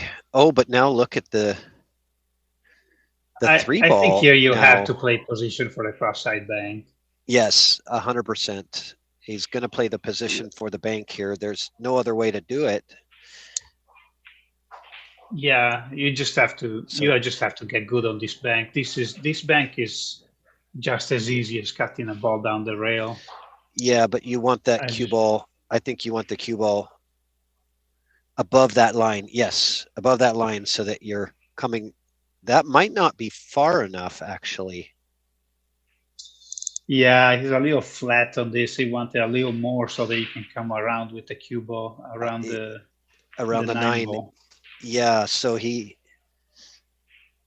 might not have come up as there. far. He can still get there with a center right ball and just kind of stand that way. Well, he might just elect to roll it bank in and take the long shot. Let's see. Oh, so close. Boy. Oh boy, is he gonna get fortunate again? He did, but this is a jump shot that the Martian is favored for winning this one, making this ball. We're definitely getting every dollar for. But small pocket, and a lot of distance with a jump shot. Anything can happen. Beautiful shot, and he gets a round of applause from the crowd that's standing around the table watching this. I tell you, there's so much attention on this match in the room. I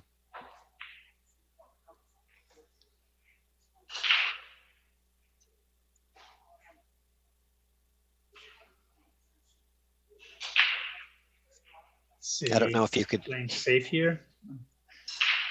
No, he's right in. Yeah, he's going aggressive. He wants to close it out right here. And I don't know if you could hear the applause on that jump shot, but there was quite a few people.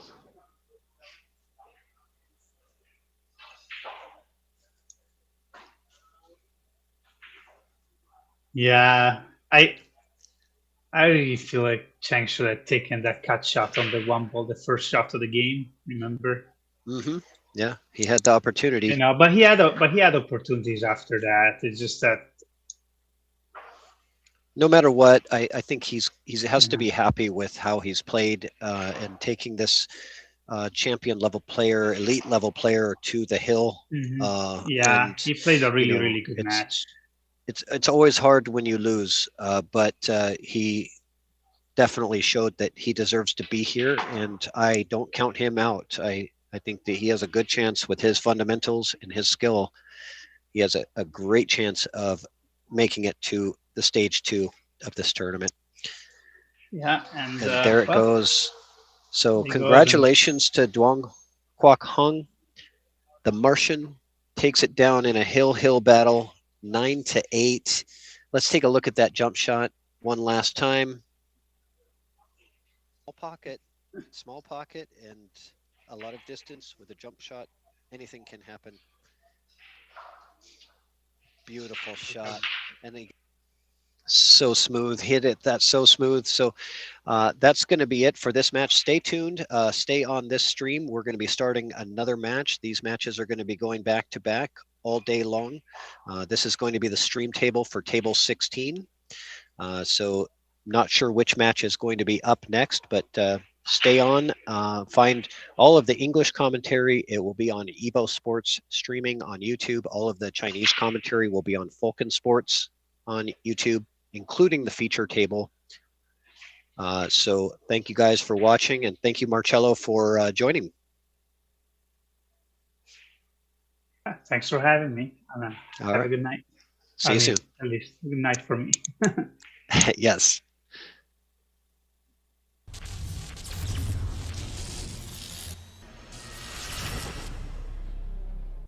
Introducing EvoSports, the future of live streaming. It's now easier than ever to stream and share your action. We use the best equipment for high-quality HD image. Invite a commentator from anywhere in the world. EvoSports is the evolution in billiards entertainment. Live streaming has never been easier. Simply enter your name, add your race length, and start your stream. Join us on YouTube at EvoSports Streaming or at evosports.live.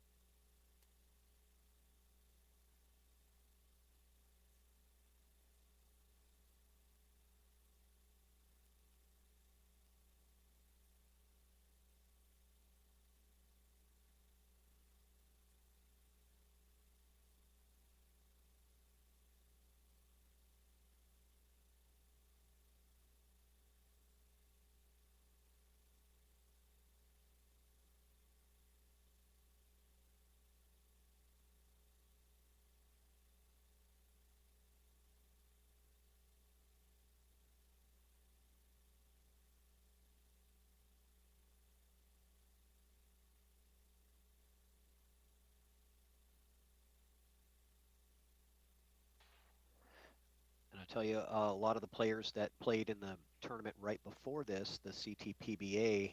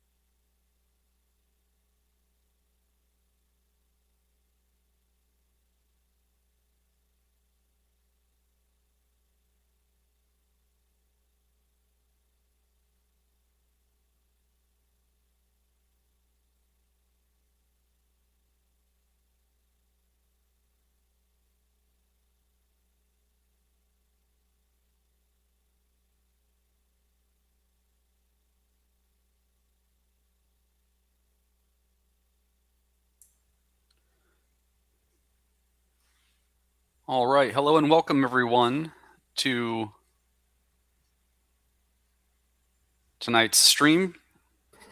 We're coming to you live for the 2026 4th Annual Chinese Taipei Open. We are at the Songshan Cultural Center.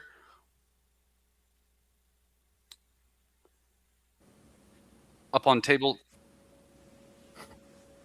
16, we've got JONAS, SOUTO, and RAYMART CAMOMOT.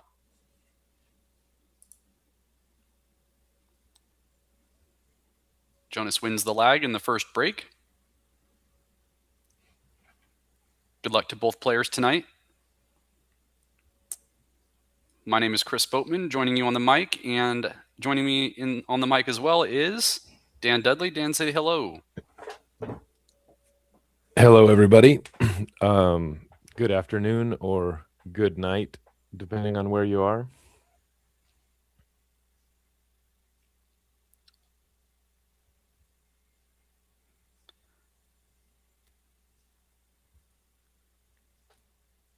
Good opening break from JONAS here, pocketing the 1 and leaving the 2 in the corner.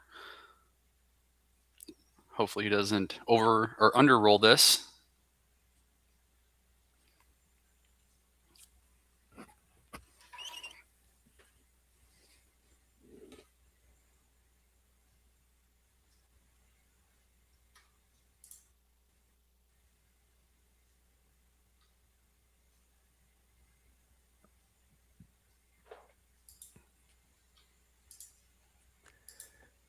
Not where I'd want to be on the 4. Yeah, left himself a little weird here. Good look at a bank. JONAS testing his bank skills right out of the gate here. Or he might be able to cut it past the 6. Yep. Nice pocket. Fast table. Very fast table.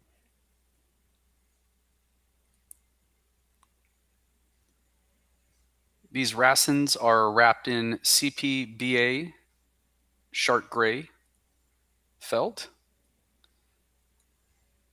And watching previous streams and listening to some of the feedback from players, they are very fast and very grabby.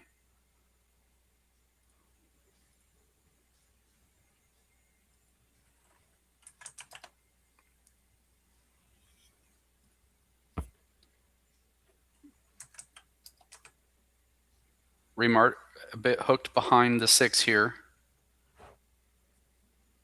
Playing into that rail with lots of right spin, loading it up, getting a nice square hit, and looks like a safety back to JONAS.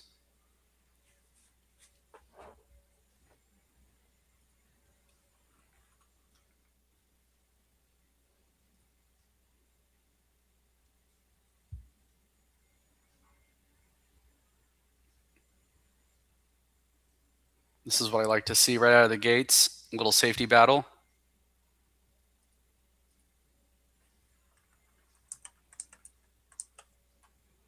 Neither player wanting to sell the farm.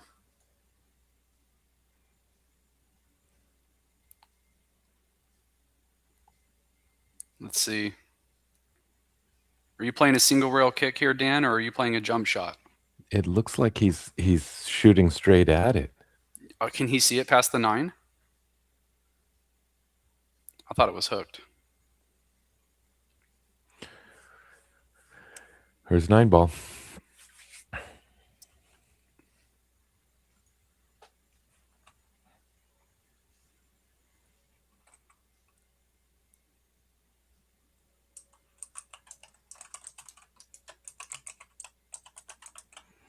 Great position on the 7 here. Nice speed.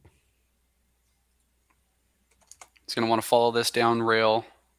It's pretty straight, so you don't want to risk a scratch here, but you do need to get down just for a good shot on the 8.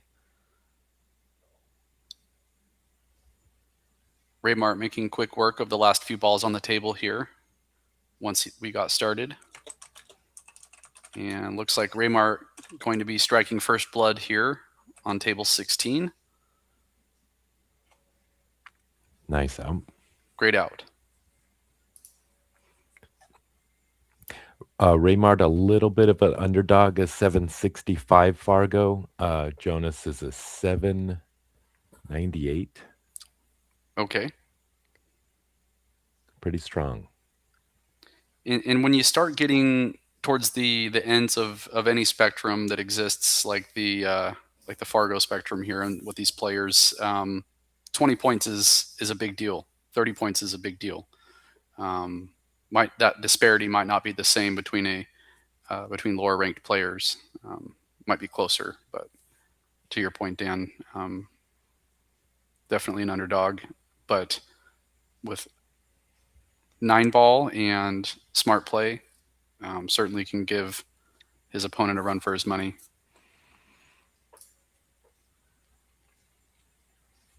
Yeah, definitely. We just watched a match wrap up on table 12 that was quite exciting there in the last couple of games.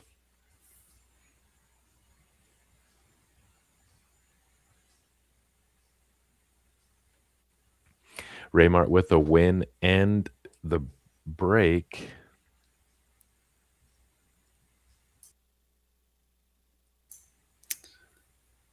Unfortunately, a dry break allowing Jonas back to the table.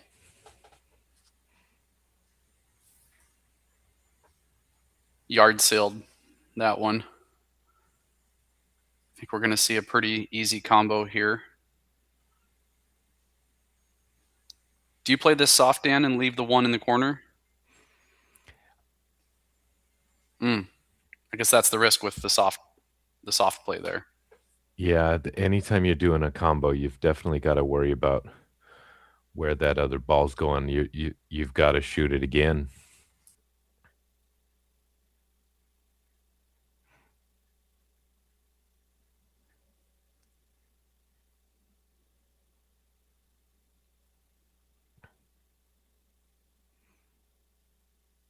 Good speed there.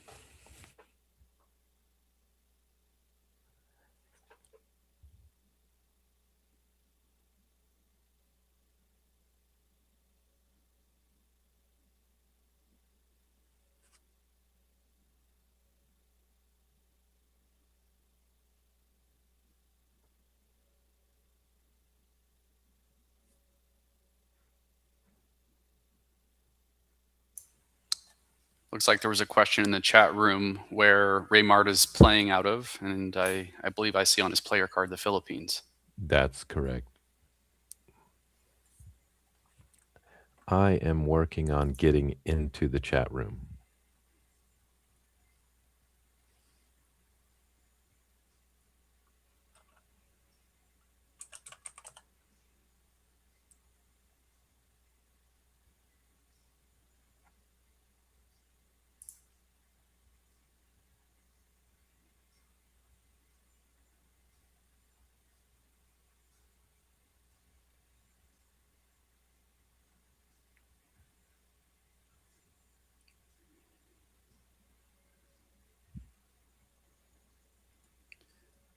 Good shot, a bit risky to put that much roll on it.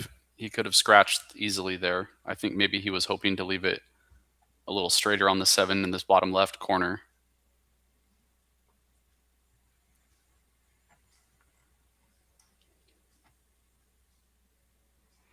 Four-inch pockets are coming into play.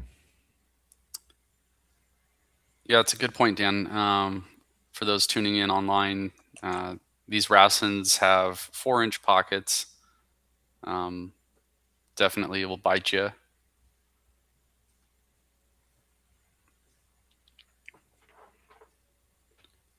RAYMART feeling the squeeze of those 4-inch pockets on the last shot there.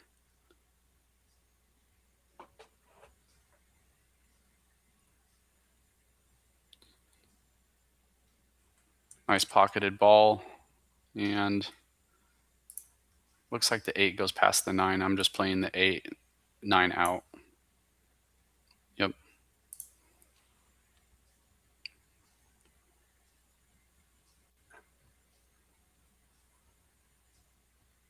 Jonas joining RAYMART on the scoreboard. Nobody's walking away with this one.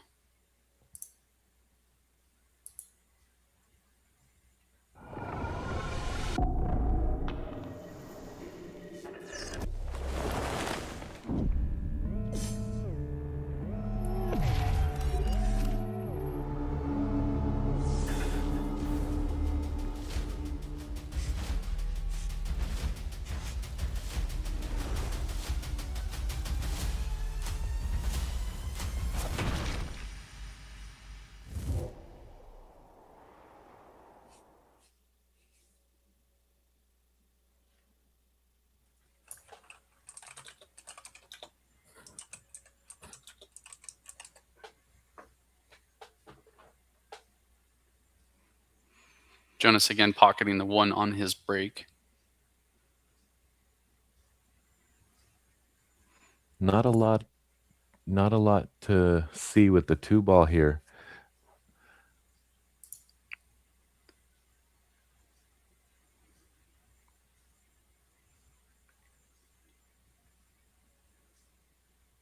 Yeah, I wondered if we would see a 9-ball safety like that, putting that 2-ball on that top rail.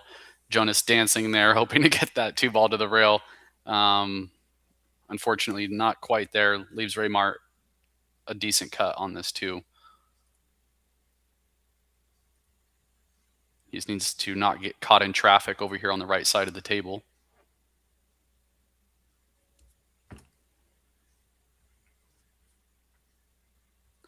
Certainly wasn't an easy cut for RAYMART there, but speed coming into play in 9-ball. You don't want to hang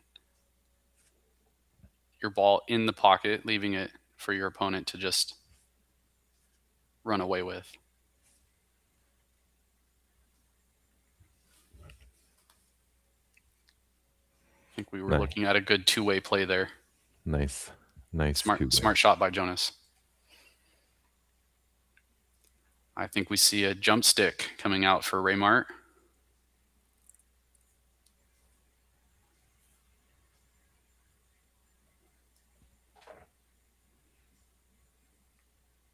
I like this type of jump shot because you can hit this 2 pretty thick.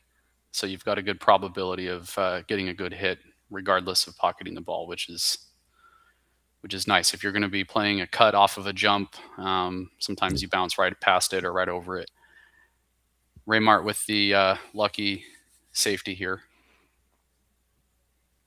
Good hit, though.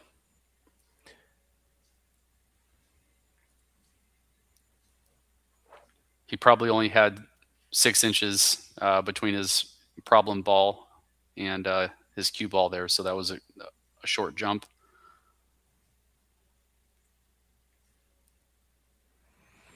I like his aiming system, splitting the halfway, finding the center, parallel shift, 2-rail kick. Oh, just missed it. Just misses it. It looked as though he maybe hit with some left English on that, and I think it just pulled it, opened that first angle up too much. He may have been hitting the first rail in the correct spot, but it looked like he put a little spin on there that influenced that hit. RAYMART with ball in hand has an easy 2 and a great look at a 3 now. Jonas is going to be sweating here. This table's pretty wide open. RAYMART's got a good chance of getting out if he plays this right.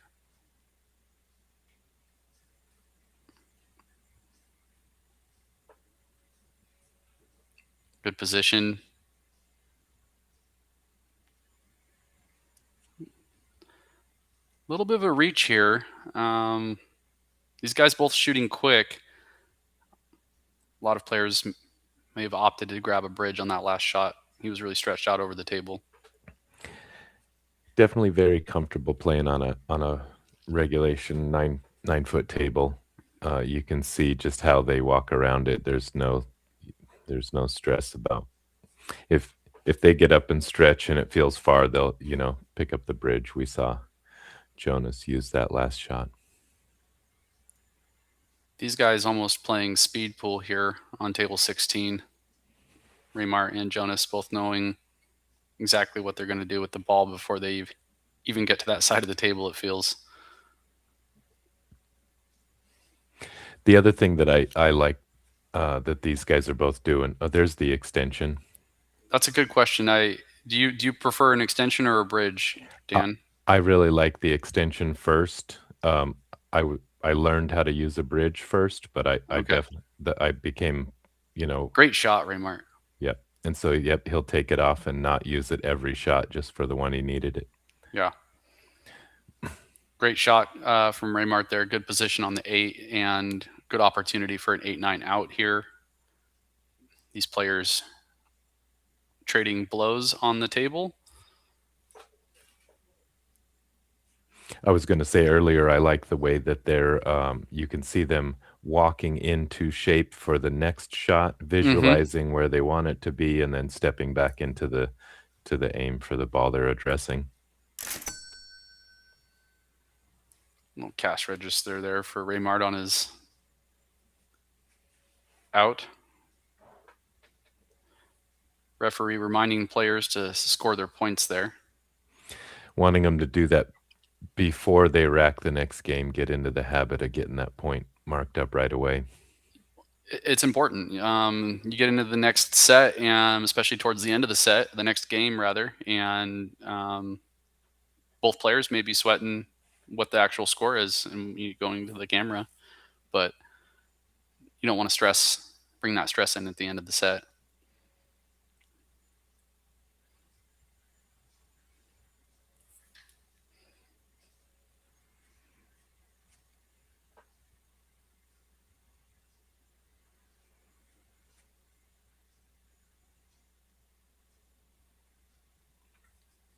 Missed the cut break.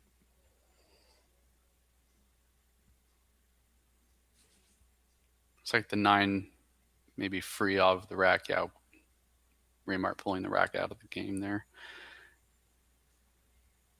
I don't love the rack being on the rail myself. I find my opponent doing that sometimes, and especially if I'm in tournament play, I just ask if they mind if I move it. It just kind of bugs my peripherals. I don't know.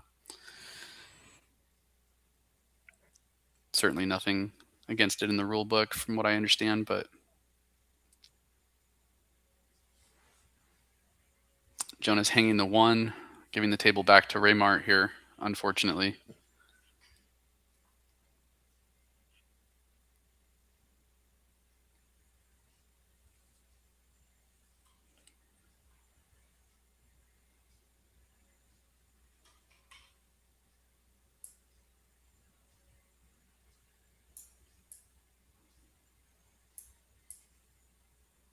I think we'll see Raymart pop out somewhere along these lines.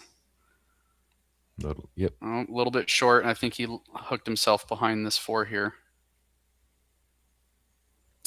Or maybe I've got my colors off on my monitor a little bit. Looks like he set himself up just fine on the 3 ball. I got the 3 and the 5 confused. Need to adjust the the color contrast on my monitor maybe. Great shot from Raymart here. More traditional colors on the balls, making it easier for an old guy like me to figure out which one's which.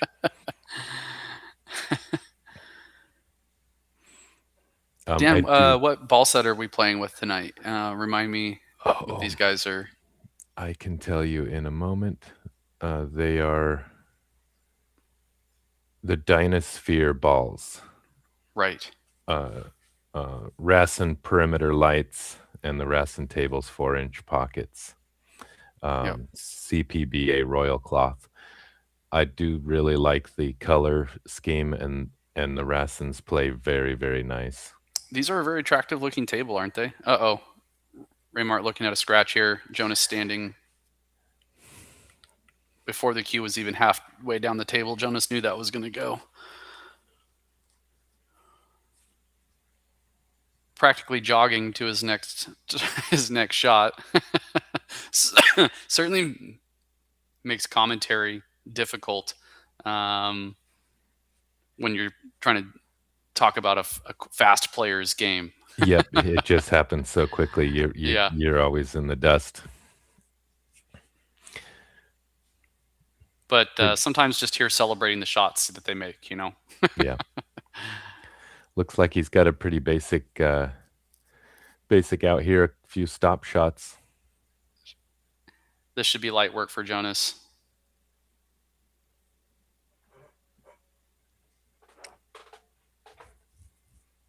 He's got a little bit of angle here on the 7. He might do just a slight draw off of this 7 ball for shape on the 8. Playing, oh, I see. Yeah, I think forward was definitely the way. It is awkward drawing on the. Ooh, did he overroll his 8 here and end up on the wrong side of it, Dan? A little bit. I don't think he's in too much trouble. He's floating it over. Yeah. Nice. Cheated the pocket. Everybody could get there.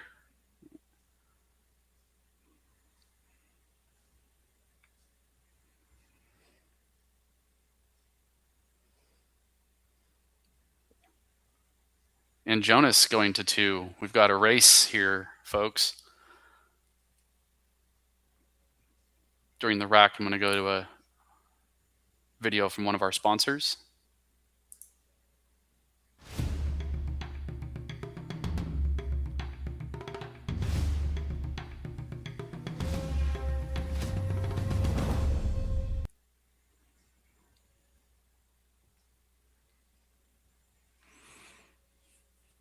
Maury Tips, one of our sponsors here.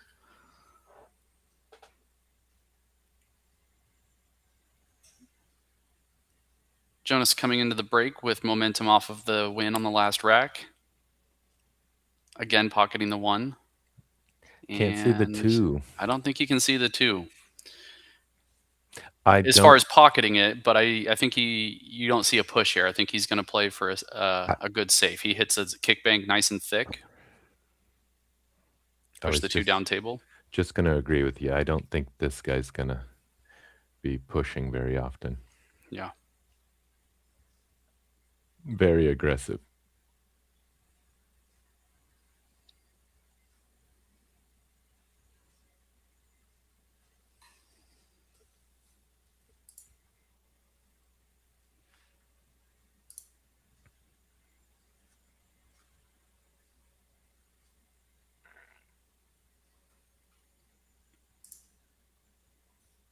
It was a push.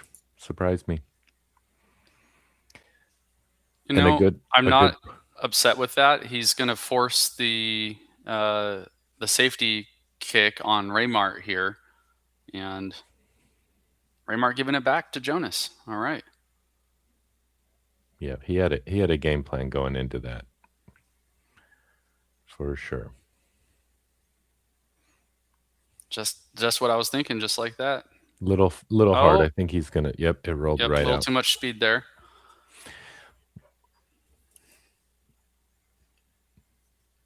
I wonder how much time these players got to warm up on these tables before their matches, Dan. I was listening to a stream earlier. It sounded like some of the players have been there for during table setup and practicing on them. Just not long after the tables were installed. Jonas asking for a referee to come watch the shot here.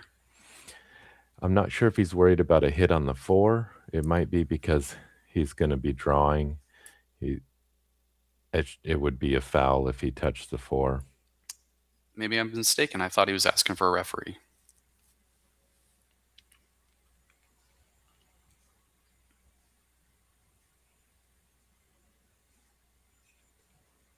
Nice floaty shot on the 3.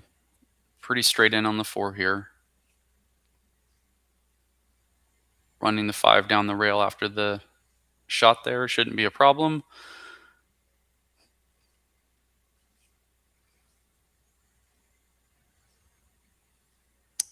RAYMART lining up the 6 in the side. I think we'll see a draw shot off the 5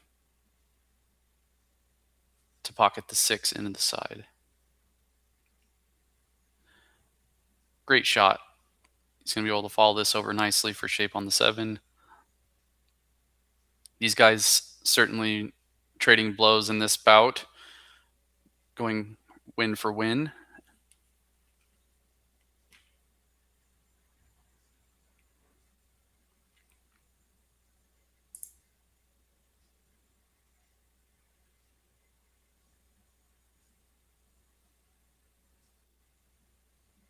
Very smooth.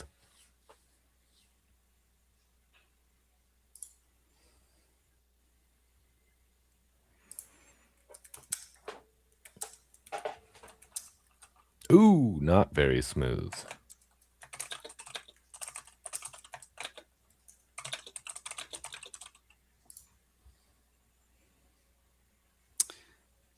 Ouch. RAYMART giving his advantage to Jonas here. Great playing by both players tonight.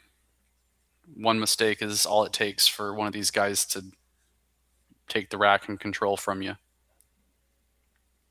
Still a long race. Jonas now in the lead for the first time in the race. Had been behind or tied with RAYMART since the start.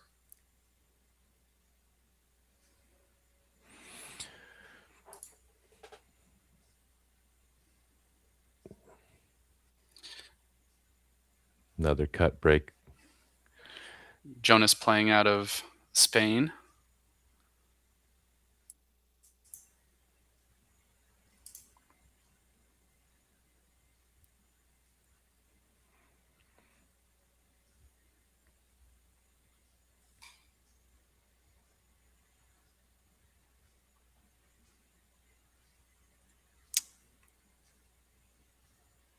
Looking for a safety here and locks it in pretty nicely.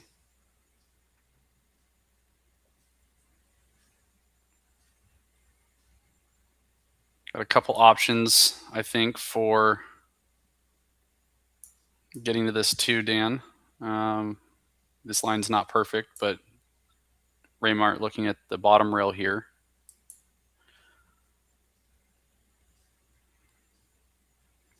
He might have He's made going to this. pocket this thing.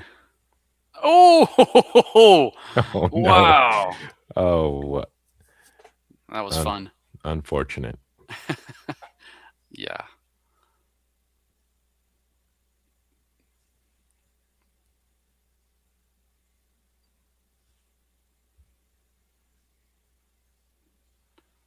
Jonas smelling blood in the water.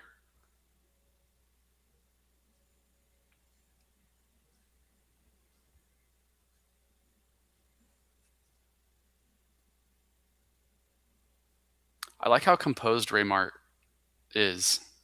Very calm and collected, knows what he's got to do. You know, wildly different body language from Jonas.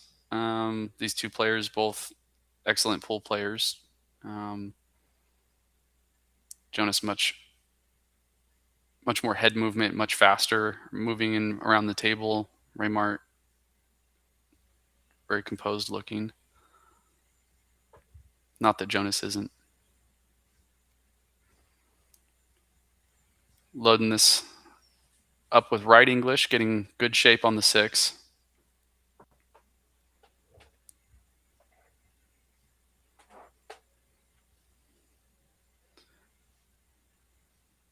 I love watching how players roll into the shot lines here rather than playing a single rail like a lot of novice players might have off the bottom rail there.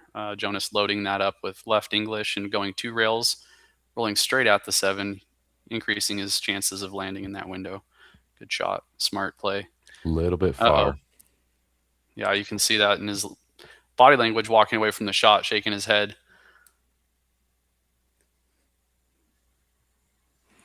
It's not over yet. He's got options here. It's a little bit more work, but certainly doable.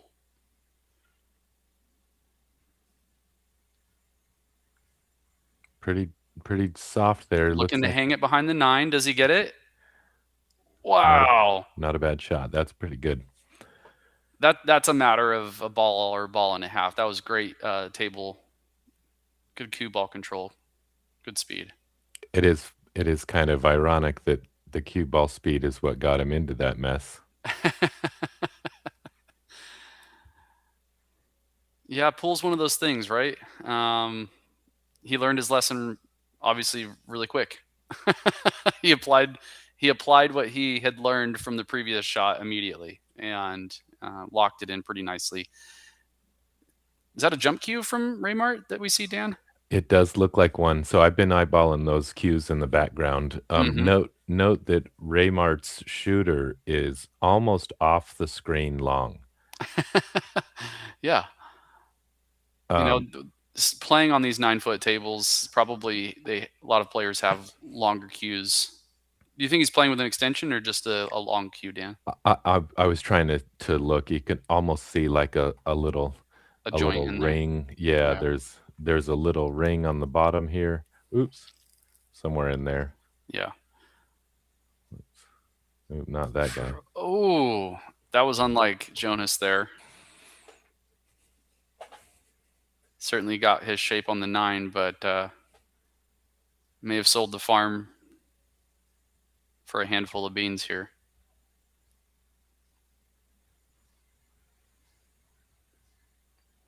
We'll see this cue ball go 2, maybe 3 rails for shape on this 9.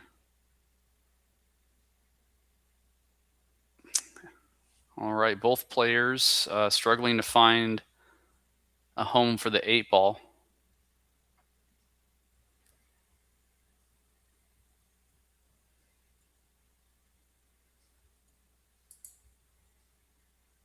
There it is. All right, Jonas looking to get up on RAYMART here.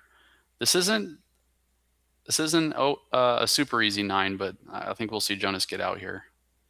Watch the scratch.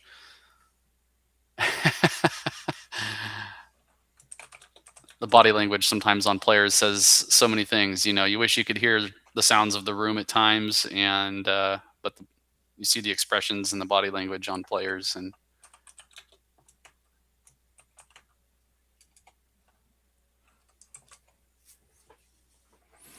it's tough to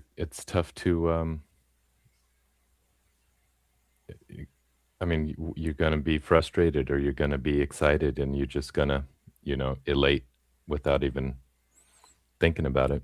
Mm-hmm.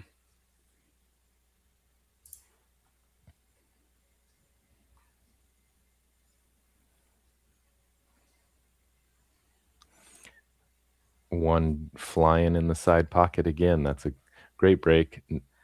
Super consistent break from Jonas tonight. I wish I could break that consistently in the 9-ball racks.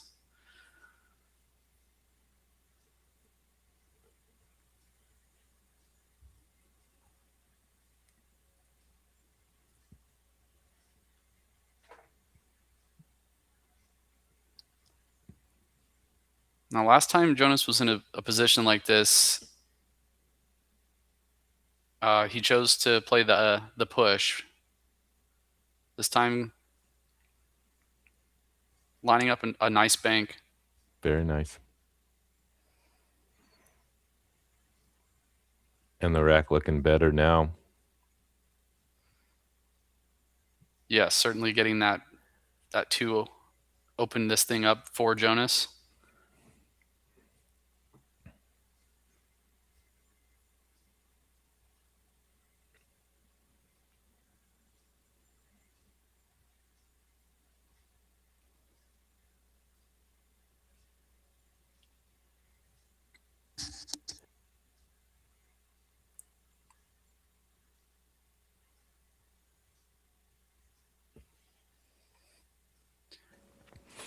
So he's definitely not happy with that. You can yeah, he's very expressive. You can tell right away. I think he's probably, and it's not much. We're talking just a little bit, but now he's got to do that to get back for the 7.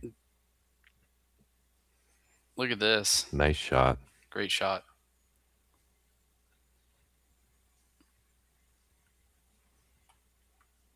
Nice medium speed hit here.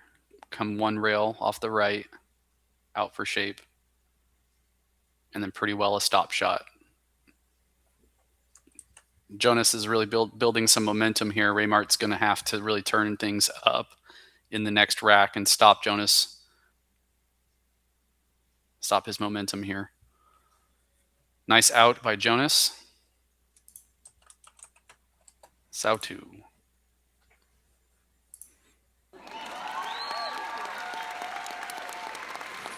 So Raymart's, if he wasn't nervous before, he's got to be getting pretty close. He's gonna have to find. He's gonna have to find that game and do something quick. Yeah, Jonas, quick to play safeties that have left Raymart in position of having to play jumps, and Raymart may consider changing his game a little bit here. Jonas happy with not pocketing the 1 this time. Yeah. Yet another jump shot from Raymart CAMOMOT. This one, pretty nice. I like these types of jump shots. He's got a high probability of pocketing this ball here.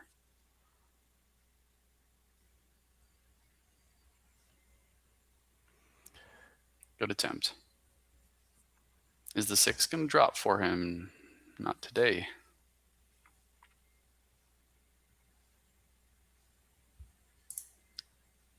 Let's get a line on this and see. Does this cut past the 2, or does he have to play rail first here? I think it cuts. That was. Ooh. Oh, well, there's more than one way to skin a cat. Well, there's certainly that.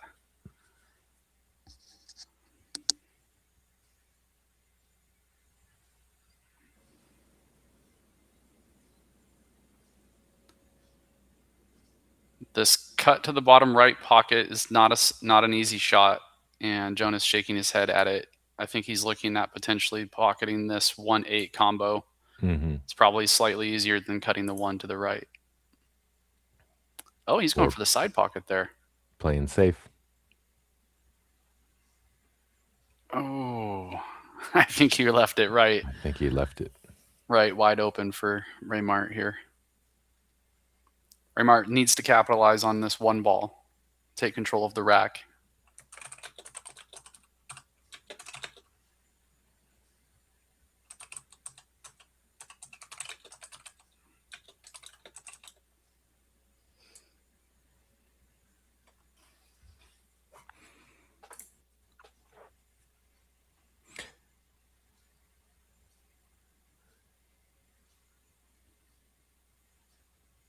Mouton in the chat commenting about the head string or the kitchen. The diamonds are on this table. They are just gray like everything else. There is a hard to see. It is tough to see. There is a chalk line or a and depending on what device you're looking at, but yeah, they're not. And consider too, Mouton, that it's a 9-foot table, so that line is going to be further out.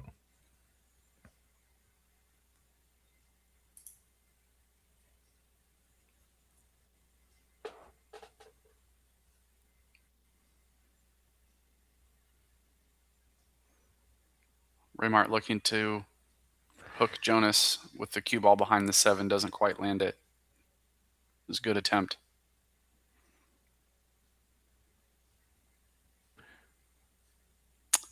Both players calling a referee to watch the shot here.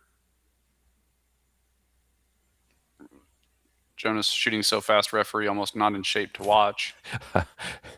I don't know that referee even got a good look at that ball before he shot it, but yeah, a courteous player should be waiting for the ref to let them know when to shoot. A signal of sorts, right? A go ahead. Yes, I'm ready. I've analyzed, the physics of the shot, so I know what a good hit would look like. Yeah. I don't know that referee had time to digest that information there, but either way. Hey, watch this, ref.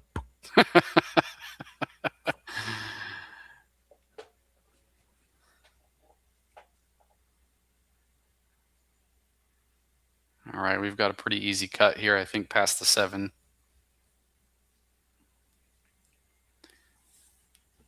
Get this rack started with some balls being pocketed. Now that things are opened up just a bit.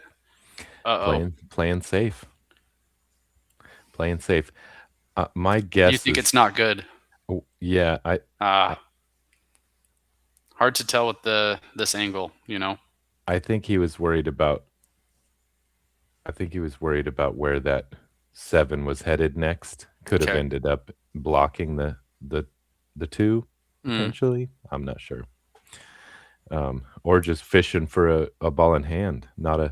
I mean, this is a pretty easy hit though for these 700 pace players. I thought I was going to see a 3 foul in the last match. Yeah, that was a great game. That thing went. That set went, I think, 30 minutes past expected time frames. Good safety battles, and then that last game on that set you're talking about, Dan, that was a wild table. Jonas allowing RAYMART back to the table with a pretty good look at the 2 here.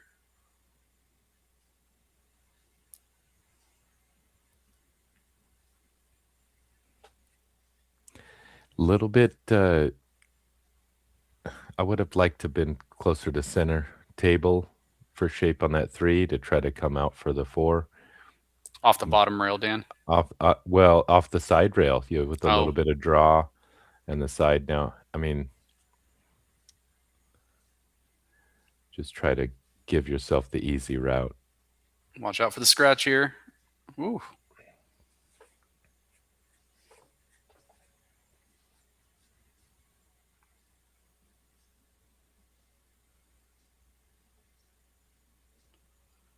RAYMART moving that cue right where he wanted it. That was a precision draw.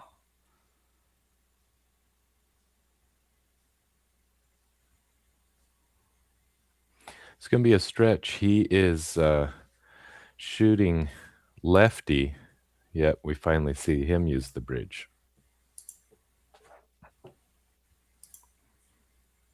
It is interesting, a shot that a right-hander could shoot pretty easily on a 9-foot table was near impossible with your opposite hand.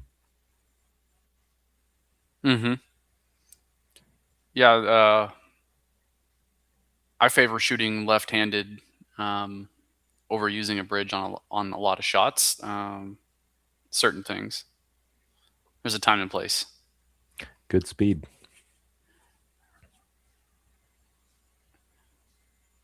RAYMART goes to 3, closing the gap on Jonas. Needing that. You got to keep the foot on the gas here.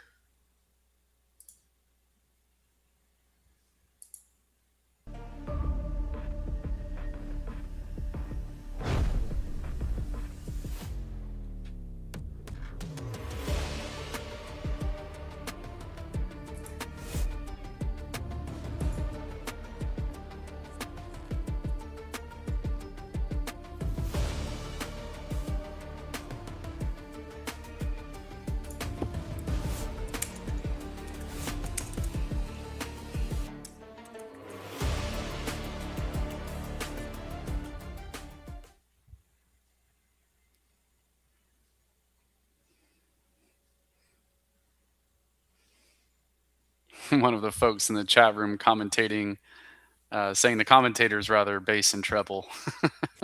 We're a good mix, Dan. Be too much bass if we both had low voices.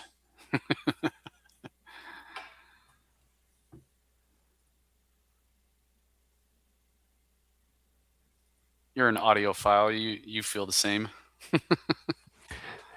Gotta have the bass.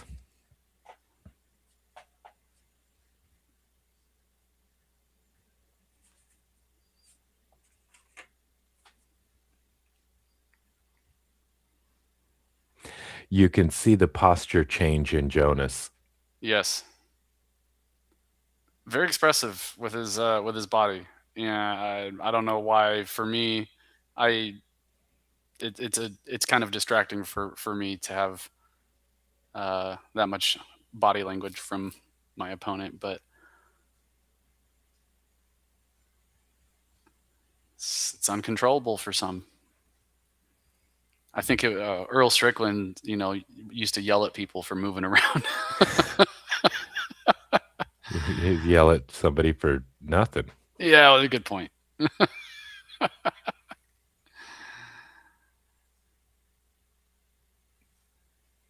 Nice little floating draw shot by RAYMART here for a good look at the 7.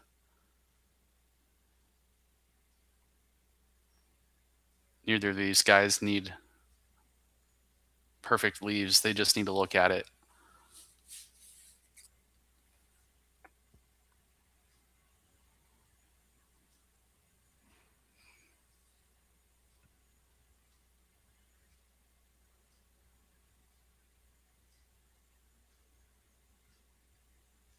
Wow. Wow, that was fancy.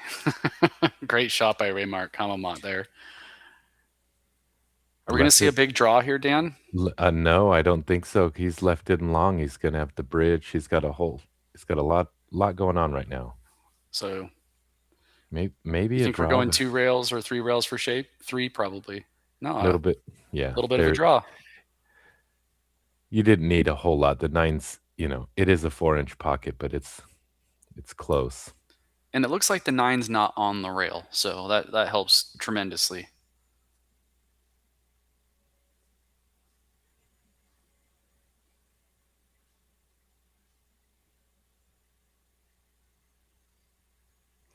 Nice finish.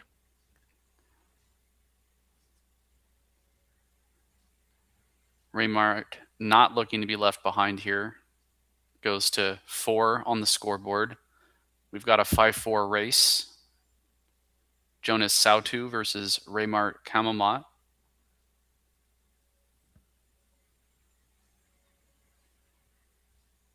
For those of you just tuning in, these players are playing at the Songshan Cultural Center in Taipei, Taiwan.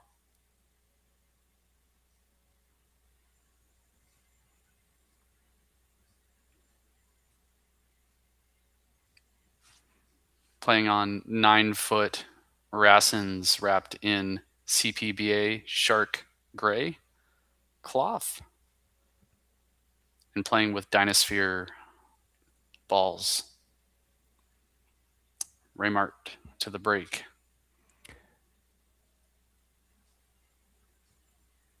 Top prize for this tournament, $5,000 for the first place finisher. Nothing to shake a stick at. Probably can have a good time in Taiwan with $5,000 in your pocket. Nice little vacation. I've heard a few people saying there's a lot of sightseeing to be done.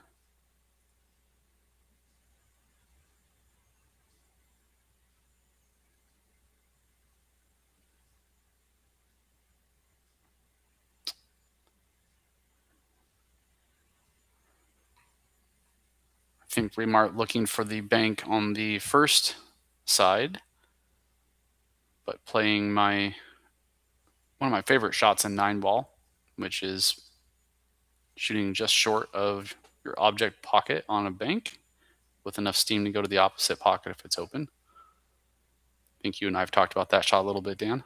Yep. Unfortunately, JONAS did not leave himself much on the 2, so plays a safety here and leaves RAYMART with not much on the 2.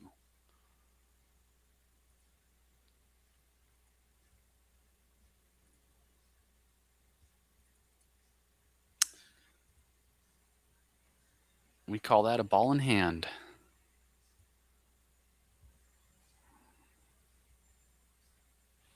Just what JONAS was hoping.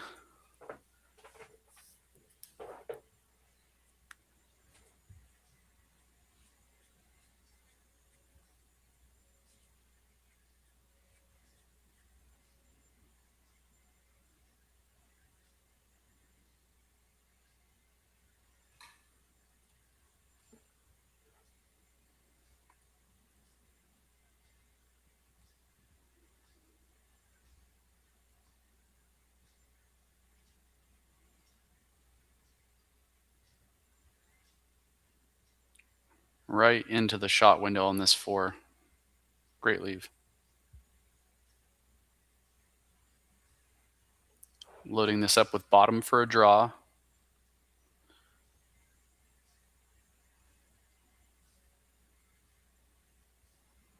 I think we've got a stop shot 5, stop shot 6, or maybe play some off of the side rail with the 6 here and come back up table.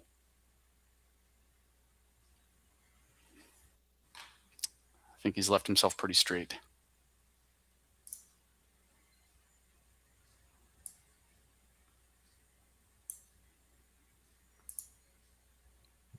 Good leaves all around. He's putting it where he wants them.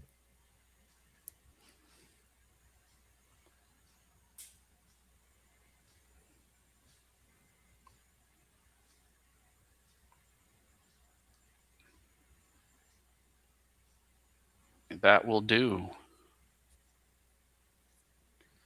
Great draw shot by Jonas. We're going to load this up with some right English. Come right into the shot line for this 9. Jonas going up 6-4 on RAYMART here at the 4th Annual Universal Chinese Taipei Open. Nice out by Jonas SOUTO.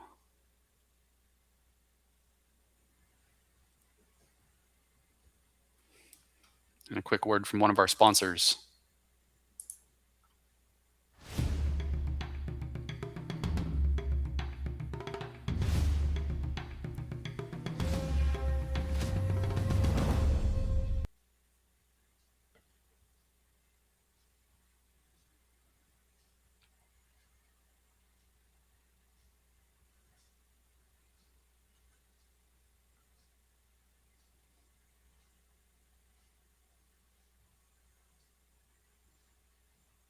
There's the 1 ball for Jonas in the side.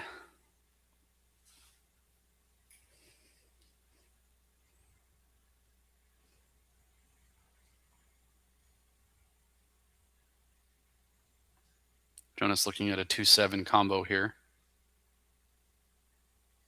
Sorry, 2-3 combo.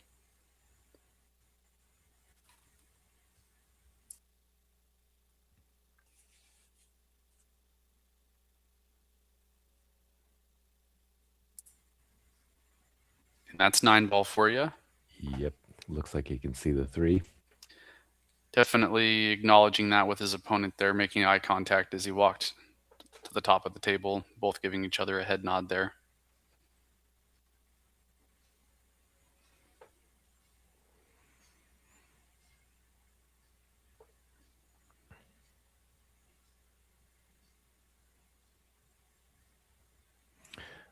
Watching table 12 on the other monitor here. Thorsten breaking down 4-7. Who's he playing over there on 12, Dan? Edwin de la Cruz Gamas. Okay.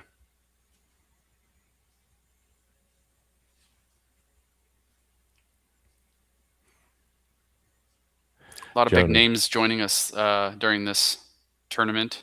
Yap, Beato, Thorsten. Yeah, matches should only get more and more exciting as we go through.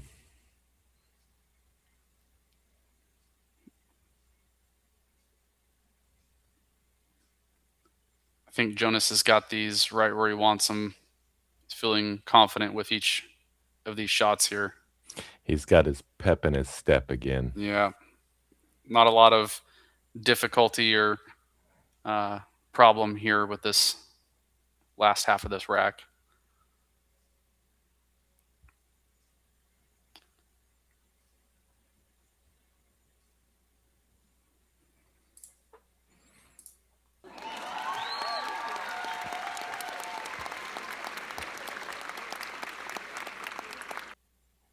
And being a CPBA, the official cloth of international championships, crafted from cutting-edge weaving technology, it defines the pinnacle of smoothness and durability. When the world-class tournaments ignite, legacy unfolds upon this stage here. Every decisive shot begins on a foundation of absolute reliability. CPBA, the choice. We missed the whole game in that commercial. Yeah. I saw Jonas's feet come to the bottom of the table there, and I thought, man, he really is hustling. I don't think we can get a single sponsor video in with these guys. Sorry, sponsors. No, great work by Jonas tonight, putting the pressure on RAYMART here, going up 7-4.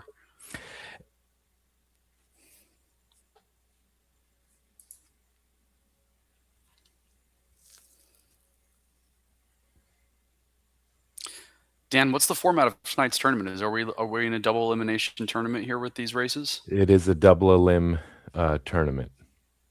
I think there are other brackets, though, if I read that correctly. We're kind of in the first of, yeah, we're in stage one. There's, oops. I wish we could screen share the bracket with the folks at home there, but for anybody that's interested in following along from home, watching these players progress through the bracket, you can find it on digitalpool.com. This is the 4th Universal Chinese Taipei Open. If you search for that on Digital Pool, you will find the bracket. I bet we could do you one solid and put it in the chat room as well. I bet we could.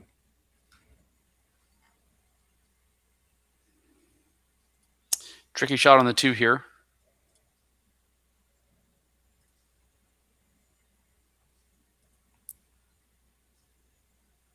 Hoping to get behind the 7. Doesn't quite land it.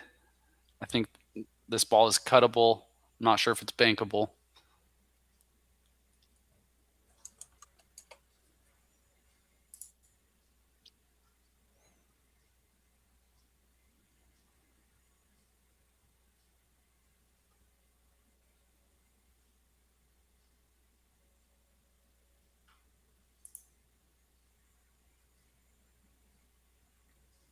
Jonas looking to play the safety here. Little short. Need a little more energy.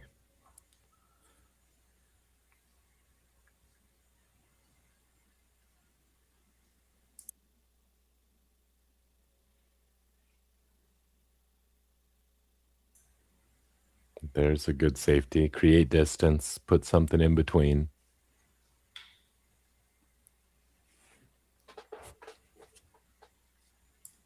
Sounds like 9-ball basics, Dan. I should be taking notes. Too wide for that. And jump shot here for contact. Maybe the 7. We'll see what happens.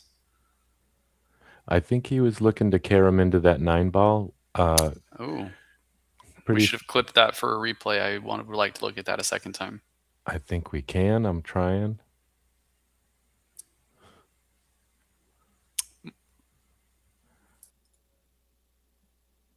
My understanding is you want to clip when you know a shot is coming up. Oh. So when we see a player approaching with a Q stick or a jump cue rather, and we want to capture it, we would hit the save button, and I think it captures the next 30 seconds or something like that. I think they lowered it to 15. That's probably a good idea for these players. Watch the 9.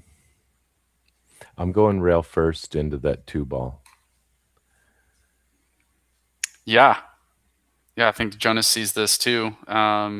Good eye, Dan. This 2-9 could be pretty dangerous over towards this top right corner here.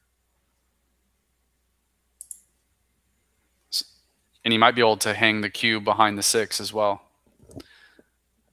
Jonas looking for the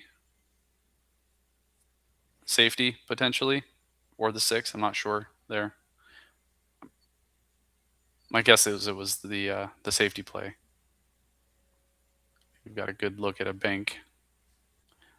Both players playing defense here.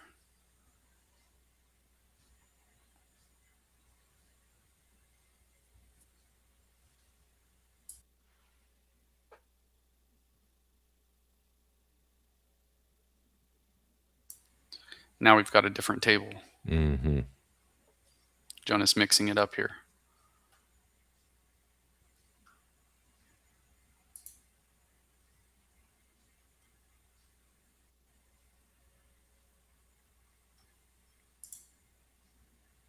Another great safety. Sees the wall. This one looks like we're going for a big jump here. Jumping looks like 2 balls and almost pocketing this 2 ball. Great look by Jonas. Yeah. Fortunately, setting RAYMART up for a good look at the 2. And I think with some top English, he can roll into shape on the 3 or the 3, even carry him off the 3 for the 9. We'll see how he plays this. It being down 3 in a race to 9, I think you're looking to sink that 9 at any point possible. I think he's going to have a good look at not any longer. I wouldn't say not any longer. I think he just overrolled what would be the ideal zone for the carom shot here. I think we'll look to see him play the 3 out. Yeah.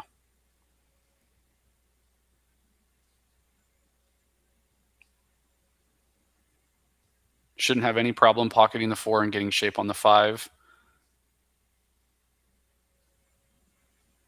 He's got to be careful not to overroll this.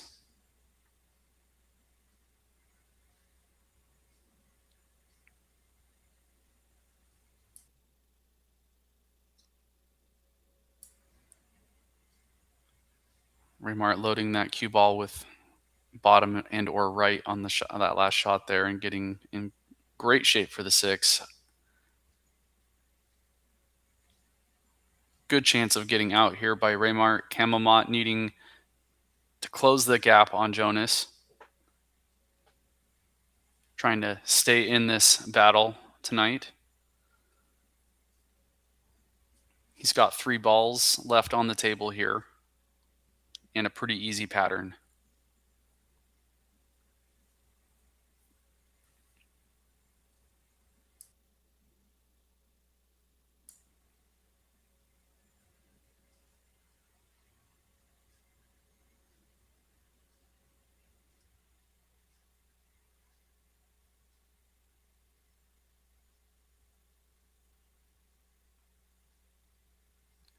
Nice 2-rail shape by RAYMART CAMOMOT here. RAYMART going to 5, closing the gap on Jonas, keeping the pressure on. Nice out by RAYMART. Very well done.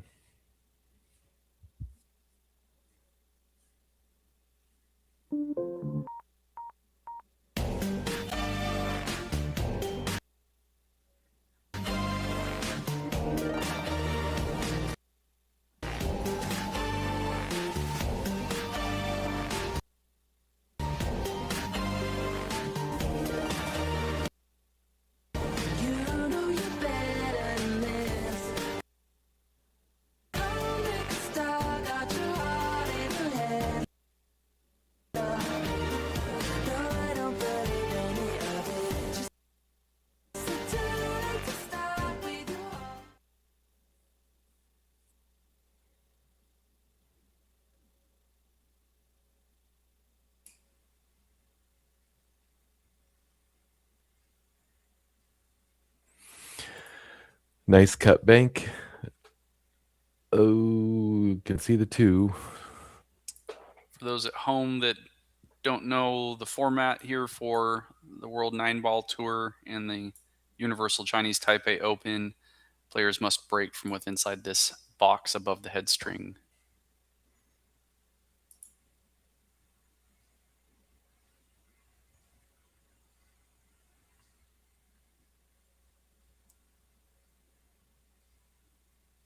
Nice safety from RAYMART. Exactly what he needs to open this rack with. Give Jonas a low probability shot. Jonas playing a jump into a safe and executing it well. A jump draw. Yeah. A jump draw safe. Yeah. Yeah. Jonas looking to put all of the different spins and things on this table tonight. Great safety play. Calling a ref over with how close it is to the 9 ball here. Make sure that we hit the 2 first. No problem. Making contact, hitting it nice and thick. No question there.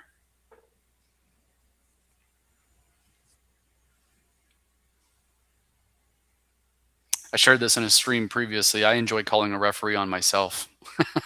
I don't like to let my opponent have the opportunity if I feel, these tables don't have a dedicated referee, so players must signal a referee to come to the table. Well, the reason your opponent would want to call a ref is because if you don't have a ref and you argue, it rules in favor of the shooter. So it calling a ref on yourself is maybe courteous, but you're gonna win that no matter what. If you know what I'm saying. Yeah, I think that's a good point, Dan.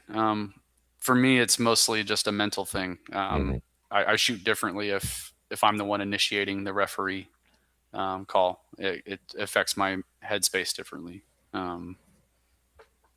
So I guess it's just knowing myself, as opposed to your point. You're obviously don't want your opponent to have all of the say-so over a close call. No chump change on the line in this tournament. Dan, you said the purse was $5,000 for first place? That's right. Yeah. I'm calling a referee, man.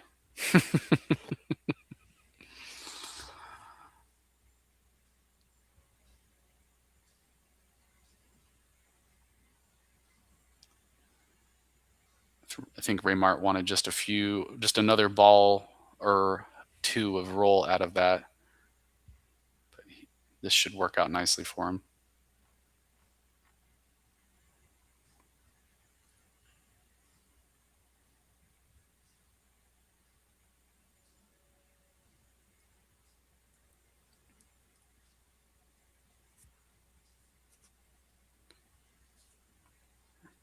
RAYMART shooting. Sorry, Dan.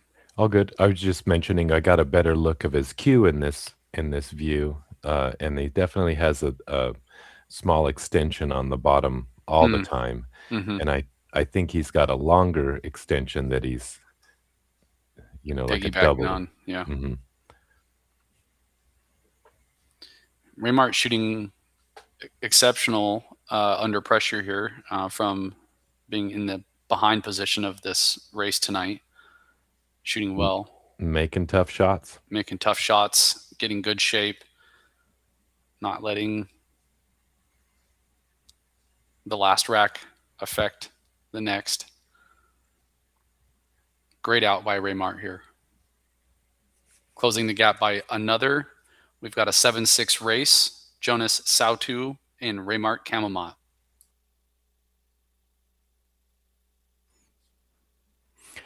So RAYMART breaking a winner break format here. So he is in control. I'd like to see another cut bank or a cut break on the 1 and control of the table. Let's get this evened up again.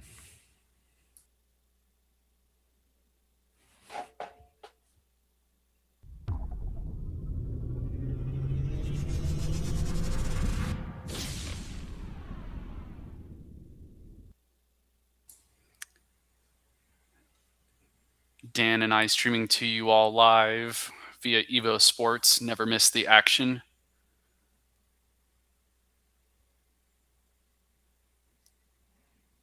Coming into the waning hours and shots of this race.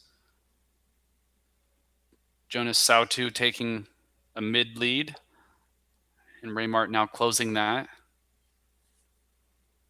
I'd like to see another hill match tonight, Dan. What about you? That would be great. I think we'll see the bridge here again.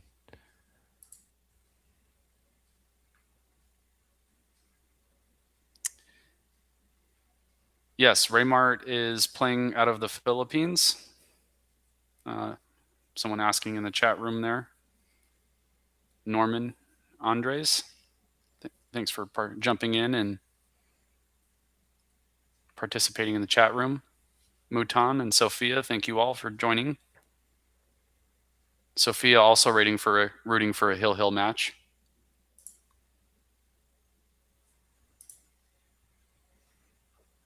Sophia doing commentary for us today too.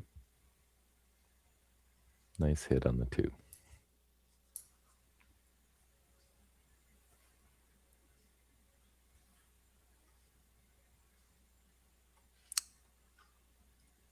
Good hit on the 2, leaving RAYMART unfortunately with control of the table. I think we'll see a few balls drop here.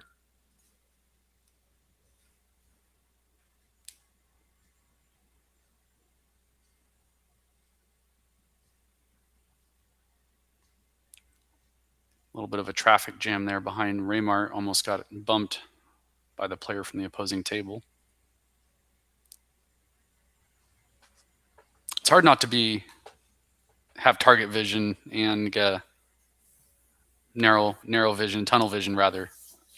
You know, kind of tune out the tables next to you. But when you're sharing these aisles, you got to be courteous, and certainly last thing you want to do is bump into a player who's down on their shot.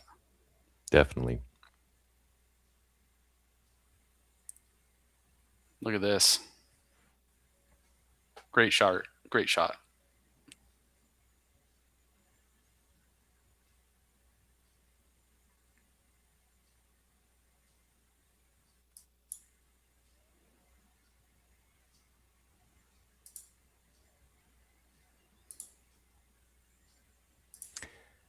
Rattled the side. That was close to the 9. That was not an easy shot. Yeah.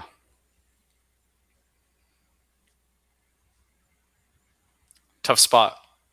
CAMOMOT definitely not wanting to sit down this late in the game. Both players with the ability to run racks here. Jonas only needing 2.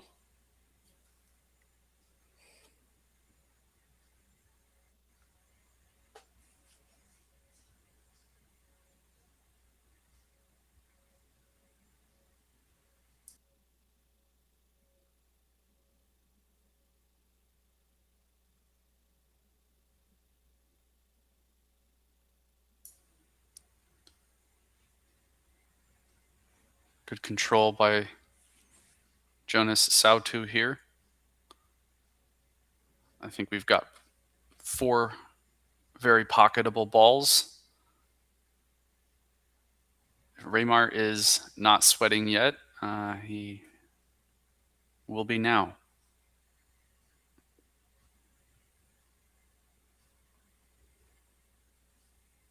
Just a baby follow shot here.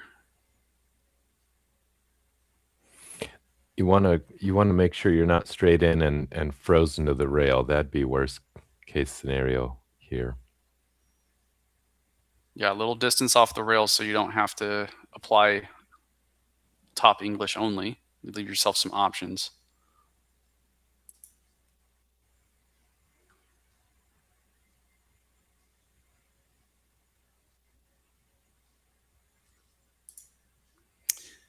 Jonas SOUTO on the hill against RAYMART CAMOMOT. Jonas shaking his head as he walked away from that 9 ball. I don't think he's happy with his shape.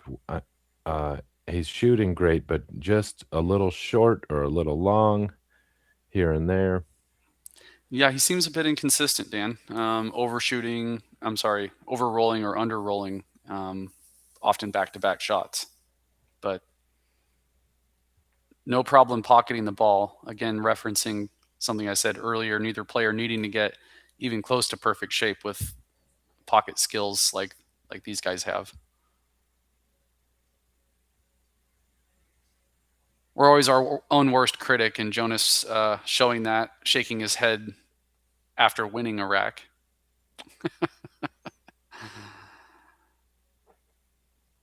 Dry break. Oh, maybe not. 1 ball on the side. If I rifled the one, it didn't take any time for it to drop. I don't think the camera caught it. It was between frames. I would be interested to see the line through that 7-2. You might be able to kick it, call the 7, or we'll make the 7. Ooh, I see it does. Maybe not.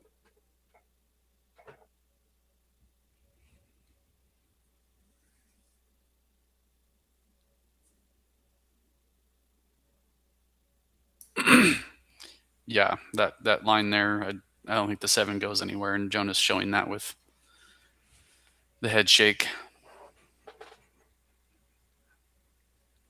Another using good the shot clock for the first time here. Another good pro move is taking a stroll around the table, looking at it. He doesn't want to rush into it. There's a lot to do. Playing safe, or the I push, guess, right? I guess it was a push. Yeah. I'm sorry. Yep. It took a second there. It was the first time we'd seen Jonas using the shot clock, so we thought it was further into the rack. But yeah, that was the first shot after the break, and Jonas executing a push shot there. Now Pretty much left the same thing. Yeah. He said, you deal with this. Yeah. And RAYMART quick to volley it back. No, you have it. Obviously, this 2 doesn't go in very many pockets. It looks like Jonas going for the kick bank. Narrowly misses. Good attempt. Yep, and didn't leave any problems. Good attempt. I feel like if maybe he had taken another second to look at that, he could have pocketed that ball. That was really close.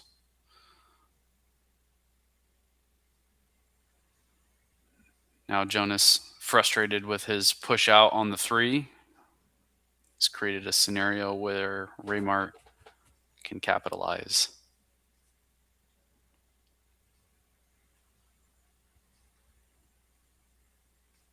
I was just thinking that the 4 to the 5 was tough, but he moved the 5, and now it's not tough.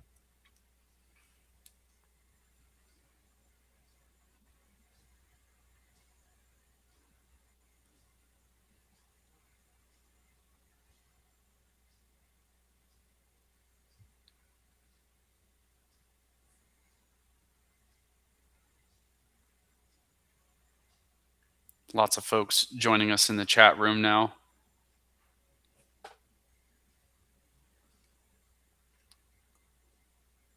All right, this late in the game, let's hear from the chat room. Who's taking the set tonight, guys?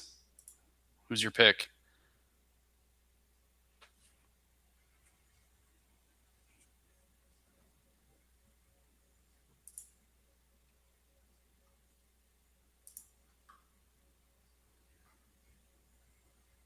You know me, Dan. I'm an underdog guy. I'm always rooting for the lower ranked player in any set. Absolutely. Fargo's just a number, and these players are both excellent shots.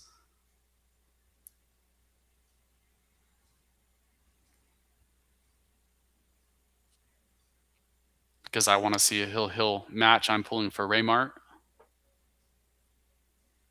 Nothing against Jonas. I just want to see him shoot again.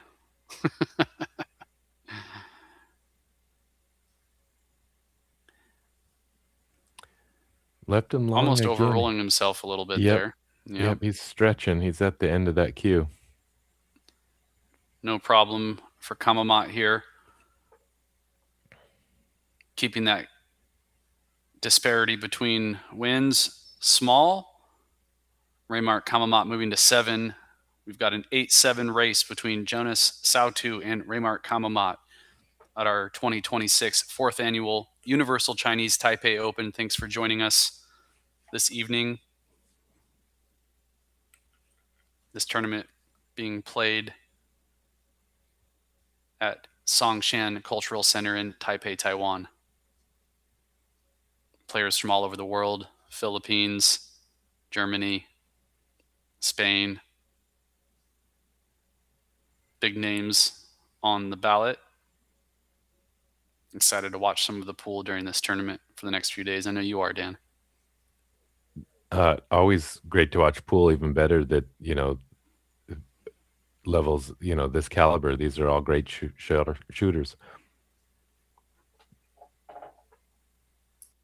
Oh, did not want to see that one. Big mistake here at the end of this set. You do not want to give ball in hand with an open table like this when your opponent is on the hill. Not when your opponent is Jonas SOUTO and he's been running balls off the table here. He's ready to shoot. He's not even going to let this ref get this 9-ball spotted, man. he wants to go, go, go.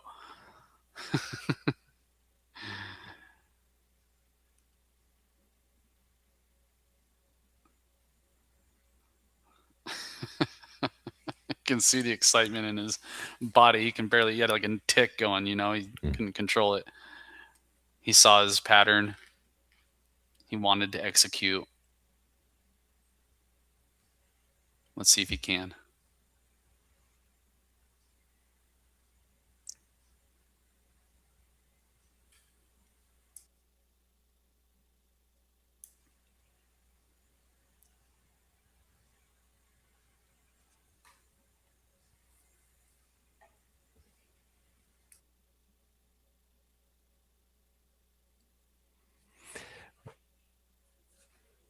Look, that looks a little bit far to me.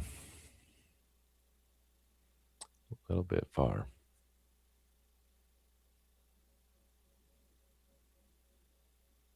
Yeah, he didn't like that leave. He's going to... Sophia is calling for Jonas on the W here, and Mouton rooting for RAYMART out there. Love to see people pulling for both players.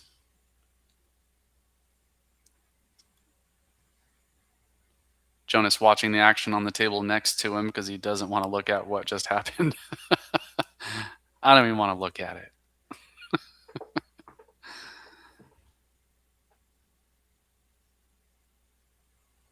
I do that too. It's kind of a nervous thing for me. If I don't look at it, maybe he'll miss, you know? For me, it's like getting out of my own head. If I can just turn around and look at a game that I don't care about, I can just kind of enjoy watching pool again. Yeah, I see. Good point.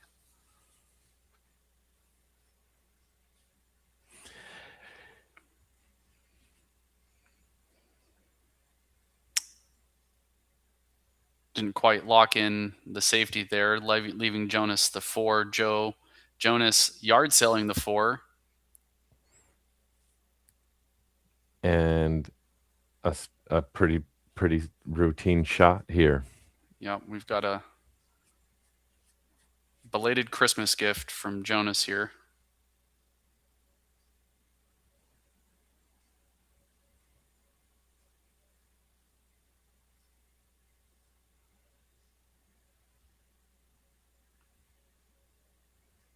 Nice play by RAYMART.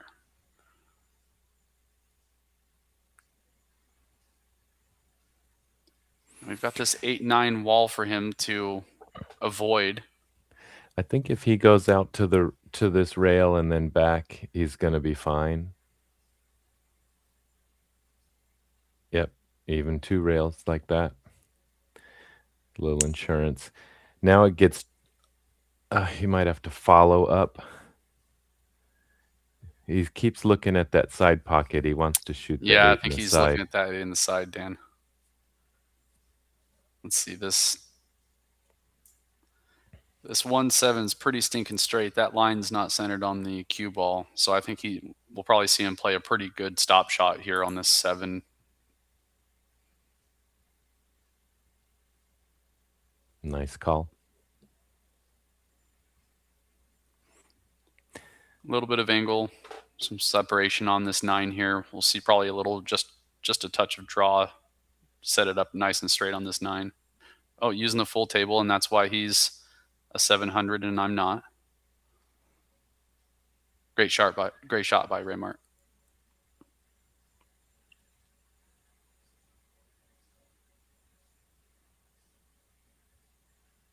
And Hill Hill. Hill Hill, that's what we like to see. Good comeback by RAYMART, tying it up for the first time since, I believe, 3-3 in this set. This is exactly what I was talking about. The winner break format, you can get on a roll in 9-ball, and if you know the other player's getting cold, you're warming up. Mm-hmm.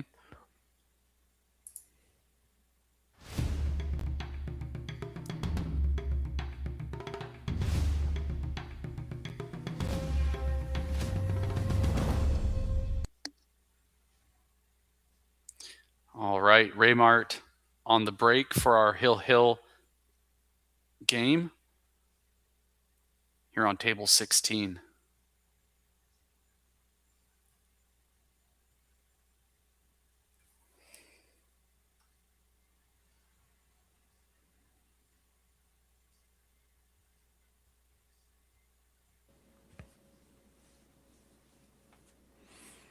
Oh.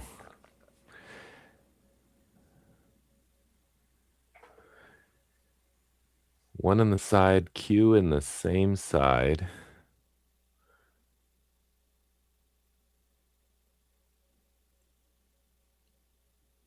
Gonna call a ref to get that cue ball. Yeah, playing a game of operation there. You don't want to touch the 7 and use the refs while they're there.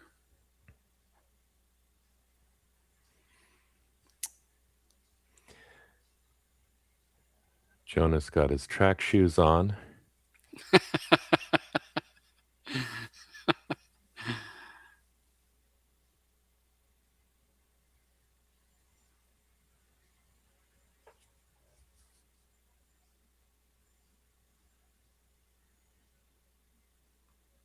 Where's he going to go with this 4, Dan? It looks like he's Yep, he's looking in this bottom It left is good corner. past the 6, yeah.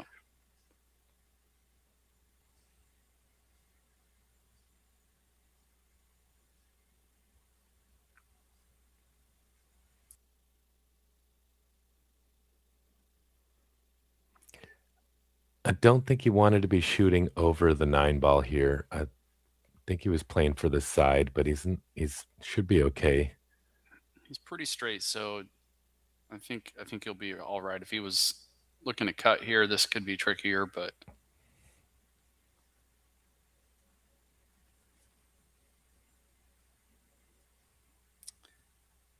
this table looking very runnable at this point. Watch your speed.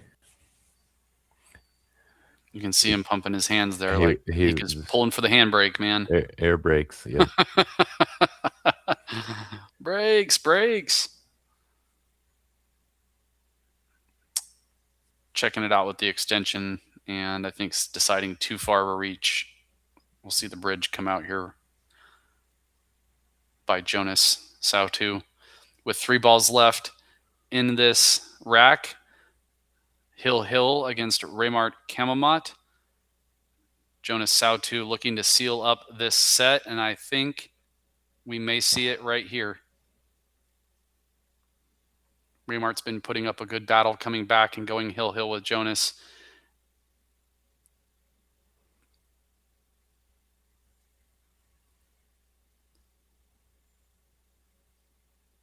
Great out by Jonas. Good set by Jonas SOUTO and RAYMART CAMOMOT. Jonas advancing. RAYMART moving into the B side. Thank you for joining us here on table 16. This is Chris Boatman and Dan Dudley. And Dan Dudley. And we are going to be up in just a few moments at 1 o'clock. Dan, what table are we on? Oh, 8. good question. I play a couple of our sponsor That's videos on here the on the outro as players move their gear out of the way.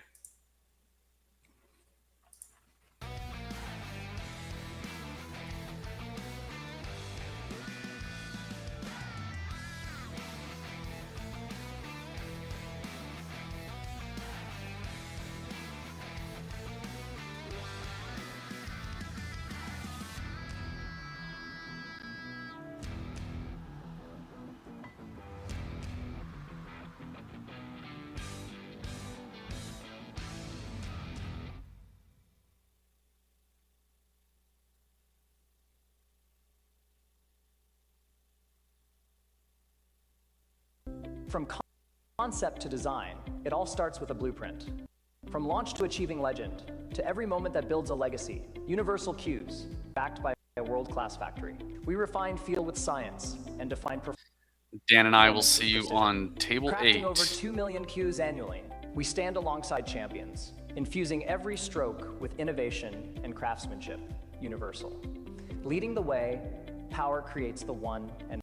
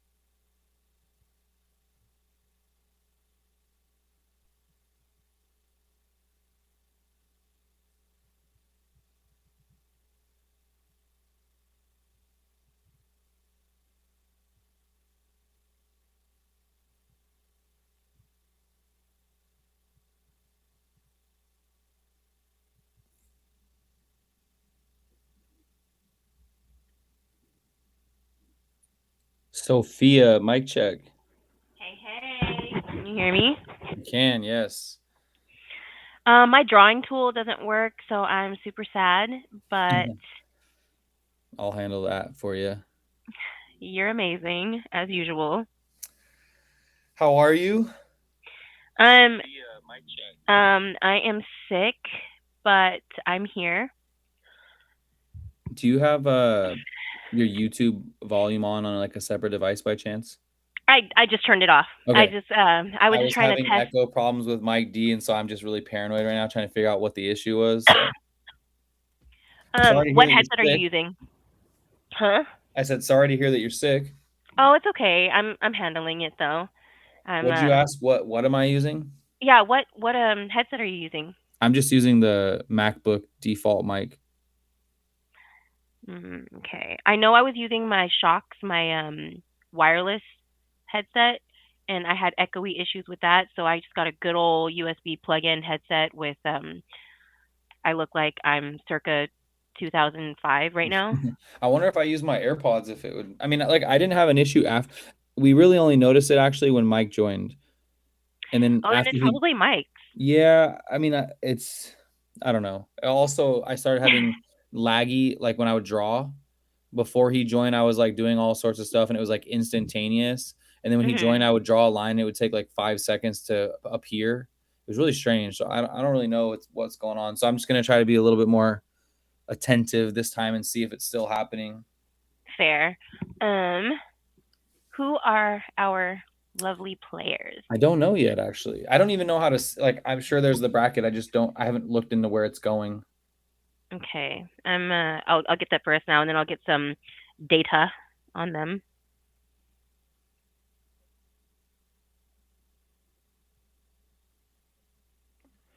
I got so spoiled. I was like fangirling so hard. So the last 24 hours, I didn't know obviously who I was going to be commentating because I didn't look, and I wasn't even sure if I could look yet. We didn't know. We didn't know until today. Okay. So yeah, I didn't know, and I was like talking to Cole Gibbons earlier. Shout out to Cole Gibbons and Morgan Joe. I was talking to them today, and I was like, man, how cool would it be like if I end up getting like FSR or Aloysius Yap or something? And then sure enough, my first match was FSR. You're so whatever. I typically don't have very good luck, and I think I just used all of my luck for 2026 right there. You better stop it. Don't say that. Do not speak that into existence. Okay, so we have two players, Marvin ASIS and Edward KOYONGIAN. Okay. I'm totally guessing on the pronunciation on I know, oh my gosh, the last match I was like, if anybody knows if I'm wrong on the pronunciation, please put the correct pronunciation in chat. Yes. So they're going to do some warm-ups here. So obviously Edward is right there. He's Filipino. Okay. Pinoy? Pinoy 803. Okay. That's okay, I guess. It's aight. It's so crazy. I was having this conversation the other day. It's so crazy how like 5 years ago, even 4 years ago, there was like only 3 players over 800, and now there's like 70 players or something like that over 800. It's absolutely wild, and I'm loving it. I'm here for it 100%. Well, yeah, because a lot of people that don't understand like statistics and stuff, like with the way that the algorithm works, there's a Fargo like poll. So like the more players who continue to go over 800, it's going to bring everybody else up. So like some of the Fargo increase that even amateurs like us are having is in part due to like those guys going up so high, because it just keeps trickling down from whoever they played and then whoever they played that played us. And so, yeah, it's pretty cool because it's like we're going to just keep going up just because they're getting better. So my 1 point increase, yay! Potentially, yeah. I mean, a lot of times, like there's a guy that I know, for instance, that I played with. He kind of like, him and I played a little bit together before he like retired from pool. He retired at like a 590, and now he's like 601, and he hasn't played pool in 4 years. But because of everybody else moving, he's just going up too. And that's exactly like what I'm getting at, is that there's a little bit of a I call it like a Fargo inflation. Everyone is going up, even if they haven't necessarily gotten that much better. It's just because the new standard is being raised. So like everyone is going up with it. Yeah. Okay, Fargoflation. Okay, with Marvin and Edward, their WNT standings, Marvin is at number 63 versus Edward at 99. Wow, so still both top 100. Yeah, top 100.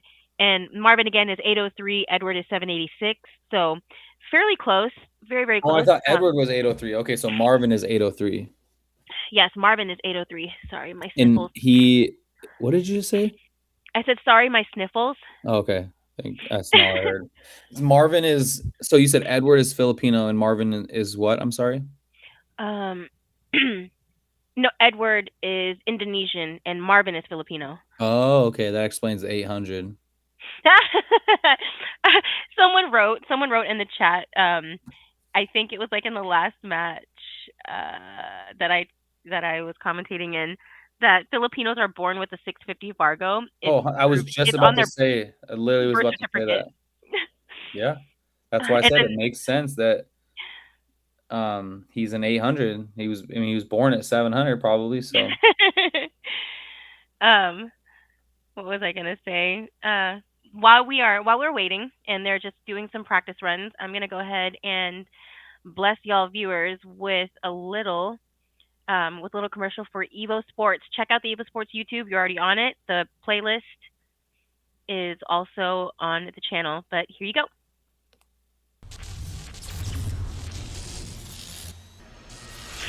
You can still hear me, right, Dylan? I can, yeah. Introducing EvoSports. Yeah, this is gonna be fun.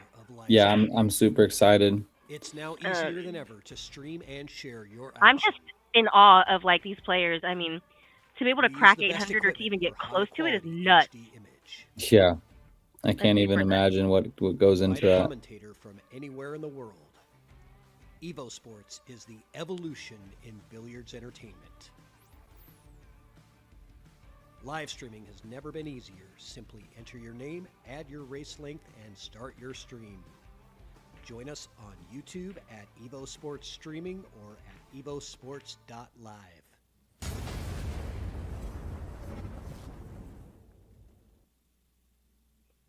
All right, here we go. Lag time. We're getting the ball rolling. It's just so incredible. Speaking of the EvoSports thing, just so incredible what they're doing and what it's come from. A few guys from the northwest part of the globe wanted to be able to stream some matches and have some commentary. Next thing you know, now we have multiple tables at the 4th annual Chinese Taipei Open, remote commentary from the northwest part of the United States. It's just so cool, so unbelievable, and I'm so excited to see where it's going to where it goes.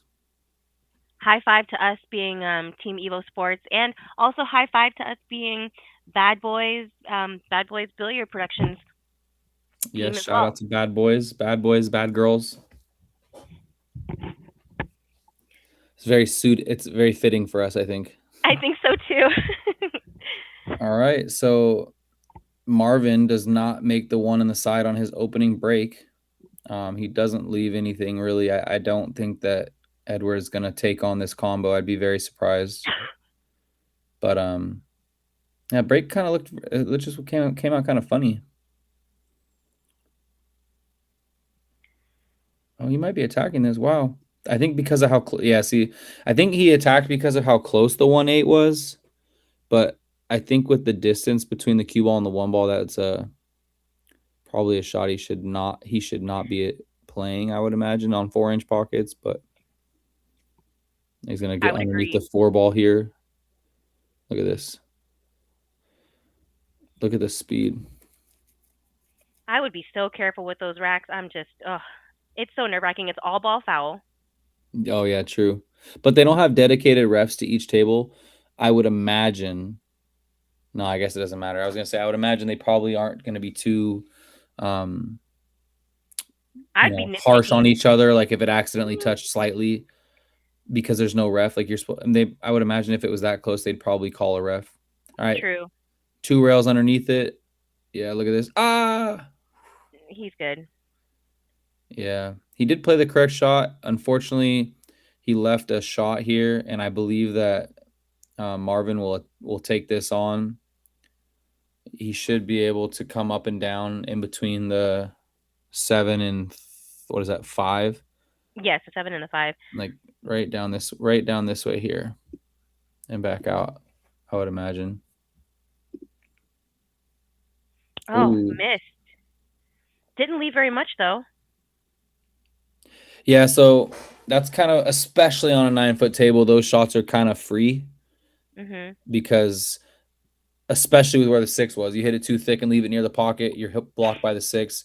If you hit it too thick or thin, it comes back out down the short rail like it did. You're leaving the cue ball 6+ feet away. So, Oh, he's going for it because he's loading that up with, right. Oh, and misses it completely. so I That's think the danger. he kind of had the same thought I was just talking about. Like, he knows that if he misses, even if he misses, he's probably going to be safe because of the 6 and the 8 ball there. But got to make contact. You gotta hit the ball though. You're not safe if you don't hit the ball.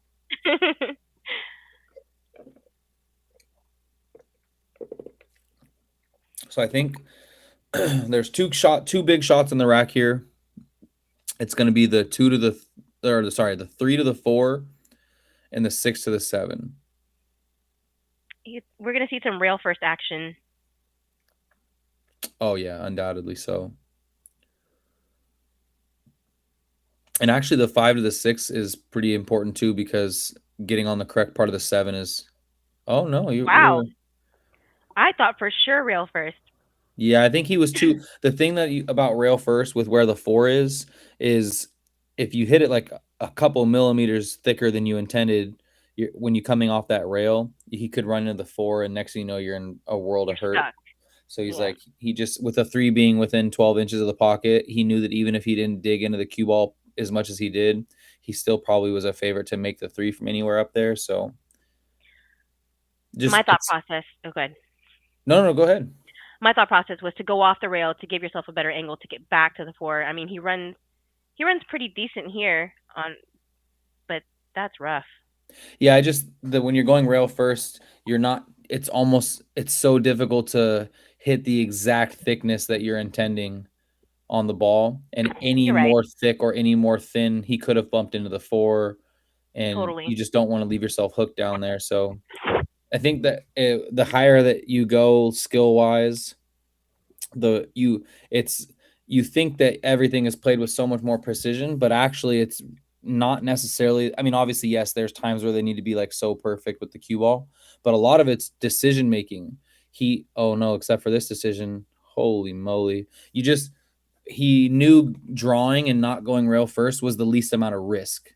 It might not have been the best reward, but like, it's all about assessing risk when you're playing these shots, and the higher you go, the less risk they take, because they know that they can come with whatever shot they need to. And so that, I think 100 points, decision making is worth 100 points in Fargo if you're making the correct decisions all the time. Oh, guaranteed. You're right. All right, so it looks like Mr. This is Marvin. No, wait.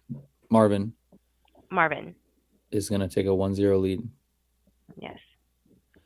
I like that he went forward on the 8 ball there. You see so often now players electing to draw all the time, and I'd be curious to see if it was like Hill if he would have drawn, because I've been noticing though, no, players have been going forward a lot on these tables. I think that there's something to be said for being early on in the tournament, trying to get a good feel for the tables, the speed, the rails, letting your stroke out. I would imagine at this point in the tournament, being so early, it's probably still a double elimination side. Not saying that you want to lose. However, certain shots and certain decisions will be made differently early on when you're trying to get yourself ready and warmed up for a long tournament than if you're on the 1-loss side, or if you're on the single elimination side. You're probably going to play things to whatever is most comfortable for you, rather than trying to get a feel for the tournament and whatnot. Or not a tournament, getting a feel for the table. And because like ultimately right now is the best time to try to like see how you're feeling. How's my stroke? How's my confidence? How's my timing? What's the speed of the table? How are the rails grabbing the English, or how are the rails grabbing the English? These are all things that you really want to get figured out as early as possible in the tournament.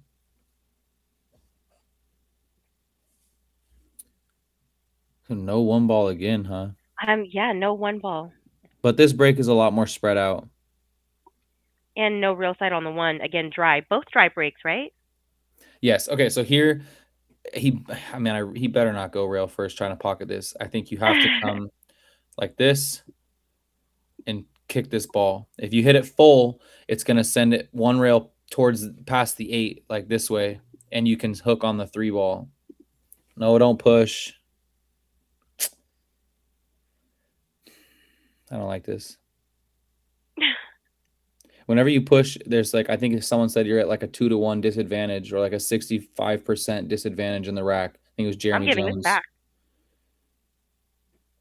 What would you do? Hell yeah, I'm giving this back. Actually, probably not. It depends on. So this is the key part of my decision right here. This cue ball, because it's on the rail. What the heck? Why is it not doing a circle? I have circle selected. There we go. Because it's on the rail, I give it back. If I had even an inch or 2 inches of room, I would take it on myself. Because like I said, the shot that I told you is laying really nice. It's actually laying even nicer now because you don't have to use any spin or anything. Mm-hmm. But I just don't love having to shoot it from the rail. But yeah, you're going to see that he's going to kick at this and try to send it up by the 8, hook on the 3. No, I lied. He decided to leave it over the pocket. Yeah, I don't like that. I mean, the other shot that I told you is so much higher percentage of getting safe. And even if you didn't get safe, you're sending it near a cluster of 5 balls, right? Like all of these balls down here provide cover or of some sort, like, you know, because he hit that speed about as perfect as he can. He's frozen to the rail and he's still, oh, he knows but more than I do. He played a safety trap.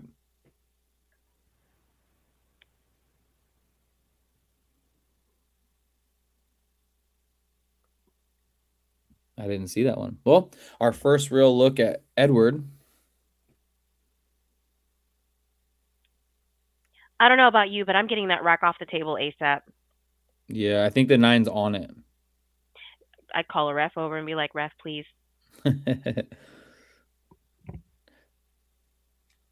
Ooh. I know, right? To me, it seems like Edward so far is he's playing a bit, I would say a bit relaxed is probably the nice way to say it for the like circumstances and conditions of like what's at stake and being such a large tournament. It's obviously a good thing to feel like loose and relaxed and free flowing. It just seems to be a little bit more so than normal than I would expect of most other people at this point.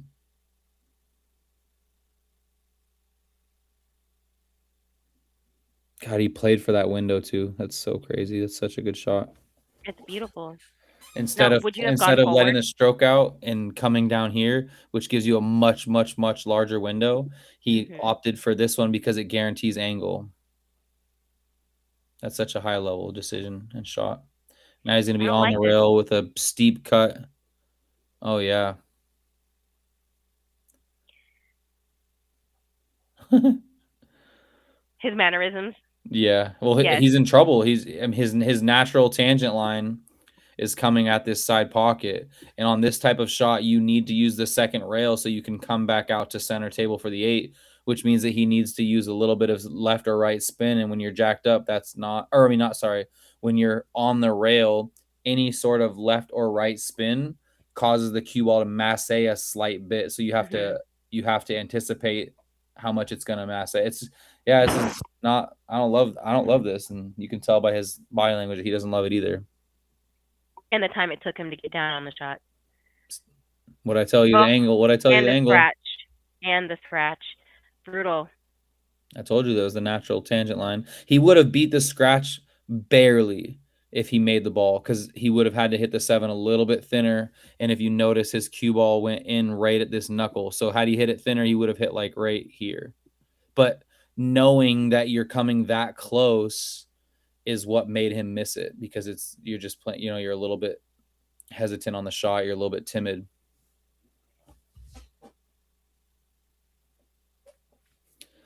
Tough break. I mean, he hit that 6 ball so good to end up on the rail like that. Like, I don't care how good you are. That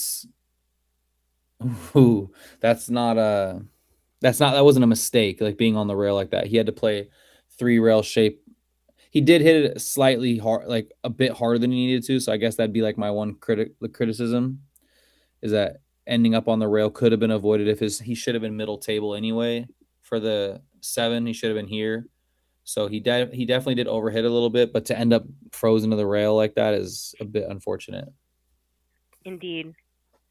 Okay, so I looked up the pronunciation for his last name. It's not ASIS, it's ASIS. It's ASIS? It's ASIS. So Marvin ASIS. And I'm still working on Edward's last name. KOYONGIAN. You're going with that? That's your final answer? Yep. Lock it in. Okay. Lock it in. Okay. I'm looking it up now. Are you like phoning a family member, or how are you doing this? I'm doing it by the country's pronunciation guide. Oh, wow. Look at you, how smart you are. So he did not make the one in the side again for the 3rd time, but a ball got kicked into the upper right pocket. So he did make a ball this time, but he needs to get that break figured out because he is missing that one ball by about 2 inches low.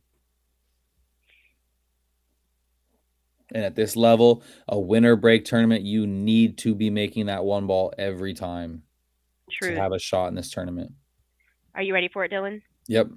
It's KOYONGIAN. See, you know what sucks is like that's what I would have said, like because I feel like that's the like American way of pronouncing it, how we would pronounce that, right? Yeah. But like I felt like an Asian culture would pronounce it like more silently, the G. But okay, well there we go. I was wrong. I can admit it. Well, no, this is just according to my interpretation of the pronunciation guide. So we'll find out hopefully from someone in chat. Okay, yeah. I mean, like I've been wrong once or twice before, so. Oh, I'm sorry. We weren't joking. What are you talking about? Once or twice. And Edward, however you want to pronounce it, is going to be sitting in his chair, reflecting on that 7 ball a little longer, as Marvin likely takes a 3-0 lead. But he got funny. Oh, he's going to pull out my favorite shot. He has to. He's going to power draw. Come on, do it, baby. Because he's 2 straight on the 3. What? He you said, played no, short I'm going to side perfect. From there? Oof. Look at that. Holy macro. But he's straight on the 4. He's not straight. There's an angle, no? I And think even there's a if he is straight, slight angle going towards the short rail. then he can draw off. He can draw off the rail here. Oh, he's going to go. He's stunning. He's got more angle than I think. Yes. Beautiful. I mean, so beautiful. In Tagalog, that would be maganda. So he's going to go down 1 rail between the 7-9.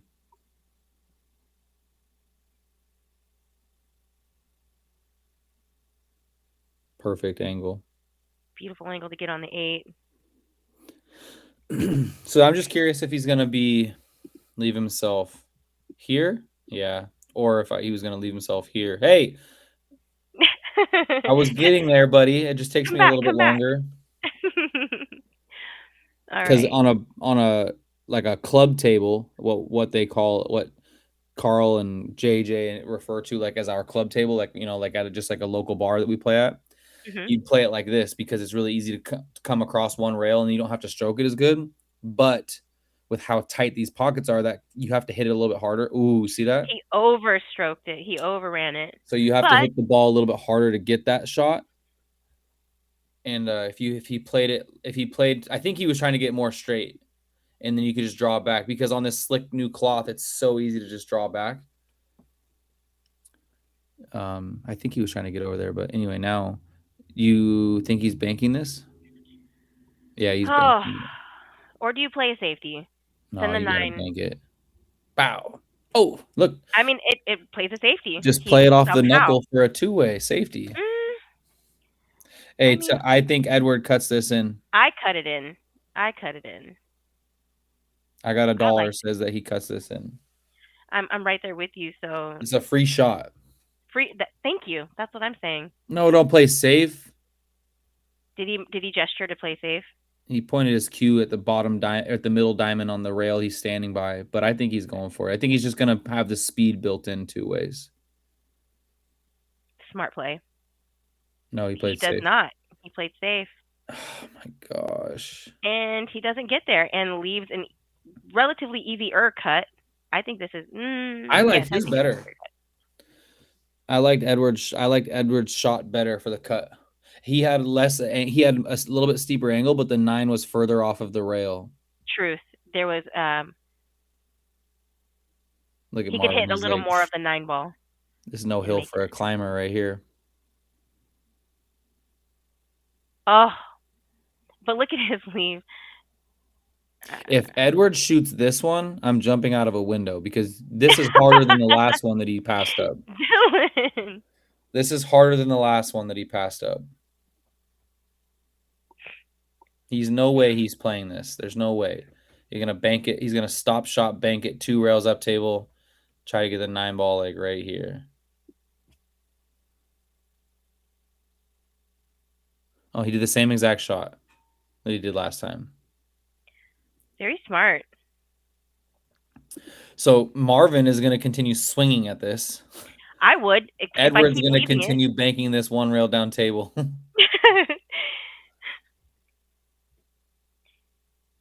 I mean, I feel like this is pretty much the same shot. Yeah, 100%. And he's now even more ready for it because he just missed it last time. He's going to adjust and sink this in. Oh, see, he did adjust. Last time he overcut it. This time he undercut it quite a bit. All right, Edward. If you don't shoot this one, come on, buddy. I got faith in you. He's just going to go. He's looking at it. He's going for it. With the other guy real quick. All right, he's got it. He's feeling it now. He looked at the potting angle. He's ready to go. Does he roll this center ball or does he stun at 2 rails? I say stun it. Stun it 2 rails. Don't roll it. Just commit. And he did stun it 2 rails. He made it in the side. Leaves it in it. Oh my goodness. He almost made it in the side. A little harder. ASIS gets it. So that shot now makes me understand why he passed up the other 2. He's not feeling good right now. He's feeling pressure. He's feeling tight because that shot. I am not sitting here saying that was a hanger by any means on a 9-foot table with 4-inch pockets on stream. I'm not saying, but for his level, that is a shot that he would favor himself to make under any other scenario. And he hit it. He missed it very thick. Like he was probably 2 to 3 inches too thick on that shot. So I'm curious to see what happens moving forward on his next available opportunity at the table, because the last opportunity he had before that was the 7 that he missed and scratched on. And I think that's kind of playing towards him not feeling as confident as maybe he normally would. And as we know, in pool, you miss a ball or 2. Next thing you know, you can't make anything because it's so mental. So I really hope that's not the case for him. I'm looking at him and looking at him sitting there. I'm like, Edward, sit up straight, sit up strong, King. Let's go. Get in the game. Yeah, you really got it. I agree with you. It doesn't seem like he's doing too much to try to let the last 2 mistakes go. Like, there's a way you can sit in the chair and there's a way that you can really sit in the chair. Exactly. Like, how you want to make sure, do whatever you can to let that go and try to focus on what's ahead. And it looks like he's still kind of dwelling or maybe sulking about the lost opportunities that he had. So 100%. We'll see. He's going to get an opportunity at this rack, I would bet. I was wrong. Oh, no, I wasn't. Bad bump on the 3. That's a really bad bump on the 3, yeah. Okay, well, he should be banking this ball down towards the 7 and playing the cue ball in this area over here. Almost like a 2-way? No, I'm sorry. I meant banking for safe. He's not going to play. Okay, I was going to say. Spot. He's banking it. If I were him, I'd bank it at the 7 where his hand is. Just like you said. But he leaks out just enough. Yeah, but that's because he shot that with a little bit of outside spin. I think his intention was to come off of this rail and at the 6. But he hit it a little bit too thick, which is why instead of hitting the 7, it went between the 7-9. So it's just like a fraction too thick from what he was intending to do. And if he hit it a little bit thick, a little bit thinner, he would have been at the 7 and the cue ball would be on the 6. What a shot. There we go. We asked how he was going to respond, and there we have it with a great shot. And Look the how that 8-9 lined 8-9 up for him well. So nice. He's going to draw past the 6 1 rail and up to the center of the table. Just like that. Doesn't have a lot of angle. Does he need it though? Just draw back. Just Yeah, well, he's got what he's gonna need is an extension because he's right-handed and. Or does he? Oh, he's gonna draw. He's Yeah, definitely just gonna draw because he needs angle to get back over for the 8 anyways. Oh, he could stun. Yeah, even easier, even better. Hit that so well. You draw this, or do you run it forward a little bit? I like running forward. So it's funny. I just had this conversation recently. I used to always go forward on these shots, but I've ever since I started doing the yo-yo stuff more, I started drawing more because it, like pretty much most shots in rotation, if you stay in line, you're in the center of the table and you're stunning or drawing to the nearest rail.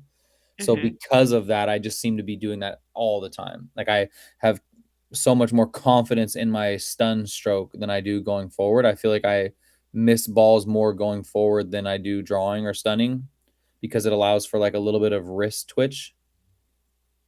There was no wrong answer there, but I'm just saying like if I'm shooting a ball, perfect example. I forgot we have these. So let's say my cue ball is here.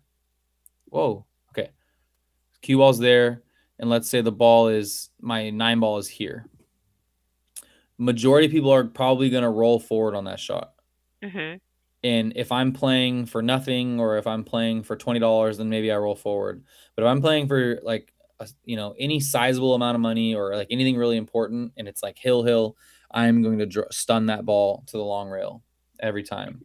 Just because Chris Byers, local legend, local GOAT to where I'm from, I saw him shoot a shot one time that he stunned, and it was in the side pocket, and I was so flabbergasted that he stunned it instead of rolling it. And I asked him why, and he said it was because when you shoot a stun shot, there's much less chance for like any doubt in your mind to cause you to like, decelerate or to twist your wrist or guide the ball. All you're doing is delivering a solid stroke. You're picking Like your aiming 100% spot hit. and you're delivering a solid stroke and you're relying on your mechanics and your fundamentals to get you there.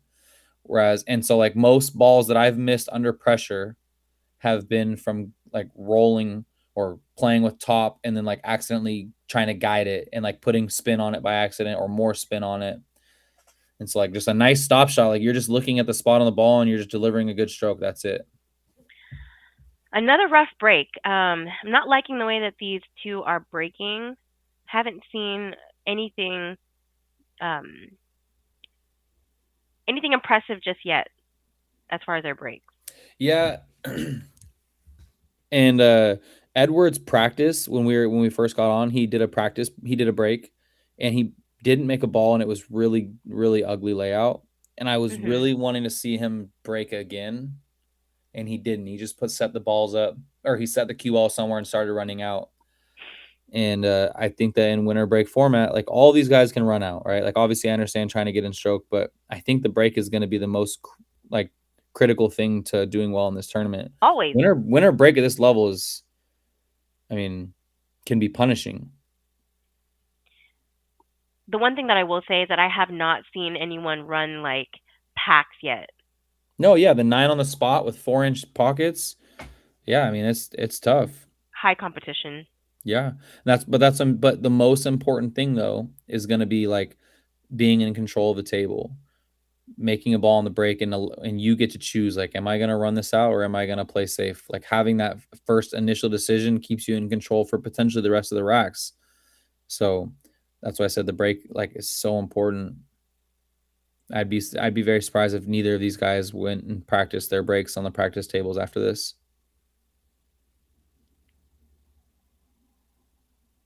Ooh, I like that.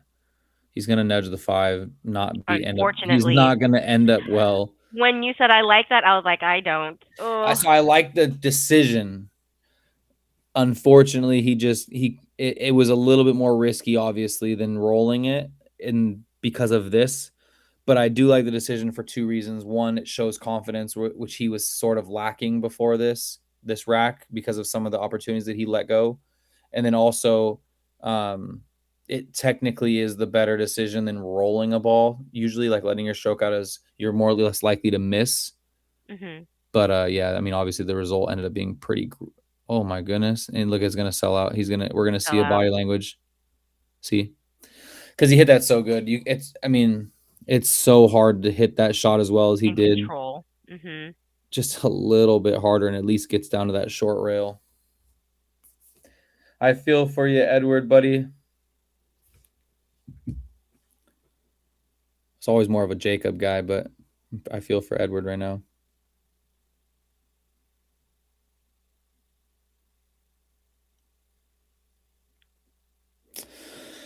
It's looking like it's gonna likely be a 4-1 lead for Marvin here in just about 35 seconds. No, maybe 55.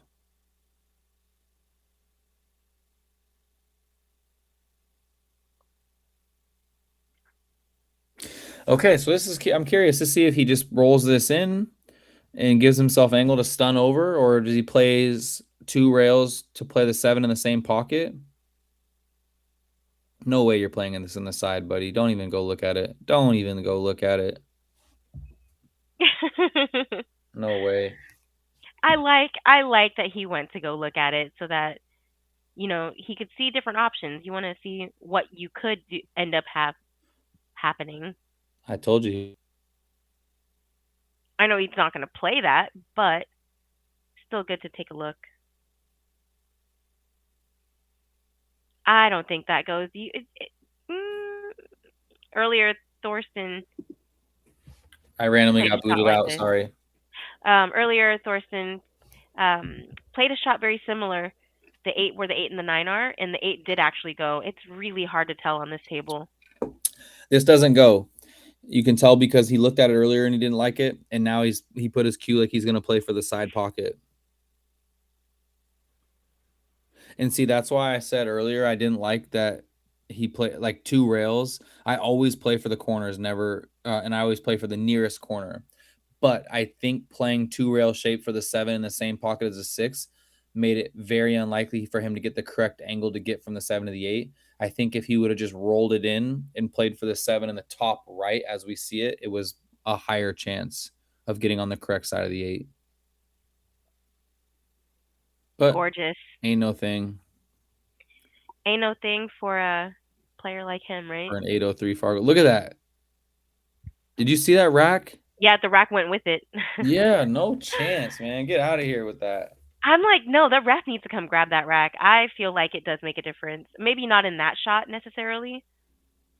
We're going to see a player's break, I'm sure, so we should probably do a couple commercial breaks. At least one. Let's go ahead and play a turning point.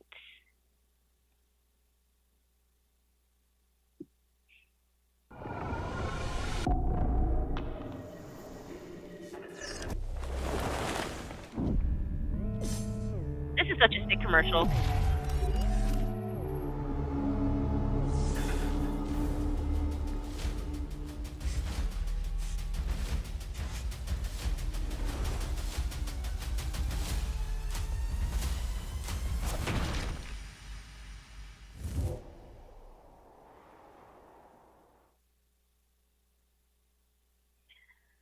All right, folks. With that being said, I do want to direct y'all over to the EvoSports channel on YouTube. There is a playlist that will have all of the tables that are being broadcasted through EvoSports at the venue, and more on EvoSports. Get involved. Get your local venues involved as well.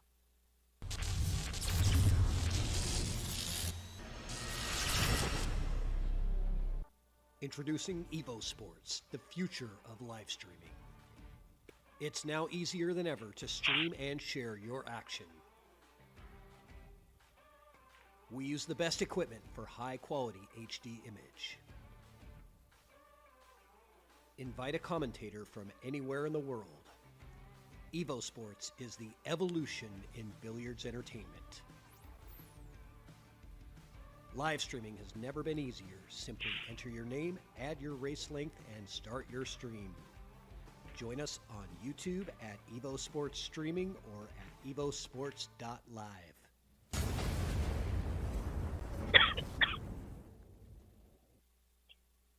And it really is that simple. I have attended various venues that have EvoSports. I just played a live stream match recently where you just enter in the player's name, enter in the race, what game, and boom, shakalaka. You're ready to go, ready to stream on YouTube. Yeah, it's really great. I think that even outside of I think the obvious advantages to EvoSports and what they're doing with streaming is like the accessibility for ourselves, right? Like first and foremost, not even just in the sense of like who can watch you, but being able to go back and watch your own matches and learn from yourself. I remember when I first started playing pool, I was at a local pool place with a tournament, and there was a guy there. I've never seen him since, but he was there, and he had brought a camcorder and a tripod, and he set it up for himself while he was practicing.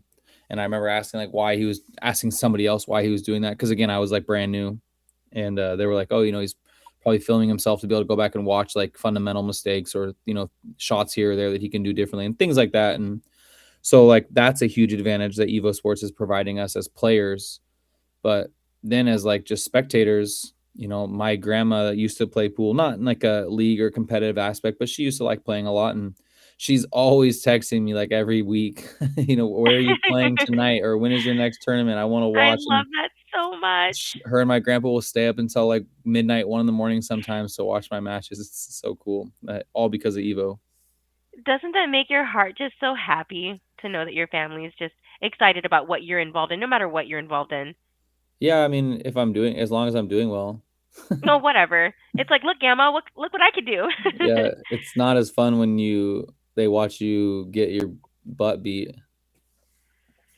Well, none of us are pros. Yeah. All right, really quick before we continue here, I'm going to do one more commercial. Let's talk about the cloth. CPBA, the official cloth of international championships, crafted from cutting-edge weaving technology. It defines the pinnacle of smoothness and durability. When the world-class tournaments ignite, legacy unfolds upon this stage here. Every decisive shot begins on a foundation of absolute reliability. CPBA, the choice of champions. In the name of the cloth, legends are forged. Okay, so never mind. I can't ask that. Anyway, why? I was gonna say if you were like all things aside, nothing to worry about, nothing to consider, and you were buying a table, let's say for your house, what are you getting? What table? What cloth? What balls? That is such a tough question. I mean, you're talking to someone who, I feel like I'm biased to the equipment that I've already played on. I don't know enough, and I don't feel like I'm experienced enough necessarily to say like, oh, well, I like this cloth better than that cloth. I mean, so far from all the tables that I have played on, my favorites are definitely Diamond and Rasan. I mean, those are the two that I'm most commonly playing on out here. Yeah. Partial to Simonis. I don't know any other cloths. I haven't been exposed to very many other ones other than your typical bar, no name, whatever cloth. Right.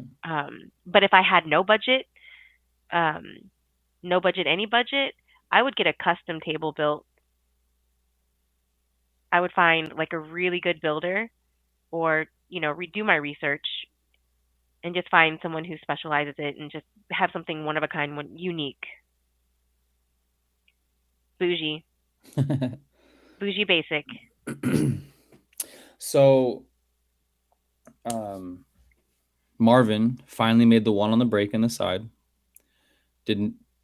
appeared to be hooked on the 2, but cut it in anyway. And got snugged up on the 3 ball with no really reward.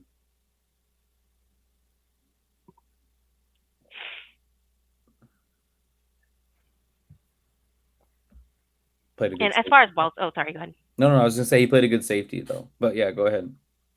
Oof, I thought he could sink that easily, but his queuing, well, it paid off. Look at that leave. His queuing made it really challenging to make that ball. I like Dynasphere. Like what they're playing with now. Yeah, I have this set. I haven't cracked it open, but I've played with it from other people before, and I do like it. I like the look, and I like the classic look, but like an upgraded classic look, if that makes any sense. Okay.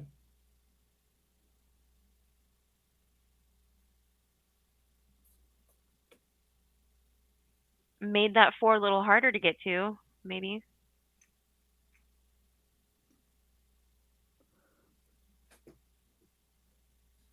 Oh, you can get there. One good stroke. He's got the perfect angle.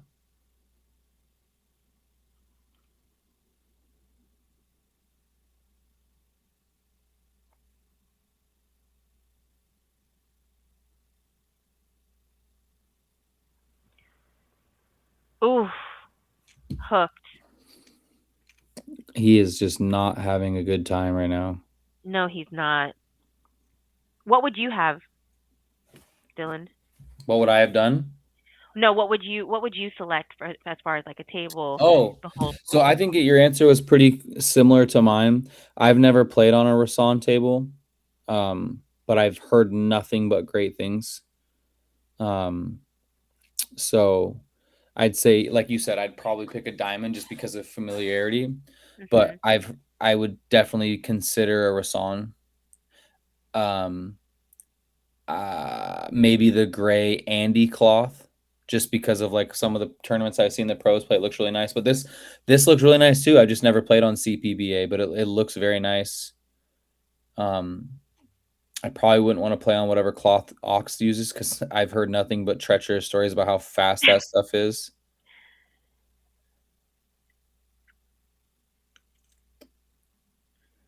He didn't quite get there. No, he didn't. And what his goal was to try to tie up the 8 to the 7 to make it challenging to pocket the 7. Yeah. I find that interesting when people go that route because 3-foul rule applies, but I do understand that it can be challenging to 3-foul people. At this level, yeah, it's so unlikely. And here's the thing that you have to consider and what they're thinking about. They are not, so in the situation he was in, he's like almost guaranteed to not make good contact, right? So you're giving up ball in hand almost certainly, which means that at this level you've essentially lost. So you're just trying to do whatever you can to give yourself another chance back at the table, no matter how ugly it looks. Because especially if they're going for a 3-foul, let's say, you're getting 2 more chances back at the table to get some sort of favorable roll and help you win the game. They're looking at it as a percentage. It's like, I've already lost, basically, if I don't hit this 4. So what can I do to try to give myself a chance to get back to the table and create some sort of luck for myself to try to win this game? Understood. It's not about like, am I gonna get 3-fouled and lose? Because they've already lost at this level in their mind. Your opponents with open tables at this level you're a huge underdog to win. So you just have to do whatever you can to not have what he's doing now, which is sitting in the chair, because you cannot win from there. So yeah, that's why you're typically trying to tie something up. Even if you do get 3-fouled, it's okay. You had 2 more chances to try to do something and get something going your way to turn that game around rather than just watching him run out like this. I think so for balls, that's probably my least knowledgeable side of the game. Like I couldn't even tell you looking at any balls what balls they are. I don't know how people do that. I have no clue. I really like the Predator balls. I know that just because like that's the only like nice set of balls at any of the places around me for tournaments, like Midway. I think you've played there. Like they have Predator lights and the Predator balls, and I really like those. I like the cue ball the most. The black like triangles or whatever that are on them. Yes, I know what you I think mean. those are really appealing to the eye. I don't like the whatever balls are black instead of white. I don't like those. That's the Aramis black. Yeah, I don't like those. I mean, they're nice when they're new. Every new ball looks nice. I don't typically like. I think it's Aramith Pro or whatever. Like just like they're like a shiny version of like what pool balls looked like 30 years ago. I don't like those. I like the pink 4. Like that's my favorite ball in all of pool is the pink 4. You would. Yep, I love that ball. All right, so again, these guys and their breaks. The breaks are their Achilles heel. Yeah, I mean, Marvin has had 5 breaks now. And wait, right? Lag 6 breaks. Oh, maybe 5. Whatever. He's only made a ball one time. The one on the side one time. Get safe. Yep, got safe. He does get. Oh nope, it's gonna come right out. It's gonna keep rolling a lot further than you think, but I don't think this goes though. But he's definitely got an easy safety. Agreed. Well, I guess I wouldn't say easy.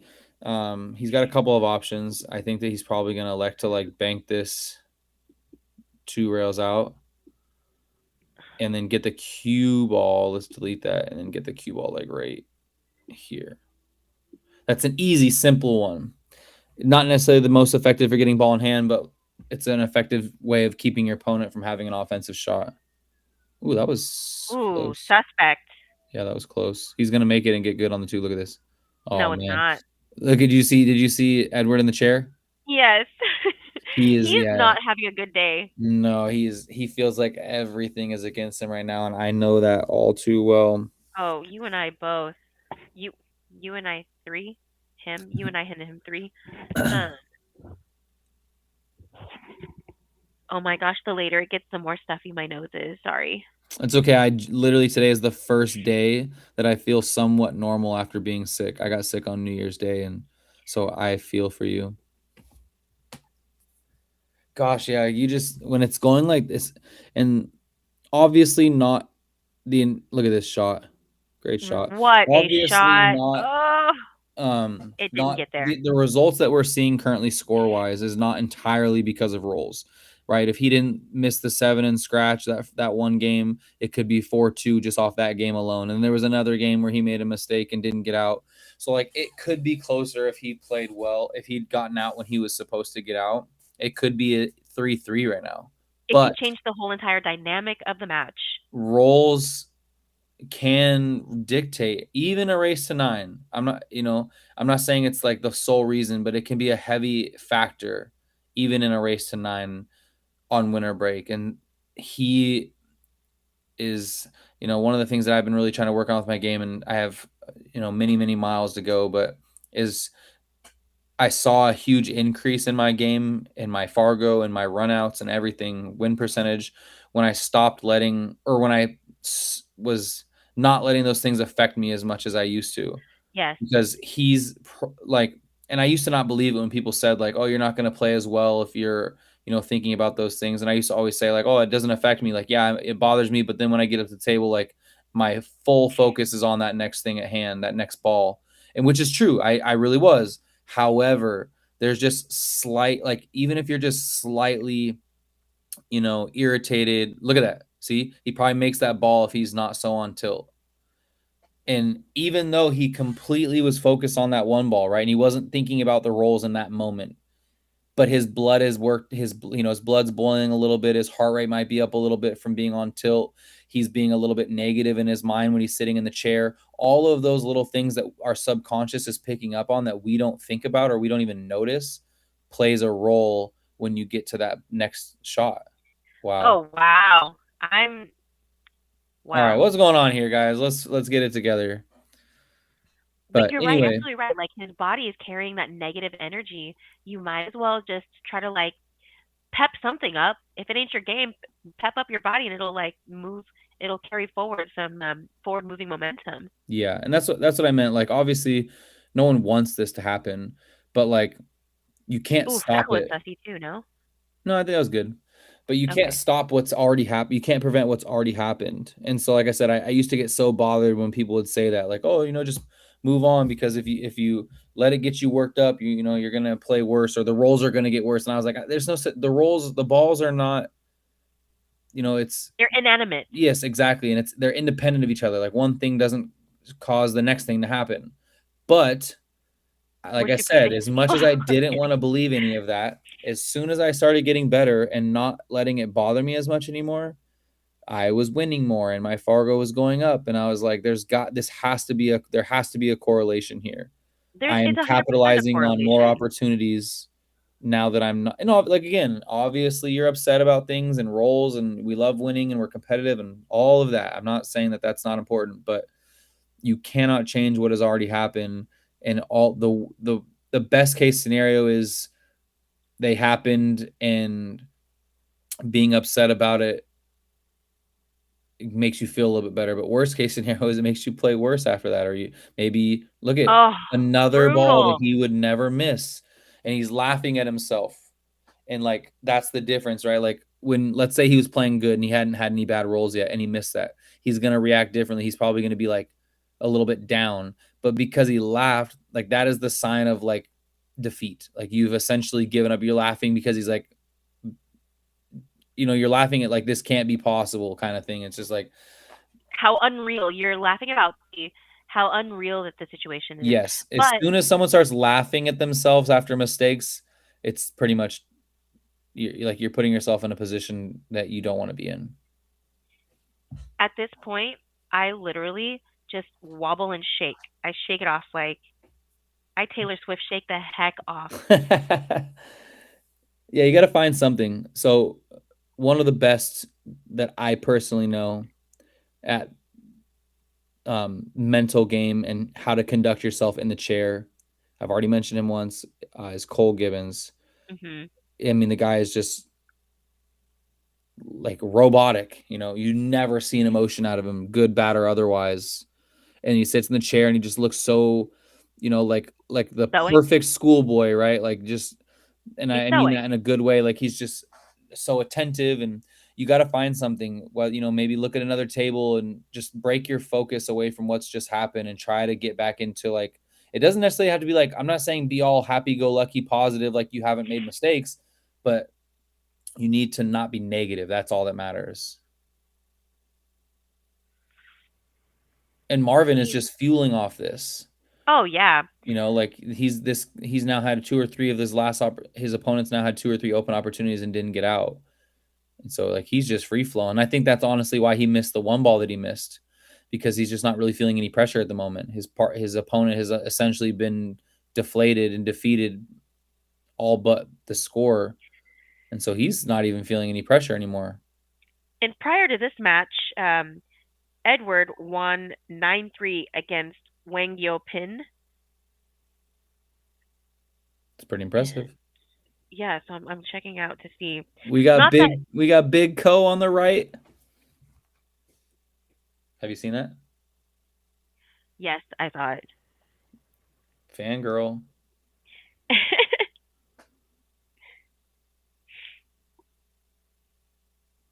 Pro level. Grandma, wow, you got smoked 9-0 the other night, but I still love you. Exactly. That's what I'm talking about. It's like it's all fun and games when you're winning or competing close, but when you get your butt whooped, it's like I hope nobody saw that. Can you guys delete that? We're requesting a scrub. Yeah. Okay, it's never over till it's over, right? So let's. I mean, Shane came back.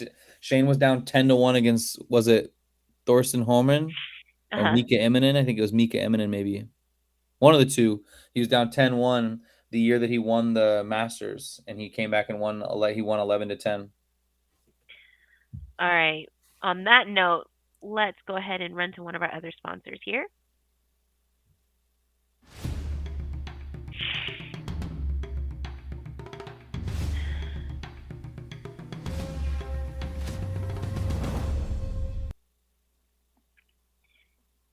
And what kind of tip do you play with? Boom, you caught me. I was going to ask you, if you've ever played with a Mori. But currently, I play with Caden Warrior on all of my playing shafts, and I do play with QTech, and I have the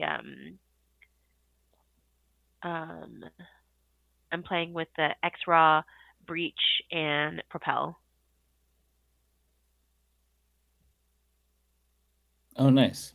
I have not played with a Mori tip. I actually, so equipment is, as mentioned about the balls, is kind of like my biggest deficiency when it comes to pool. I think like I just always played stock everything. Like I only have ever owned like 3 or 4 Qs ever, and I just played like with whatever was on them. And Zach Lutz, shout out to Zach Lutz. He was instrumental in getting me to try different things, and he forced me out of playing with one Q to another, and then he forced me to a different diameter shaft because I wouldn't switch. Oh, he didn't miss that. Or he wasn't very close on that. He's gonna hang it up over the pocket. But so right now, currently I'm playing with a QTech shaft, QTech Synergy shaft 12.5. And I Nice. had the sniper, just like the custom sniper on it. I played with Yep. soft for a while, and then I played with medium, and I loved those tips. But because I'd never played with, that was the only tip I'd ever played with that wasn't, and it was stock on my shaft, but it was the only one I'd ever played with that I knew what it was. That was not that, and everything else was just stock. And so I switched to try Kamui Brown medium, just And you because like I'd it so always far? heard so much about Kamui, and I just wanted to try it to see if I liked it.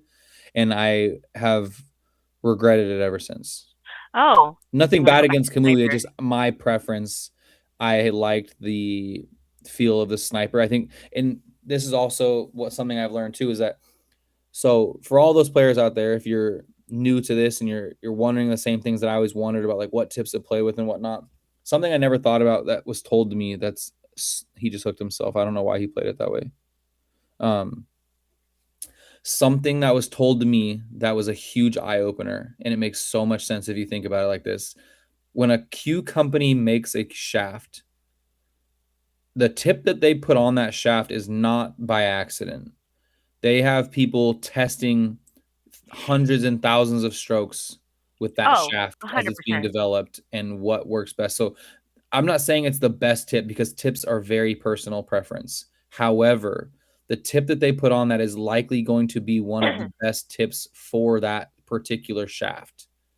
And so when I say that I really like the sniper tip, I may not like the sniper tip on a Predator Revo. I don't know. But on the Synergy, I really like it. And there's a reason why they put that on there, because they probably had, however many people, pros, great players testing it, and they found that that was the best result. So I do miss my sniper's tip. I will probably get one put on again.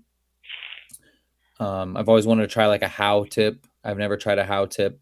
I like Joshua Filler. He's sponsored by How and plays with How. I think Shane even at some point playing with a How tip. So I definitely want to try more. It's such a rabbit hole because there's 50,000 different brands, and there's 10 different densities per brand, and it's like you put one on and try it for a month to get a feel for it, and then like let's say you put a different one on and try it for a month, and next thing you know you're 5 tips down the road. There's no way you remember exactly the differences of all the feels.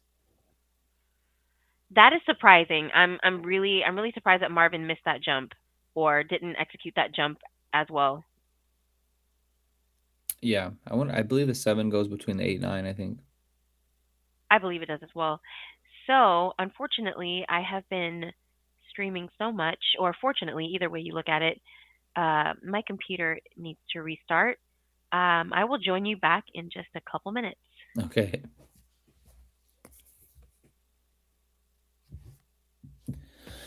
All right, Edward. It is important you get on the right side of the 7 ball, and you did not. I did not want to have to see him shoot this ball and go all the way over to the long rail and back out. He's been having a tough time, couple bad rolls, couple unforced errors. I really want to see him get out here and build some confidence.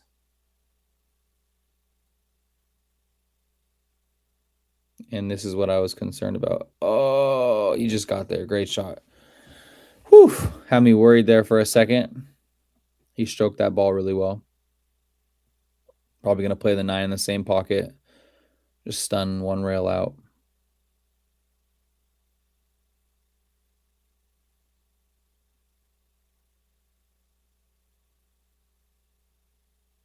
There we go, Edward. 6-2, and he hit that one with some confidence.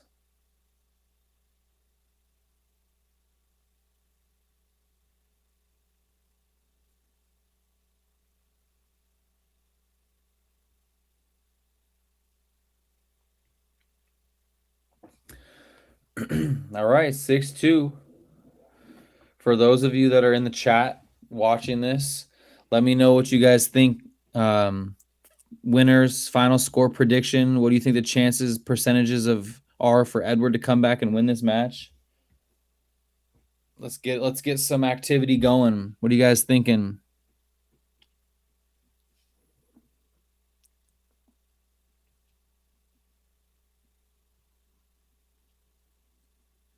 All right, let's pay attention to the one ball here. He's going to be playing it for the left side pocket. Ooh, just missed it too low. 8 ball going? Nope.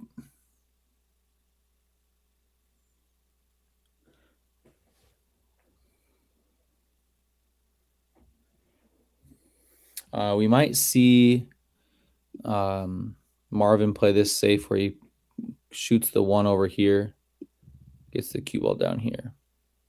Let's see. He might not have the correct angle to do this effectively, but we'll see.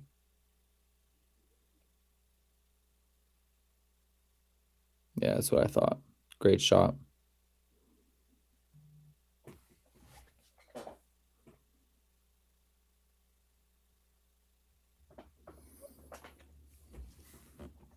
So this actually didn't leave too difficult of a kick here. He can kick and stick too if he hits the correct side of the one ball. Oh, he can see the one ball. So that's what I meant earlier. Oh no. That's what I meant earlier when I said I wasn't sure if Marvin had the correct angle. It looked like in order to get the 1 over here, he was going to have to hit the ball a little bit too thick, and that's why he sold out. A sold out shot. But Edward did not play an effective safety in return and left Marvin an open shot here. But the 3 does not have a pocket, so Edward is likely to get back to the table. He might not like what he has. And now Marvin also got a little bit straighter than he would have liked to as well. It's going to be difficult to move the cue ball now. He's going to shoot this left-handed.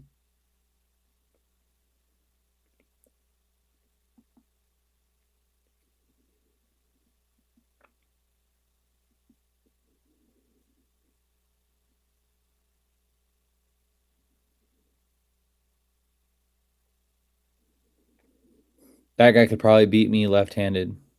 Like he could play left-handed and I could play normal and he'd beat me probably. I'm like a 200 Fargo left-handed, maybe even less.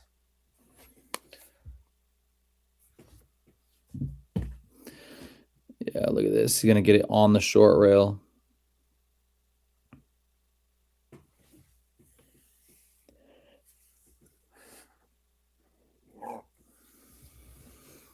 Well, he didn't quite get on the rail. Edward's probably a big favorite to hit this ball. Oh, he's going 2 rails. Wow. I thought he was going to go 1 rail. He's trying to go 2 rails. He's going to barely miss the 4 ball. Oh, wow. He hit it just a little bit too hard, so it tightened up on him. He needed that to open up just a little bit more, softer speed.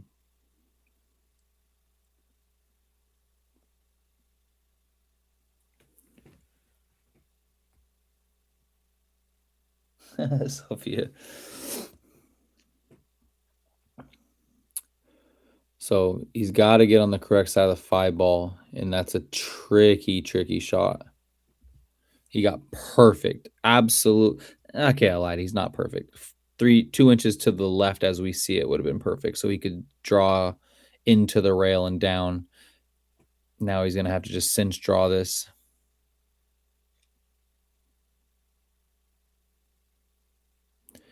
Yeah, that's not exactly what he wanted. I'll tell you that right now.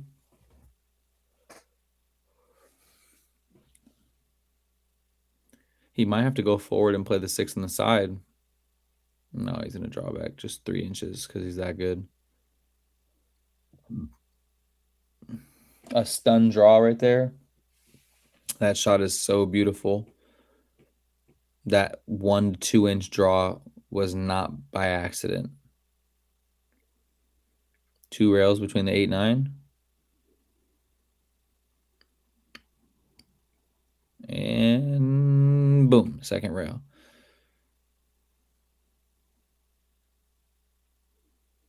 He might slow roll this and play the 8 in the bottom left on the screen.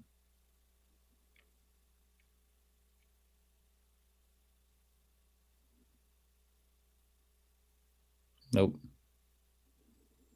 I like that better. All right, it looks like we're going to see 7-2 Marvin in favor of Marvin, with Edward, you know, pondering some errors. I wonder if he'll take another player break, or if they're even allowed to take more than one. I don't know.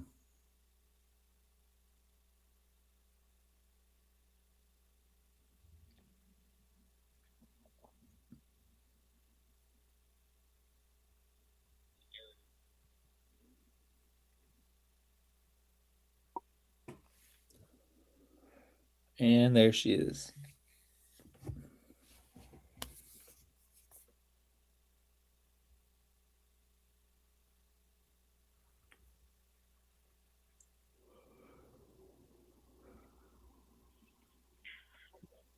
Okay, I'm back. Sweet. Ooh, something sounds weird.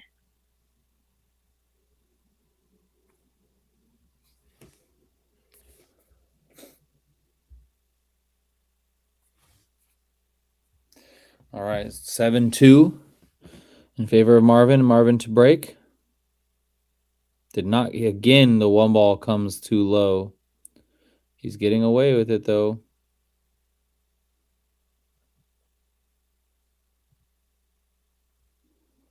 They have built-in claws on the little tables next to the chairs. I like that. You see him laughing, smiling. But it's not the good laughing, smiling.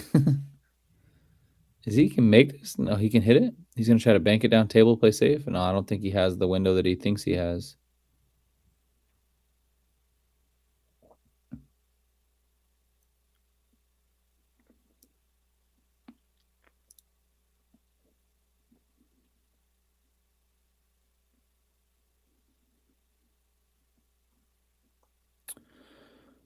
I don't like it.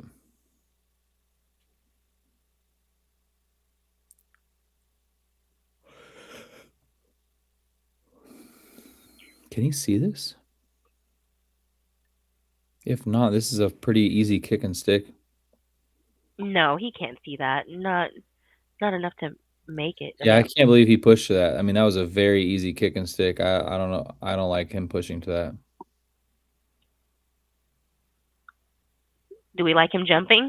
Yeah, I mean, the 8 ball makes this pocket pretty big. I just don't think it was the right shot to put. I mean, he pushed to like an automatic kick and stick. Especially on new cloth, it's way easier to shoot that shot with a high ball and get the cue ball to stop. I'd say in most other scenarios, he's probably high favorite to make this, but given the energy levels that he has, yeah. You just had a feeling. There's the head turn. Can't believe it came out and leaked out for an easy shot.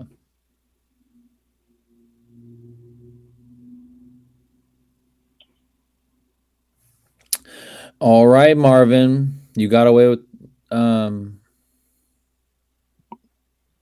I didn't get away with, sorry. Your safety was paid. Your kick safe was rewarded.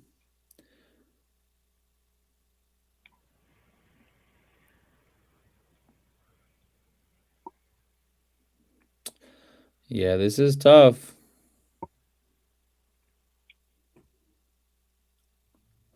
Yeah, he's gonna have to go right through that window. Excuse me, draw two rails into that rail. My thing is lagging again. You think it is lagging? 100%. I drew that line like 10 seconds ago. Okay. Into this window. Or he might just stun one rail.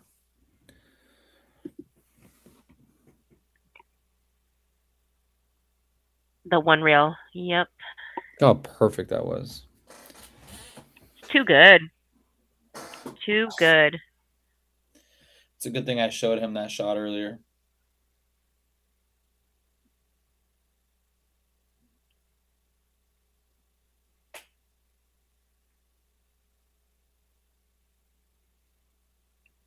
Uh-oh.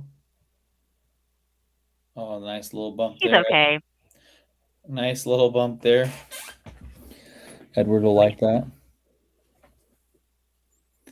Edward, sit up tall, my friend.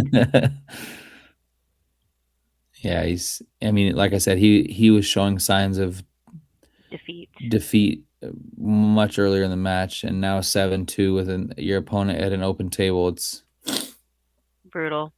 Yeah. Uh-oh. Completely missed it, and that's the challenge. He hit that so soft. I thought he was going to go for it. Look at Edward. You see him smile because he didn't it didn't end up over the pocket. Like, this guy just wants him to like leave every shot in the pocket for him. Come on, buddy. Show me something here. Bank this in, 2 rails, play the 5 in the corner. Let's go. No ducking here. You got to play this. You got to bank this ball. He's looking at the carom, I think. I don't know. Or no, the two-way. He's checking this line. Is there a two-way? Can he bank this? Can he cut bank this and then run the cue ball to the 8 just in case if he's not going to make the bank, make the 8? Yeah, it's definitely possible for sure. Is he playing safe? I like it. I think he might be playing safe. No way. He's debating.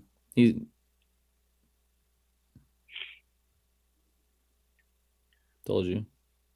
I don't like the safety play. I mean, he hit it really good. Well, he hit it really good, actually. He hit it really good, okay. Yeah.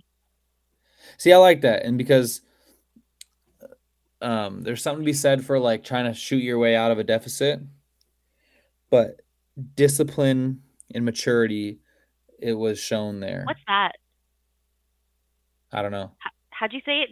What? I struggle with the second word. I don't know. But to play that shot like that, I mean, you're down 7-2. You feel like the world's against you. You just want an opportunity, but to remain composed and play the right shot. Oh, how'd he hit that though? He's gonna leave it though. He's gonna leave it, Edward. Yeah. You can relax. Come on, Edward. Oh, but to be fair, he left it pretty flat. I like it. I mean, yeah, he's gonna make it, but how it turns out, he's gonna have to do put a little bit of spin on this cue ball.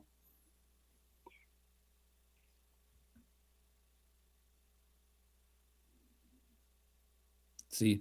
Oof. That was what I'm talking about. See, he didn't want to cut the 8 in. I feel like he wanted to go head on, no? Right. But what I was trying to say is because he was so flat on it, he had to put spin on the cue ball to create separation so the cue didn't follow the 4 and like nudge against it. And that spin that he put on the cue ball threw the object ball more to the left, which caused him to overcut the 8 a little bit. And that's all because of the angle that he had on the shot, trying to make sure that he didn't have the cue ball and the 4 ball like right up against each other. He was trying to create separation and ended up causing him to leave a bad shot. Now, could he have not just floated the 4 into the 8 and let Yeah, he could have, but from that, you rarely see high level players, pros like they don't really ever slow roll anything just because roll off and whatever. He hit that good. He would have loved to have been behind the 6, like 1 or 2 more rolls, and he's sitting really, really good. Because now Marvin can just 1 rail swerve at this and kick and stick. I don't think he's going to be as successful as the other kick and stick. This one. No, because he needs a lot of spin, and these rails aren't going to grab it that much right now. Yeah, that's why he's going to go to the second rail. Yeah. Look at Edward. Gosh. I like Edward's chances. Woo! I I like him a lot definitely better like Edward. now. I like him. Oh, look at the 6 ball all the way down to the rail just to make it just a little Oh, tougher. it's fine. It's fine. We're all fine. This first shot's actually like really particular. You don't want to be there. No. He's 100%. gonna stun into this window right here. I would imagine he's gonna try to be like right. No. You think My he thing wants is it right there? glitchy. No, my thing is really glitchy. He wants to be a little bit more south of that, like right here. Oh, I gave up. Well, you were. He did it pretty where my much right first one on. was. Yes, where your first circle was. But I think he didn't want to be treetop. That's all. I didn't want to be treetop. That's the only reason I was trying to change the circle. He's perfect. he's perfect. Yes, just make it. Oi. No, oi. No, we're good. We're good. Yeah.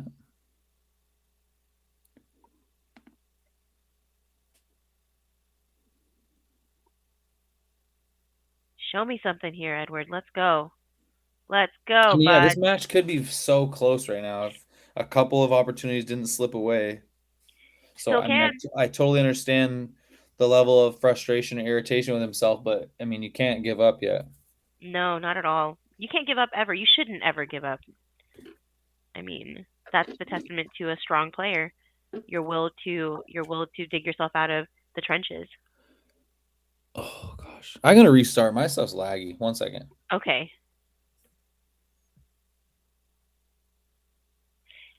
All right, folks. Let's go ahead and check out another one of our commercials.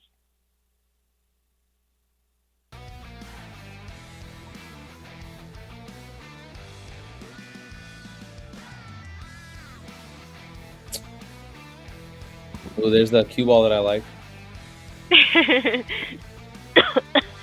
So this set comes with 2 of them. Yes, you have no idea anything you're talking about. No. Dynasphere Palladium TV set comes with 2. 2 of the cue balls. Comes with those racks too. I don't like those balls though. I don't like those balls though as much. The little like fidget spinner looking thing around I like the that number. look. I like that look. I'm a fan. Dynasphere. There we go. Edward got the one on the side, which Marvin has not been successful at. But look at this. We're gonna get some body language. Yep. Too. This is an easy. He can thin off of this ball. I think he can kick at it. I mean, he's got a lot of options with it being so close to the rail. It's not as bad as he's making it seem. I mean, obviously you'd love to be friggin' straight in somewhere, but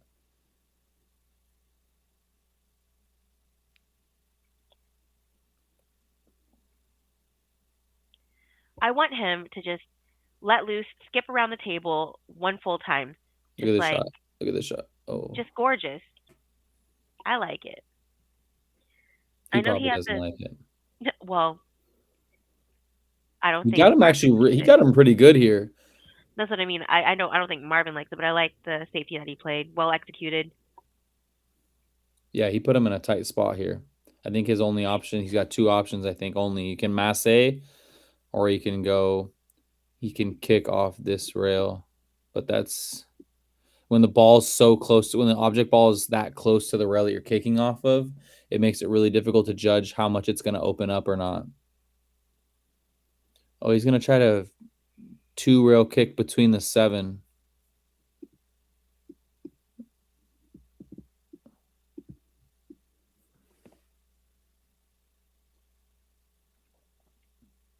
Just follow my line. I showed you the way. Oh, because he totally sees it. He must Perfect. Here you go, Edward. It's a dead-on bank, baby. Come on. Not a dead-on bank, nah. No, this is perfect. A little Kutsky? Yeah, but so the thing he's not liking is that the angle, like you're going towards the 7. If you draw, you're going towards the 7-9. If you go forward, you're coming at the 8. You got to really dig into this ball and like try to find this gap right here. Oh, see, your drawing tool is not working now either. You're not seeing it? No, not on the chat. Not on the YouTube stream. Nope, he didn't like that bank. But he doesn't leave it So very you're great seeing it either. on your side, but just not on the chat. No, I'm not. Yeah, I'm not seeing it on YouTube. I'm seeing it on the. I see it on Studio. our our studio. Okay. Strange. I'm seeing it on mine. What are you talking about? On YouTube? I'm seeing it on my phone on YouTube. No way. Yeah. Yes way. Do it again. Do it again. All right. What a shot. Okay, let's see. He's going to bank this out here and get the cue ball right here. Oh, I'm way laggy. Hold on.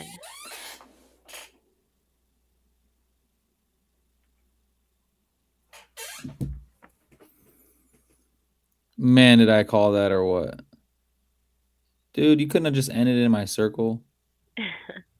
If you put it in my circle, he'd be hooked.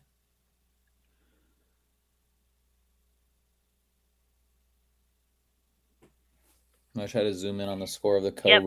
I see it now. I wasn't seeing it before. I'm trying to zoom in on the score of Ko's match over there, but I can't. Pro Level says he sees it on YouTube. Thank you. Sorry. Whoops. Dang it. Un momento, por favor. No entiendo.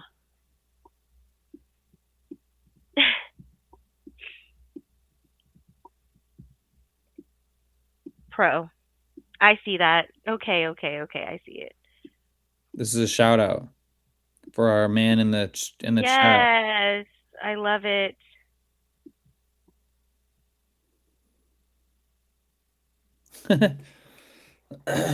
Clear it off the screen. All right, where's this finishing? Oh, right behind the 8. Oh, Edward. Look at him. Oh, you poor thing. He does have a window. I think he does have a window.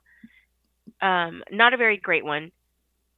A window where? Between the 8 and 6, and if he can spin it? No? No. No, you don't think so? No. Okay, never mind. He's kicking. His line should be right. I was going to say right before the diamond.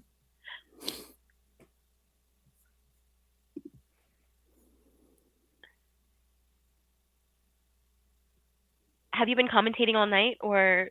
No, this is my second one. Okay. He hit it too slow, so it opened up on him. This cloth is new, so it's going to open up so much. No, there was nothing. So I didn't know about this initially. And Patrick reached out to me yesterday to talk about something and then was like, hey, I didn't see your name on the list. And I was like, I didn't know that was a thing. I was so jealous when I saw Zach's post that he was commentating. And he's like, oh, I forgot to add you. I'll add you. So then by the time I signed up yesterday, pretty much everything was gone besides these late night ones. I'm not sure exactly what possessed me to sign up for the late night one. I was so surprised to see you this late, your name on this late. I know. I don't have a life right now. I was in a car accident, so I've been kind of laid up. Oh, I'm sorry to hear that. I hope you're okay. I'm okay. My car's not. He's playing the 5-9? Oh, brother. I mean, it's pretty cupcake. It looks like it, but let's see what happens. Oh, he got himself pretty darn good on it. So I had almost this exact same shot last night in a tournament in the finals, or in the hot seat match, but my cue ball was frozen to the rail, and the angle for the combo was taking it so the cue ball was going to fall. After it cut the 8-9 combo, it was going to follow in, and I was like, I didn't have any other option, though, and I was like, maybe I can just hit it soft enough. And I didn't. It followed it right in. Yikes. I knew it, too. Nice shot. Look at the two-way. Look at the two-way. Marvin, I know. Marvin's first to get on the hill. It's a tough battle. Tough battle to climb. Obviously, I mean, if you want to talk about statistics here, and percentages on who's going to win. What do Yeah, you think? Fargo would have this at like 99% to 1%. Maybe 100 to 0, actually. 100 to 0? It would have it for sure 99.7. Because Marvin's already a Fargo favorite by like, I think it was like 30 points. You're spot on. 99% to 1. Well, to be exact, 98.9% Marvin winning versus 1.1% Edward winning. That is hard. It's because Marvin, I think, is a 30-ish point Fargo. So like, just even here we go. Just even the straight race to 9, Marvin probably is a 63% favorite, 63% favorite, just as the score is 0-0. But check this out, though. I mean, it's not that Edward has not had any chances. He's had chances. No, I understand. But that's kind of where Fargo comes into play, right? Like, the reason he hasn't capitalized on his, according to Fargo, this is not me. According to Fargo, the reason he has not capitalized on all those chances is because of his Fargo. They're insinuating that Marvin's Fargo would have capitalized on more of his opportunities like he has, which is why it's 8-3. Absolutely. It's all just statistics and probability and percentages. And that's what I'm saying. Like, he was probably at a 38% to win the match from the start. And then now you're basically playing a race to 6 and spotting your opponent 5 games on the wire. Gag. I mean, nobody wants that game. No, not at all. And fresh out the gate, just as you said, your numbers are very, very close. Out the gate, before the match started, Marvin was favored at 59.7% to win versus Edwards 40.3%. Told you.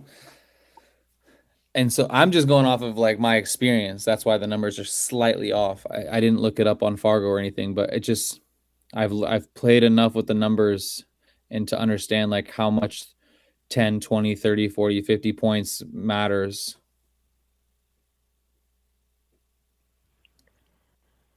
And I'm just a numbers nerd, so.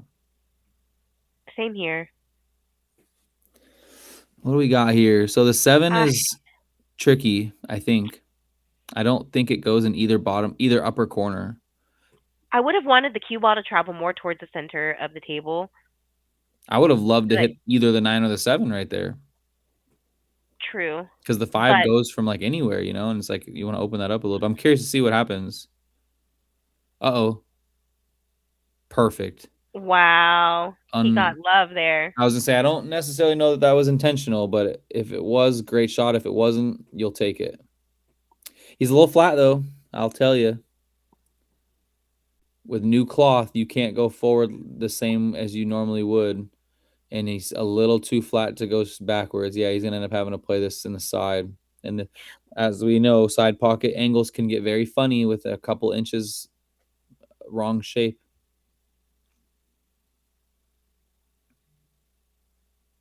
Perfect. Not perfect, but pretty good. Yes, I was going to say perfect is a strong word here. Yes.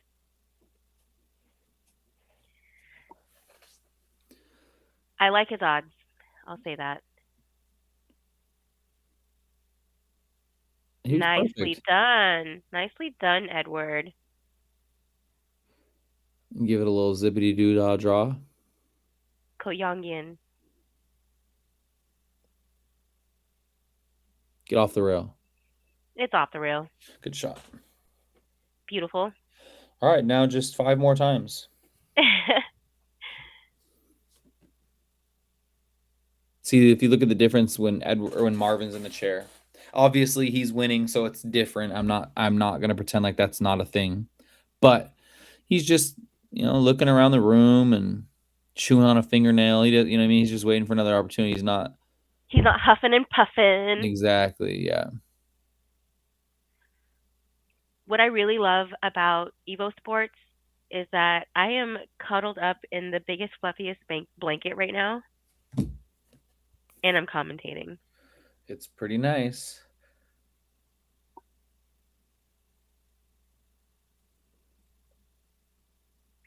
Like, who can show up to work just sick, horribly sick, and still comfortable?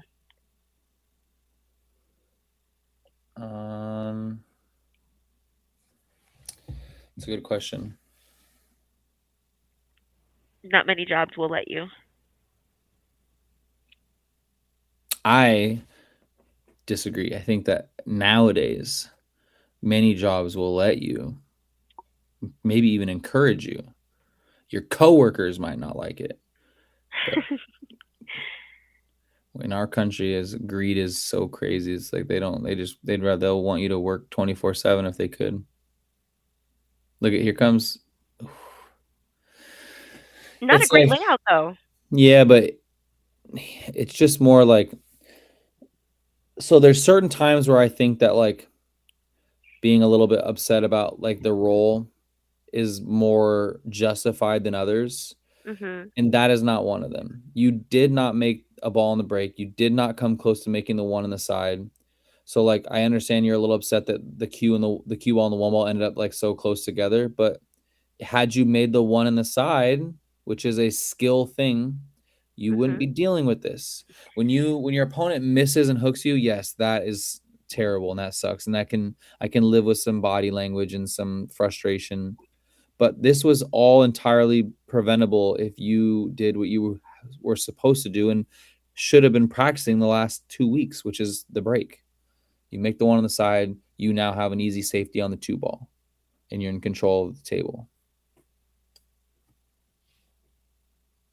It's like when someone misses a shot and they leave their opponent straight in or leave it right in front of the pocket for them, and they get all upset. And it's like, well, you missed. If you didn't miss, that wouldn't be the way that it was.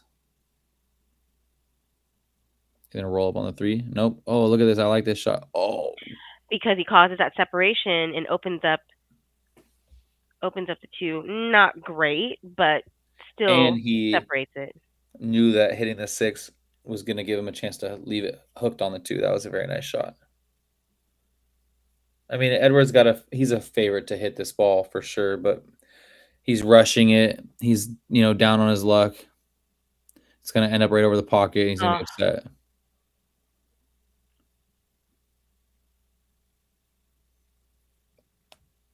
Not the easiest to get all the way back. There's a lot of traffic.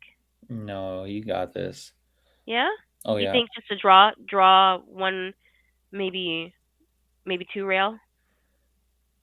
Yeah.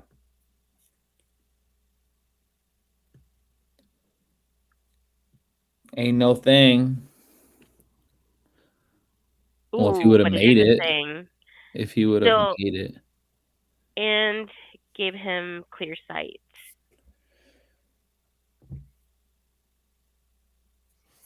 All right, you better come with a good safety here, buddy. Please don't go for it. Please don't just go for it. No, okay. He's not. 2 rails on the... But he leaks out a little bit now.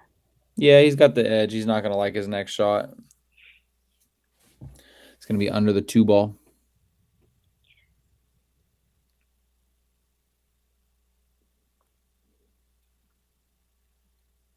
He's going to clip off the 1 and go 1, 2, 3 rail.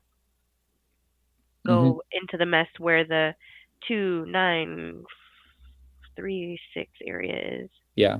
Send the 1 to the short rail. What? Oh. What in the absolute tarnation was that? That was a tester to see how Edward is going to respond. I'm having a malfunction in my brain right now. That's what I thought. No, not quite exactly like that. However, the concept of sending the cue ball down there. That's what I really thought. If Marvin didn't like the shot we were talking about, he could have brought the cue ball down this way behind himself. Like, what in the fruitcake was that? I need to talk to him. I just need to know what the goal was, because surely it was not Dylan's crashing out. Shirley was not leaving him the entire ball to do whatever he wanted back to you. All right, same shot. Come between the 3, 8, and under by the 6. Wild. 3, 8. Get down there. You got to get there. You got to get In there. doodly. In diddly doodly. Here comes the thing is, he hits a little bit harder to get it towards the 6 right here. The 1 ball's behind here. Like entrapped. Yes. Yeah. He's shooting everything with not as much deliberation or intent as he would if it was like 5-5.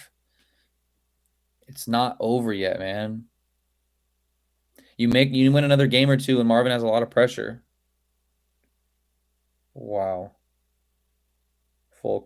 Yeah. That's what you get though, because I told you to get the cue by the 6, the cue ball by the 6, and the 1 underneath the 4, and that wouldn't have been possible.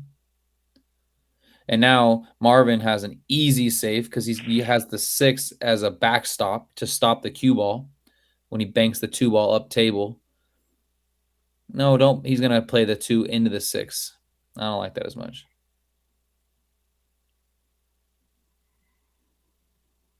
Pretty effective. Oh, he might have done that to keep the 2 by the 3 ball. My option would have made a lot of distance between the 2 and the 3. Maybe that's why he chose to do that. Okay, I like that. Learn something new. 2 rails underneath the 2. Don't scratch on the other corner. Oh, look at that. Look at that. He's going to get hooked on the 8 and the 9. Gorgeous. Take a little bit of a roll there, buddy. We like it. Oh, and look, he is animated. Oh, yeah.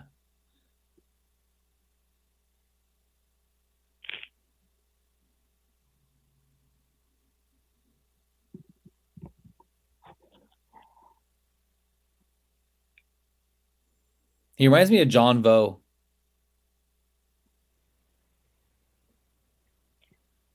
In Oregon? Yeah, do you know who that is? Yes, I know who that is. He looks like John Vo.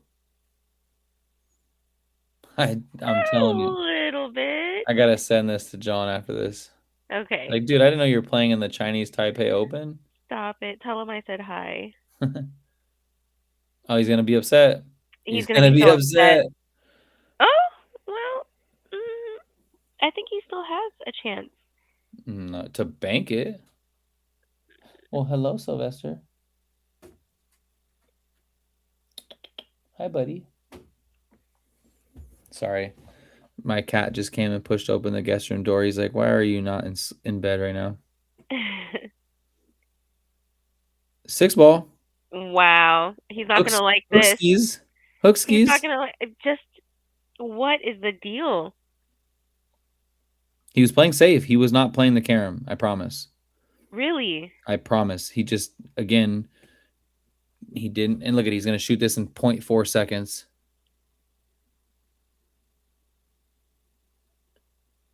And hookskies. He's not going to like this. Oh, and my hookskies. goodness. And jail. Jail. Oh. And I'm not saying that's deserved at all. But he shot the defense lazily. He shot the jump quickly. I feel like he's just almost like, he's just like creating and manifesting this bad stuff with the negative. And it's like seeing this third hand is eye-opening for all the times everybody told me the same thing, like bad energy creates bad luck. And because I'm not superstitious. So I'm like, that's not possible. But I'm watching it right now. Watch this. Okay. I like the leave. I kind of like get down on the here. rail. Okay. Right on the rail. We like it. Look at that. There you go, buddy. See, look at that. Where's it? Do a smile or something. That's a good roll. He's smiling on the inside, but he's gonna play a safety though. Look at this. Ready? Off this rail, and underneath there. Look at it. Track on the line. Look at your line.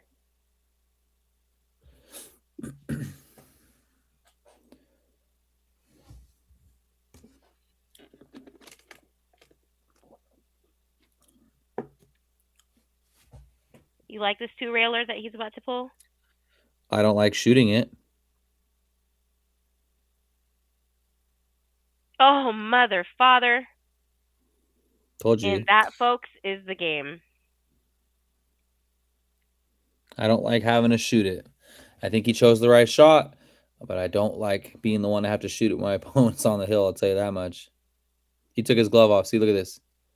He's accepted defeat, but I mean, how can you not? Marvin, with the way Marvin shoots, 803. No, yes, he's supposed to be out here every time, But and it's just a testament to like what we've been seeing. That's all I yeah, meant by that. the mental strength of him. Yeah, he's I'm not taking the glove off. I'm not breaking down anything. I'm not doing anything but exactly. sitting strong. What's an extra minute with the glove on? Exactly. And sometimes you can speak things into the universe. Sometimes Yeah, look at this. like, Frozen to the rail. Oh, almost frozen. almost. Pretty good lag, However, though. yes. However, I mean, the 7 into the side is relatively, don't want to say the E word, but it's there.